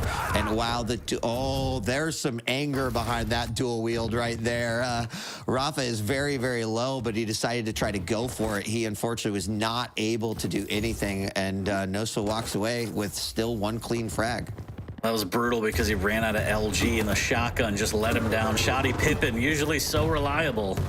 And you can kind of see that frustration. Rafa dancing, and there's the frag, the combo. A little bit of insurance with the Dire Orb, and now LG off the spawn. Nosfa should be able to take the lead, and he does. All right, I mean, this is really good because I think from the start, we saw Rafa pretty much hold on to that dual wield. An opportunity arose. He easily took out Nosfa, was able to get another frag off of that. But Nosfa, climbing back with a couple frags of his own, that orb was just beautifully placed, allowing him to take the lead here, and now putting Rafa on the back foot to try to fight here. And a little bit of aggression between these two, kind of like trying to figure out how much damage did I do? Can I go for it? I like it. There's risk being taken here. The scoreline's still pretty close, 40. So I think, right, there's plenty of time, and I think that's a completely viable risk to take. Yeah, I mean, Nosfa a little bit, maybe too much respect on that heavy, not even showing up to do a little bit of damage, but I understand it. He has the lead. He doesn't want to do anything too crazy, but I feel like based on the positioning, he could have done a little some decent rocket into MG, might go him around the corner, does have the Dire Orb that's been so lucrative before, forcing Rafa out of the angles, and now on the double bubbles, and there it is, and the dual wheel got burned, Wheat. I mean, this is what you kind of expect to see happen in a BJ Ranger matchup, but that completely depends on, right, the Ranger's ability to land those orbs. And so far, Nosfa's done a great job. He takes a lot of damage there off of that last spawn from Rafa, but immediately gets the Mega. And it's going to result in yet another frag. And I'm a little concerned here because Rafa is just kind of eating it right here. There is finally a trade, as I wasn't sure if Rafa was just going to let Nosfa have that one, but things, I guess, equalize yet again. Indeed, Nosfa needs to be careful here. Rafa coming in quick, and the Dire Orb's gone, and now Rafa has full map control. He spawned on the heavy. He just made a great play onto the Mega, and we should see Rafa maybe extend here. He does need to be careful because Nosfa's hitting some great shots. Don't get me wrong, but this is a big opportunity for Rafa to get control back and maybe get the lead a little bit dwindled here as he does use dual wield. Grabs the bubbles, or excuse me, the time shards, and is able to grab the heavy. Now the next cycle of Mega might be huge for both these players. 90 points of damage there with that machine gun, finishing off with the LG, and this game went from a 4 frag lead for Nosfa down to 2. And you are really seeing just how much abilities are playing a part in this matchup. And so far, dual wield, with the exception of the one time that Rafa was mad and just pulled him out for trying to get the machine gun kill, it's resulted in a frag. But Nosfa has hit the kind of the perfect orbs offensively. So let's see if that's going to be able to allow him to keep this lead, hitting the 4-minute remaining mark. And Nosfa still holding on to a solid lead with 2. Rafa down to 1 rocket. I like how he extended kind of the space that he had a little bit, adding a little more delay. And again, depending on how this next fight goes, it's going to try and extend his control over the map. Great machine gun from Rafa there. He's going to deny the lower light as he makes his way back to the heavy. Slowly but surely, another fantastic rocket for Nosfa. He's going to need more of that. The dual wheel Nosfa trying to steal Mega, and that does not work. And this is very concerning, Wade. Yeah, that was a map great control. Read. That was a great read. Full map control, you're right. The read on the orb was perfect with the dual wheel coming out. But still 1 frag game, so Nosfa has to play off of the spawn really smart. There's some big LG damage coming out from Rafa. He's kind of got his opponent stuck down below, has an idea where he's running to, goes into the red room, almost finishes him off, but Nosfa just getting out of there by the skin of his teeth. He holds on to that frag, but Rafa knows he's very, very low, can use that to dish out more damage, but more importantly, 40, keep that control. Yeah, very, very tight grasp over the map. Again, giving up that light, and he's, oh! Nosfa got a little turned around there from that pre-fire with the rocket. He's like, wait, where'd you hit me from? Now he has to use his dire orb just to get out of there. And again, the light armor goes to Rafa, more control being extended over the map. So Rafa doing a great job of cycling the majors, but also slowly chipping away and taking away the lights. Tied at 7, and it's looking very, very concerning for Nosfa Wheat. Yeah, I mean, just taking a look, 11 heavies, 9 megas for Rafa versus 4 heavy, 6 megas for Nosfa. Damage actually quite equal, but Nosfa with just a little bit more. Scoreline tied 7-7, and I'm a little bit worried now because not only does Rafa sit nicely with full control, but he's kind of got Nosfa backed into that corner. It's going to allow him to grab the heavy and probably set up here for Mega. In fact, he catches his opponent in the red room. Orb goes out. It's just a fake, but it doesn't matter. Rafa stays with control. All he's got to do is really hold on to this, find an opportunity to try to nail that last frag and take the lead. And so far, he's set up nicely for a foundation to do that, but doesn't matter till that score says 8.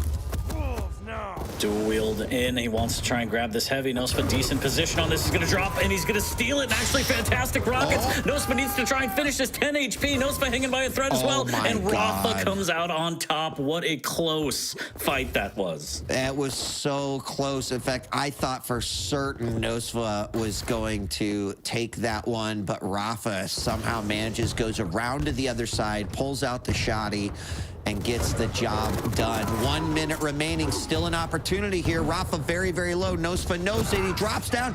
Oh my gosh, Rafa goes for it, and Nosfa gets the frag. He is so low right now. 50 seconds left, and it is a tied game, 8-8. Rafa knows that he can't really offer the spawn, just go for that kill, but he's gonna pop the dual wheel, grab that Mega, and see if he can try to clean up right here. Nosfa sticking around despite being pretty low, and he is trying to go for it. Both players so low. I can't even believe it, 40. This one's so close. It's going to come down to this. Nosfa gets caught out. 25 seconds left. Rafa has the lead. He also has the heavy armor, so now he just has to play defensive. It's all a matter of Nosfa grabbing what he can and just throwing his body at the problem, and right now it's just machine gun Wheat.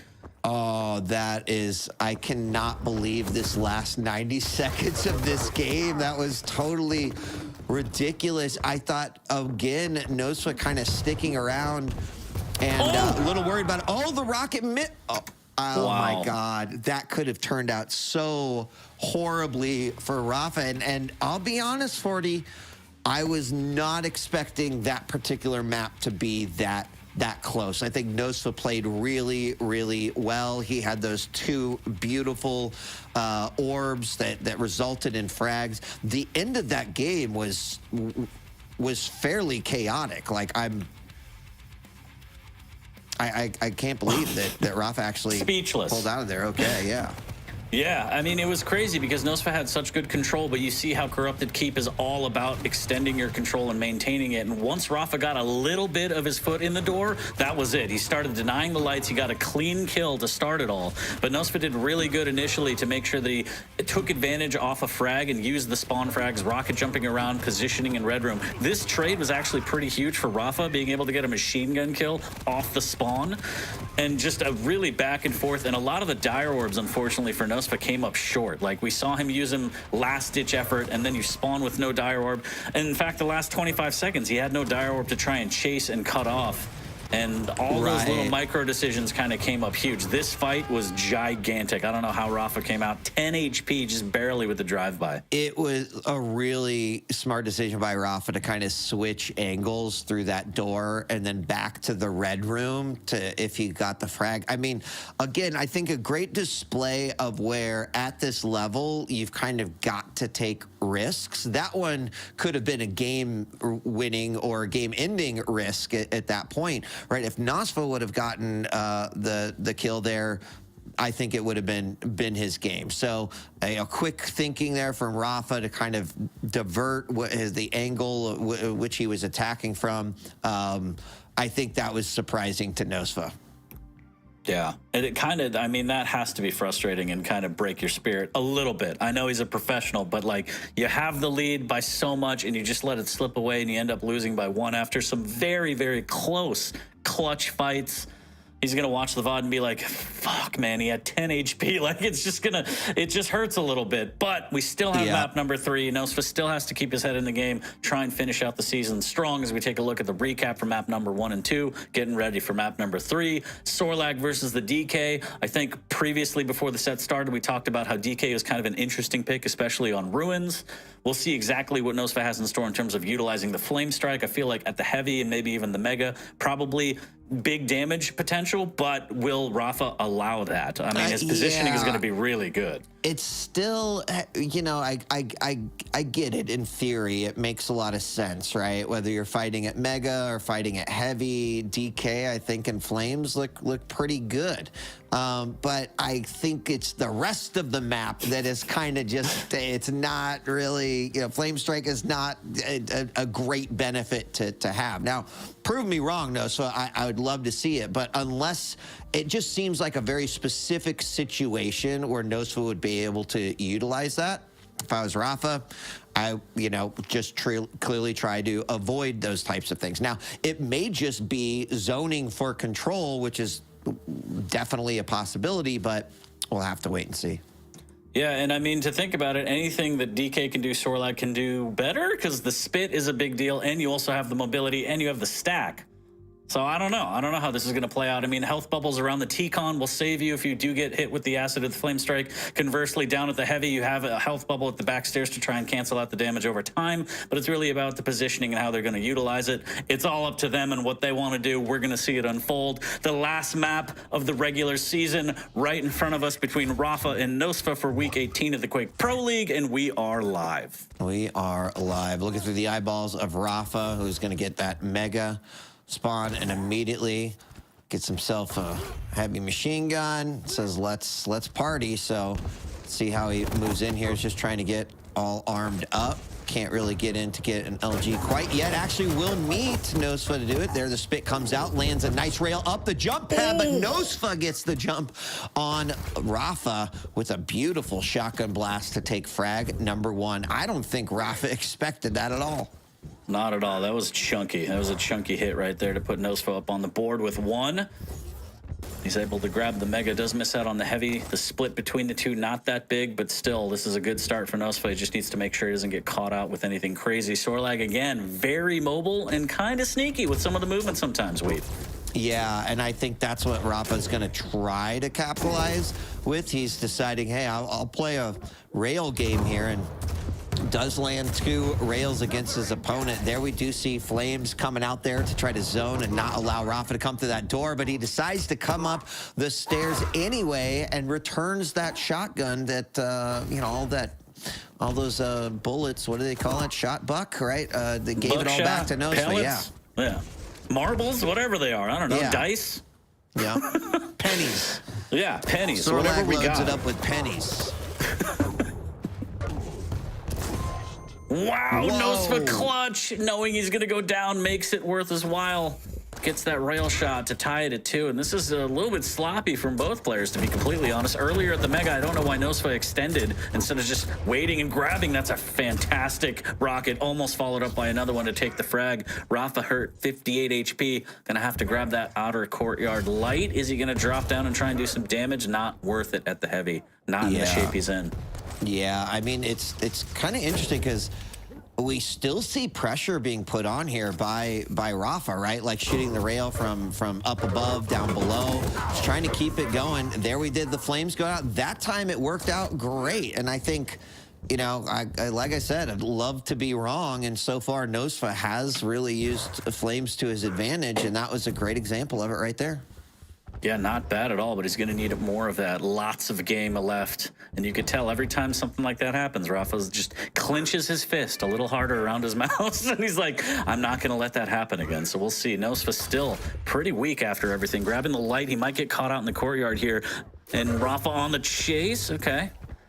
Maintaining ground, and now it's LG on LG. This is all Rafa right here with the LG and the stack. Just able to melt down Nosfa and tie it at 3. Yeah, not sure that was the greatest choice of a fight to take, but did it anyway. Spit coming out, try to drop down, grab that heavy, does it cleanly, but still kind of hurting not only on health, but, you know, not the greatest armor stack at all. I'm curious to see with the tie game here. No player has really had full control quite yet. It's sort of bounced back and forth. In fact, we're equal, 3-3-3-3 across the board. And damage, just a little bit of an advantage towards Nosfa. Yeah, I mean, the major items are tied up. Rafa doing a little bit better on the lights, but he still hasn't been able to assert that dominance that he wants to be able to deny stuff and take full control of the map. And that's because none of the fights are really clean for either player. Look at that, the rail, but then he eats a rocket right as he's coming out of the telly. Yeah, oh, another rail going over to the heavy. Looking for a third, not going to happen. But as he gears up, I think he's not going to be able to contest heavy here. Is he going to go for it? Nope. He's going to decide that Mega's probably the best choice.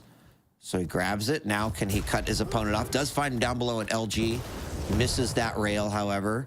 And now Nosfa just saying, I want to fight on my terms, but Rafa really looking to set up some sort of an advantageous fight for him. Oh, big damage and a nice play from Nosfa, but he's not able to get away. That trap was perfect from Rafa. And also, when Sorlag holds the shotgun, it's amazing because her nails are on fleek. I just want to say. Oh, the rocket. Oh, my God, make it stop. Nosfa, please, just don't go that way anymore. Oh, yeah. I think just, like, really wanted that rail. Finally was able to get it, but at what cost? 40. Rafa up by 1. We're about to hit the 5-minute warning. And Rafa, I would say, with some control, but no one's really had dominant control quite yet. There's the heavy. Let's see if he's going to make it over to the Mega. Rafa is there, looks uncontested. This might be his opportunity, 40, to really try to lock this map down. Definitely. Picks up the Mega cleanly. Big split between the items. He's just going to try and figure out exactly where Nosfa is, do a little bit of damage, fall back on the items. And if it's clean enough, just push the advantage. And that rail was insanely clean. Nosfa didn't even see it coming. Oh, no. Bad news bears, yep. Yeah. Even with the flame strike in the corridor, look at this. He's going to pick up the heavy. He's got bubbles waiting for him at the top of the jump pad. Doesn't even need it. And, you know, just like NBA Jam, Rafa's like, I'm on fire. And he cannot pull this one out, though. He decides to drop down. The Mega was up and there, but Nosfa gets it. And I think he really needed that one to make sure that Rafa wasn't going to widen the gap between himself and Nosfa. So, or rather with Rafa. And we're gonna have a fight here at the heavy. It is about to spawn.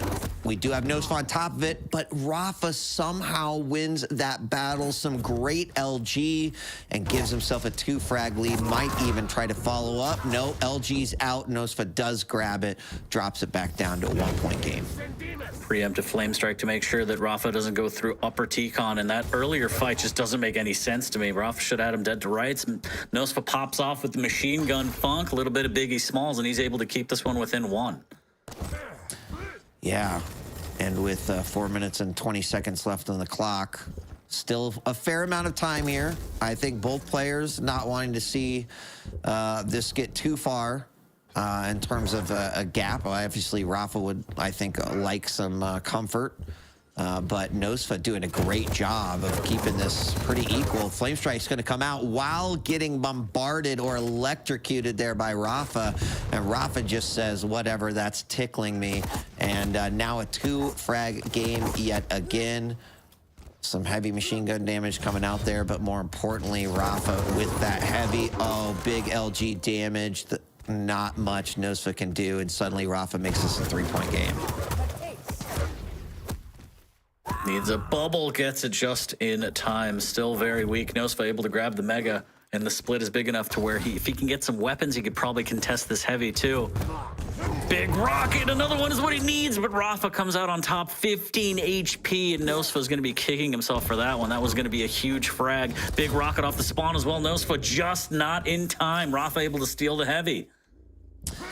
Yeah, and I think he knew it. I think he knew he was done for. But if he stole the heavy, that was at least one less thing that Nosfa had to try to string some frags together. So now Nosfa just kind of burning to death from that acid, but does manage to stop it just as he is about to perish. 3 frags still. Nosfa dropping those flames as he sees what's going on there at heavy. Rafa grabbed it, but I'm worried that Rafa's control has been too much here for the second half of the game against Nosfa. Yeah, and really good damage from Rafa again as he's slowing down on the T-Con here, trying to figure out where Nosfa might be for this heavy. And he can concede with the 4 frag lead. He could play more defensive. He's going to live off this light, maybe look for exit damage at most, but he doesn't have to risk anything anymore. And I think, that is where it gets really scary, especially in the matchup just with Sorlag versus the DK, where I think he has a lot more utility to be able to do exactly just that. Flames come out yet again. Rafa does go down, and there's a minute to try to string together 3 frags. When you don't necessarily have any speed or additional momentum on your side, can you do it? You've got to hope that your opponent's going to make some mistakes, kind of like this, where Nosfa actually gets kind of a free frag there at the Mega. It was not up yet. Now Heavy is up. Nosfa peeking it. This is like, I don't see anyone down there, so I'm going to grab it. But can he get 2 frags in 27 seconds?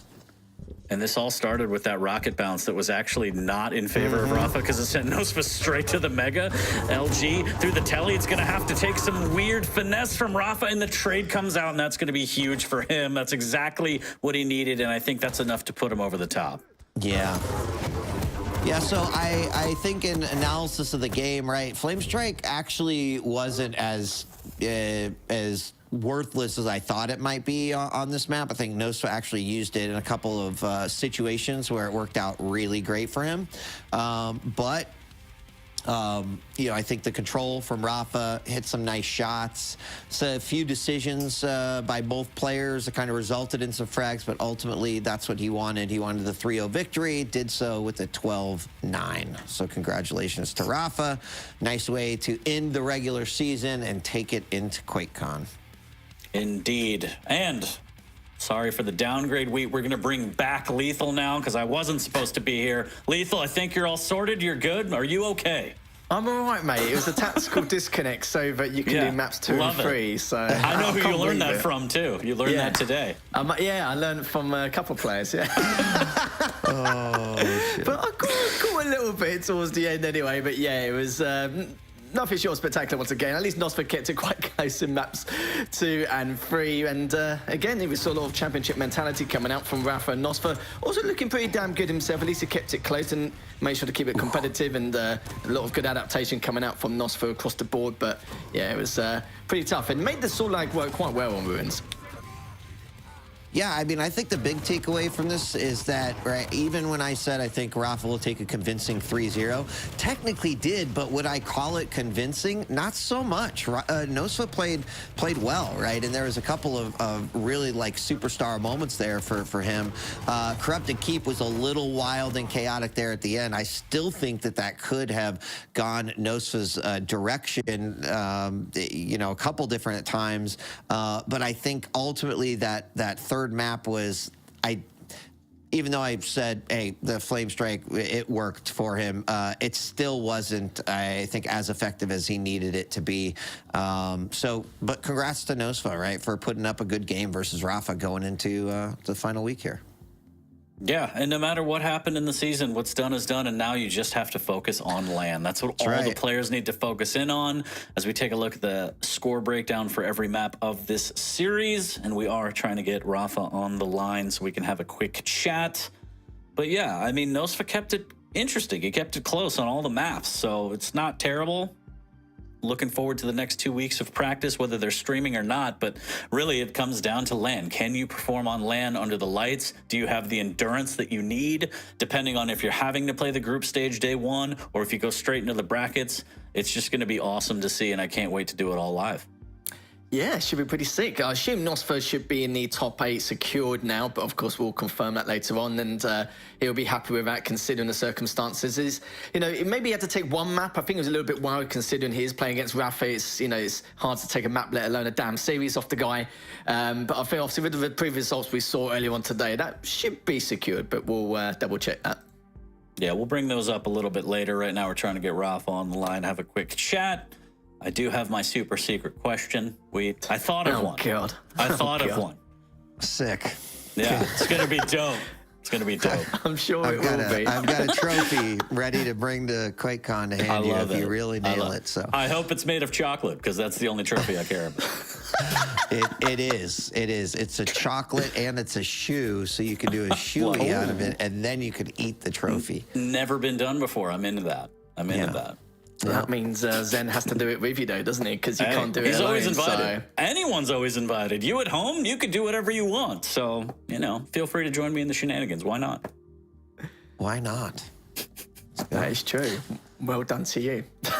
Gentlemen, yay me! I know as we're waiting for Rafa to come. Again, really excited for QuakeCon right around the corner. We were talking about it before map number 1. Just the idea that I think Lethal said there's 6 players that could potentially take that belt.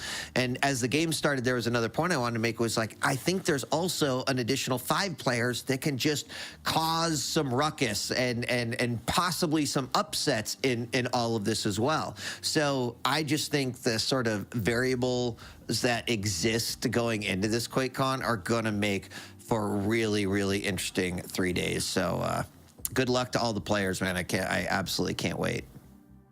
It's going to be awesome. It's going to be awesome. I'm looking forward again to the prep. I know a lot of people probably won't stream it. I'm sure some people don't care and they will stream it. So keep your eyes peeled for all of the streams, all of the POVs.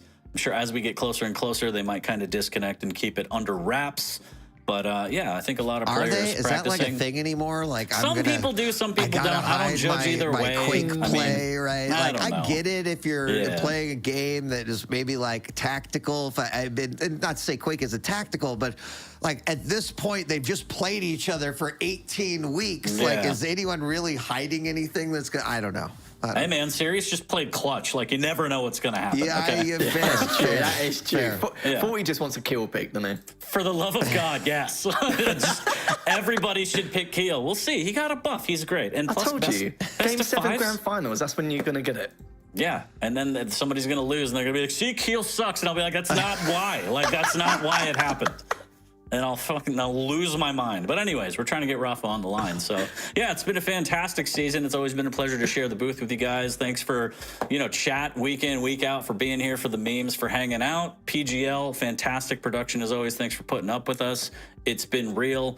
We are going to get Rafa on the line for a final chat of the regular season before we go. And again, as a reminder, no Quake for about 2-ish weeks. QuakeCon live in Dallas from the Gaylord Texan Resort.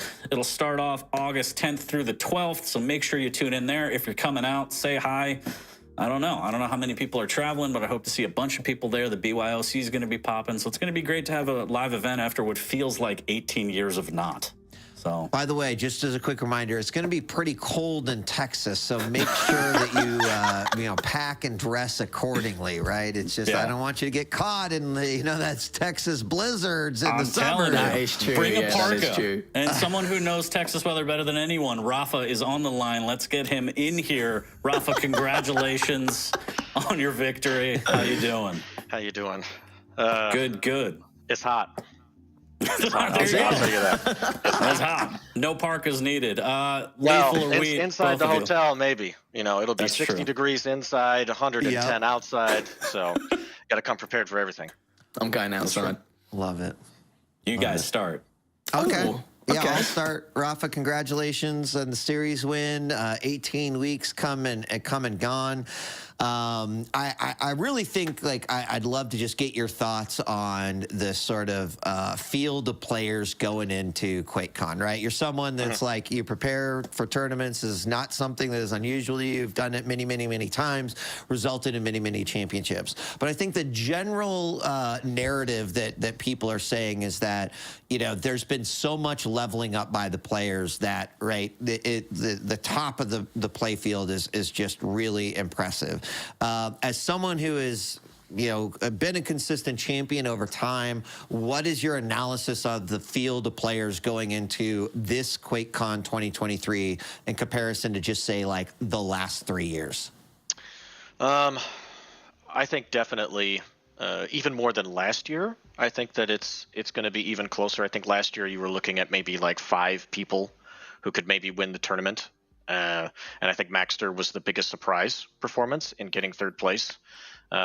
But with this year, honestly, anybody within the top 8, you know, it's really going to come down to what does the meta feel like on LAN for champions this time around. Last year, it was very heavily light champion based and visor. Just to try to explain it, it felt like their dodging felt much faster than usual, even on LAN. Compared to before, so it made them very, very effective, whereas like tanks who were able to kind of be played online, it was a tough time playing them. So yeah, and coming down to a best of 5 format, if you're kind of stuck with certain picks, you know, it could be really tricky. But you know, we'll see like how the game feels this time. Definitely have like different settings going into it with the FPS cap this year, and yeah, so I think it'll come down to, you know, most players at the top 5 play all the champions, but there are some that like it favors them more than others. So it'll be interesting to see like how that unfolds and who can adapt the best in terms of like drafting so that you give yourself the best chance, because everybody's going to be playing at their best, you know. So as long as you're giving yourself the best opportunity to have the closest, you know, slight edge margins of error going into games, you know, setting yourself up for success. Awesome, yeah, you make a very valid point, because of course a lot of people, I wouldn't say had to improvise to a certain extent, but of course with the changes on LAN, people had to kind of change their thought process on how to actually commit. But they've had that experience. It's been quite a long time. It's been a year since then. In terms of your personal practice regimen, like what's your plan so far in terms of your preparation? Because I know you've been flying back and forth to EU and North America just to basically get the best prep you can get. In terms of the next couple of weeks, are you just going to be scrimming online and just trying to get the best you can out of the circumstances? Are you going to be boot camping, and you're going to be do anything offline? Just wanted to know your take on how you're going to go about the next couple of weeks before heading into the Quake World Championships. Yeah, I mean, QuakeCon is in Dallas, and I live in the area, so I'm not going anywhere. But that's true. Makes a change. But yeah, what I'll be doing is, because now we have what 2.5 weeks. Slowly each day, I will be ramping up the practice more and more. So like this week, it will be guaranteeing, you know, almost every day is at least 4 to 6 hours. But then the final week, you know, trying to get 6 to 8 hours a day and review in most days, and then find like one day to kind of just rest and kind of reset. I think it's really important to give your mind an opportunity to go over everything that you've done and not burn out. But you need to give yourself that stamina in case you lose in the upper bracket. You got to make that grueling lower bracket run. You don't want to get to the point where, you know, you just mentally fatigue and you just can't play at your best. So I think that's what everybody will be doing. As far as I've heard, I know Nosfa is going to be coming to NA early. I believe Maxter is, possibly Avec. So, you know, along with Chain and Dramas, we'll be able, and Saigiv and Strong Sage, we'll have plenty here to play on like low ping conditions. So, and plenty of different play styles to play. So that's what I'll be doing over the next 2 weeks. And then if Europeans want to play with high ping, I'm down still. But, you know, most of them will probably be like, nah, I'll just wait till the event, and they'll keep playing on low ping to try to simulate LAN as best as possible. Sure. Cool. Thanks for that, Rafa. Congrats again. And you kind of mentioned it yourself. I was going to ask, so being from Dallas, QuakeCon is a local event. Do you feel any added pressure to order the chicken salad from the resort, or no? I mean, definitely not eating barbecue during the event. I'll tell you that. Okay. That's for after the event. Okay. Okay. So maybe wondering. the chicken salad. Hopefully they don't run out of it. You know? Sweet. Yeah, I'll be the first in line because I need to see what the situation is. But Rafa, congrats, 3-0 to end the season. Put your stamp on stuff, it. Mate. Good Thanks, luck with guys. the practice, and we'll see you in Texas. Yeah, see you in 2 weeks, man.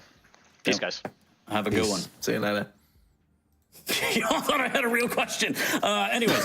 I knew you did it the moment I saw Maxter say in chat. I saw Maxter say, "Is the chicken salad question coming?" And I saw 40. I looked at you. I knew exactly if 40 just got this big shit-eating grin on his face. I was tell. like, I didn't know I had to tell. Yeah, you totally had to tell. Totally. All right. I don't know if we can get the leaderboards, if they're finalized to production. Do we have a final leaderboard we can look at real quick and chat about? Awesome. So this is it. This is top 8. It's done. So Wenger, Razy, Rafa, Kilson, Zanaku, Maxter, Strong Sage, and Dramas made the cut. Actually, yeah, I guess I don't know how that works, because are they tied? Does Dramas have the tiebreaker over Avik? Yes? I think so, right? I don't know how this works. Somebody help me. It'll go based on the head-to-head, though, I assume. Right. All right. Well, assuming that this is absolutely correct, which people who are much smarter than me have put this together, we have the top 8 that get that first round bye and do not have to play in groups. So they can rest, they can practice, they can look at other people's games and study a little bit. That could be huge. As Rafa mentioned, going through the lower bracket and also group play, grueling. It's all about endurance. Razy is the prime example of someone who's put in so much work and had to make that journey through lower and just gets gassed by the end of it. You also get the disadvantage in terms of pick bans. So that is going to be huge. That's something to look out for. But this is it. This is the locked-in leaderboard that you'll all see in 2.5 weeks' time. And yeah, we did it. 18 weeks come and gone, as you said, DJ. Wow. It's crazy. It's crazy. I feel like we should play the Vitamin C graduation song, but we don't have time for that, or probably not even the rights. So I'm just going to say once again, it's been so awesome the last 18. I'm just kidding. I'm excited. Let's go. It's time for the finals. I'm so excited. No, it's been an amazing 18 weeks. This has been one of the most entertaining. We've gotten to see, just like Rafa said, right? That top 8. Strong Sage is in the top 8, right? What a debut. This is beautiful, right? I think everyone comes here week to week, ourselves included, players, because they love Quake. It's going to be a giant celebration during QuakeCon. Great games, great people. If you've never been there, I'm sorry. I feel bad for you, but I'm excited to be there another year. Lethal. Yeah, it should be an absolute banger. I can't just echoing what Wheat said, really, apart from the emotional tears bit. But yeah, because it's gonna be fabulous as always, and it's just nice to meet the community and the audience once again, isn't it? Obviously, it's been such a long time, and get to see everyone face to face once more. It's gonna be fantastic. But yeah, honestly, it's gonna be one of the most competitive Quake Champions events we've ever had so far, maybe even in history. So, you know, if you're thinking about coming down, or you're not thinking about coming down as of yet, you should. Definitely consider it. Once again, from all of us at the show, thank you very much for tuning in. PGL, thank you for the broadcast. Thank you for keeping it professional and making us look great. Chat, thanks for being in chat, having fun, memes, even hating, whatever you want to do. You watched either way. Big thanks to everyone at Bethesda, id, Microsoft, everything that goes into this game. We appreciate it. We're going to be out of here. We'll see you in 2.5 weeks' time live. And don't forget to take care of yourselves and one another and pick Keel. See ya. Peace.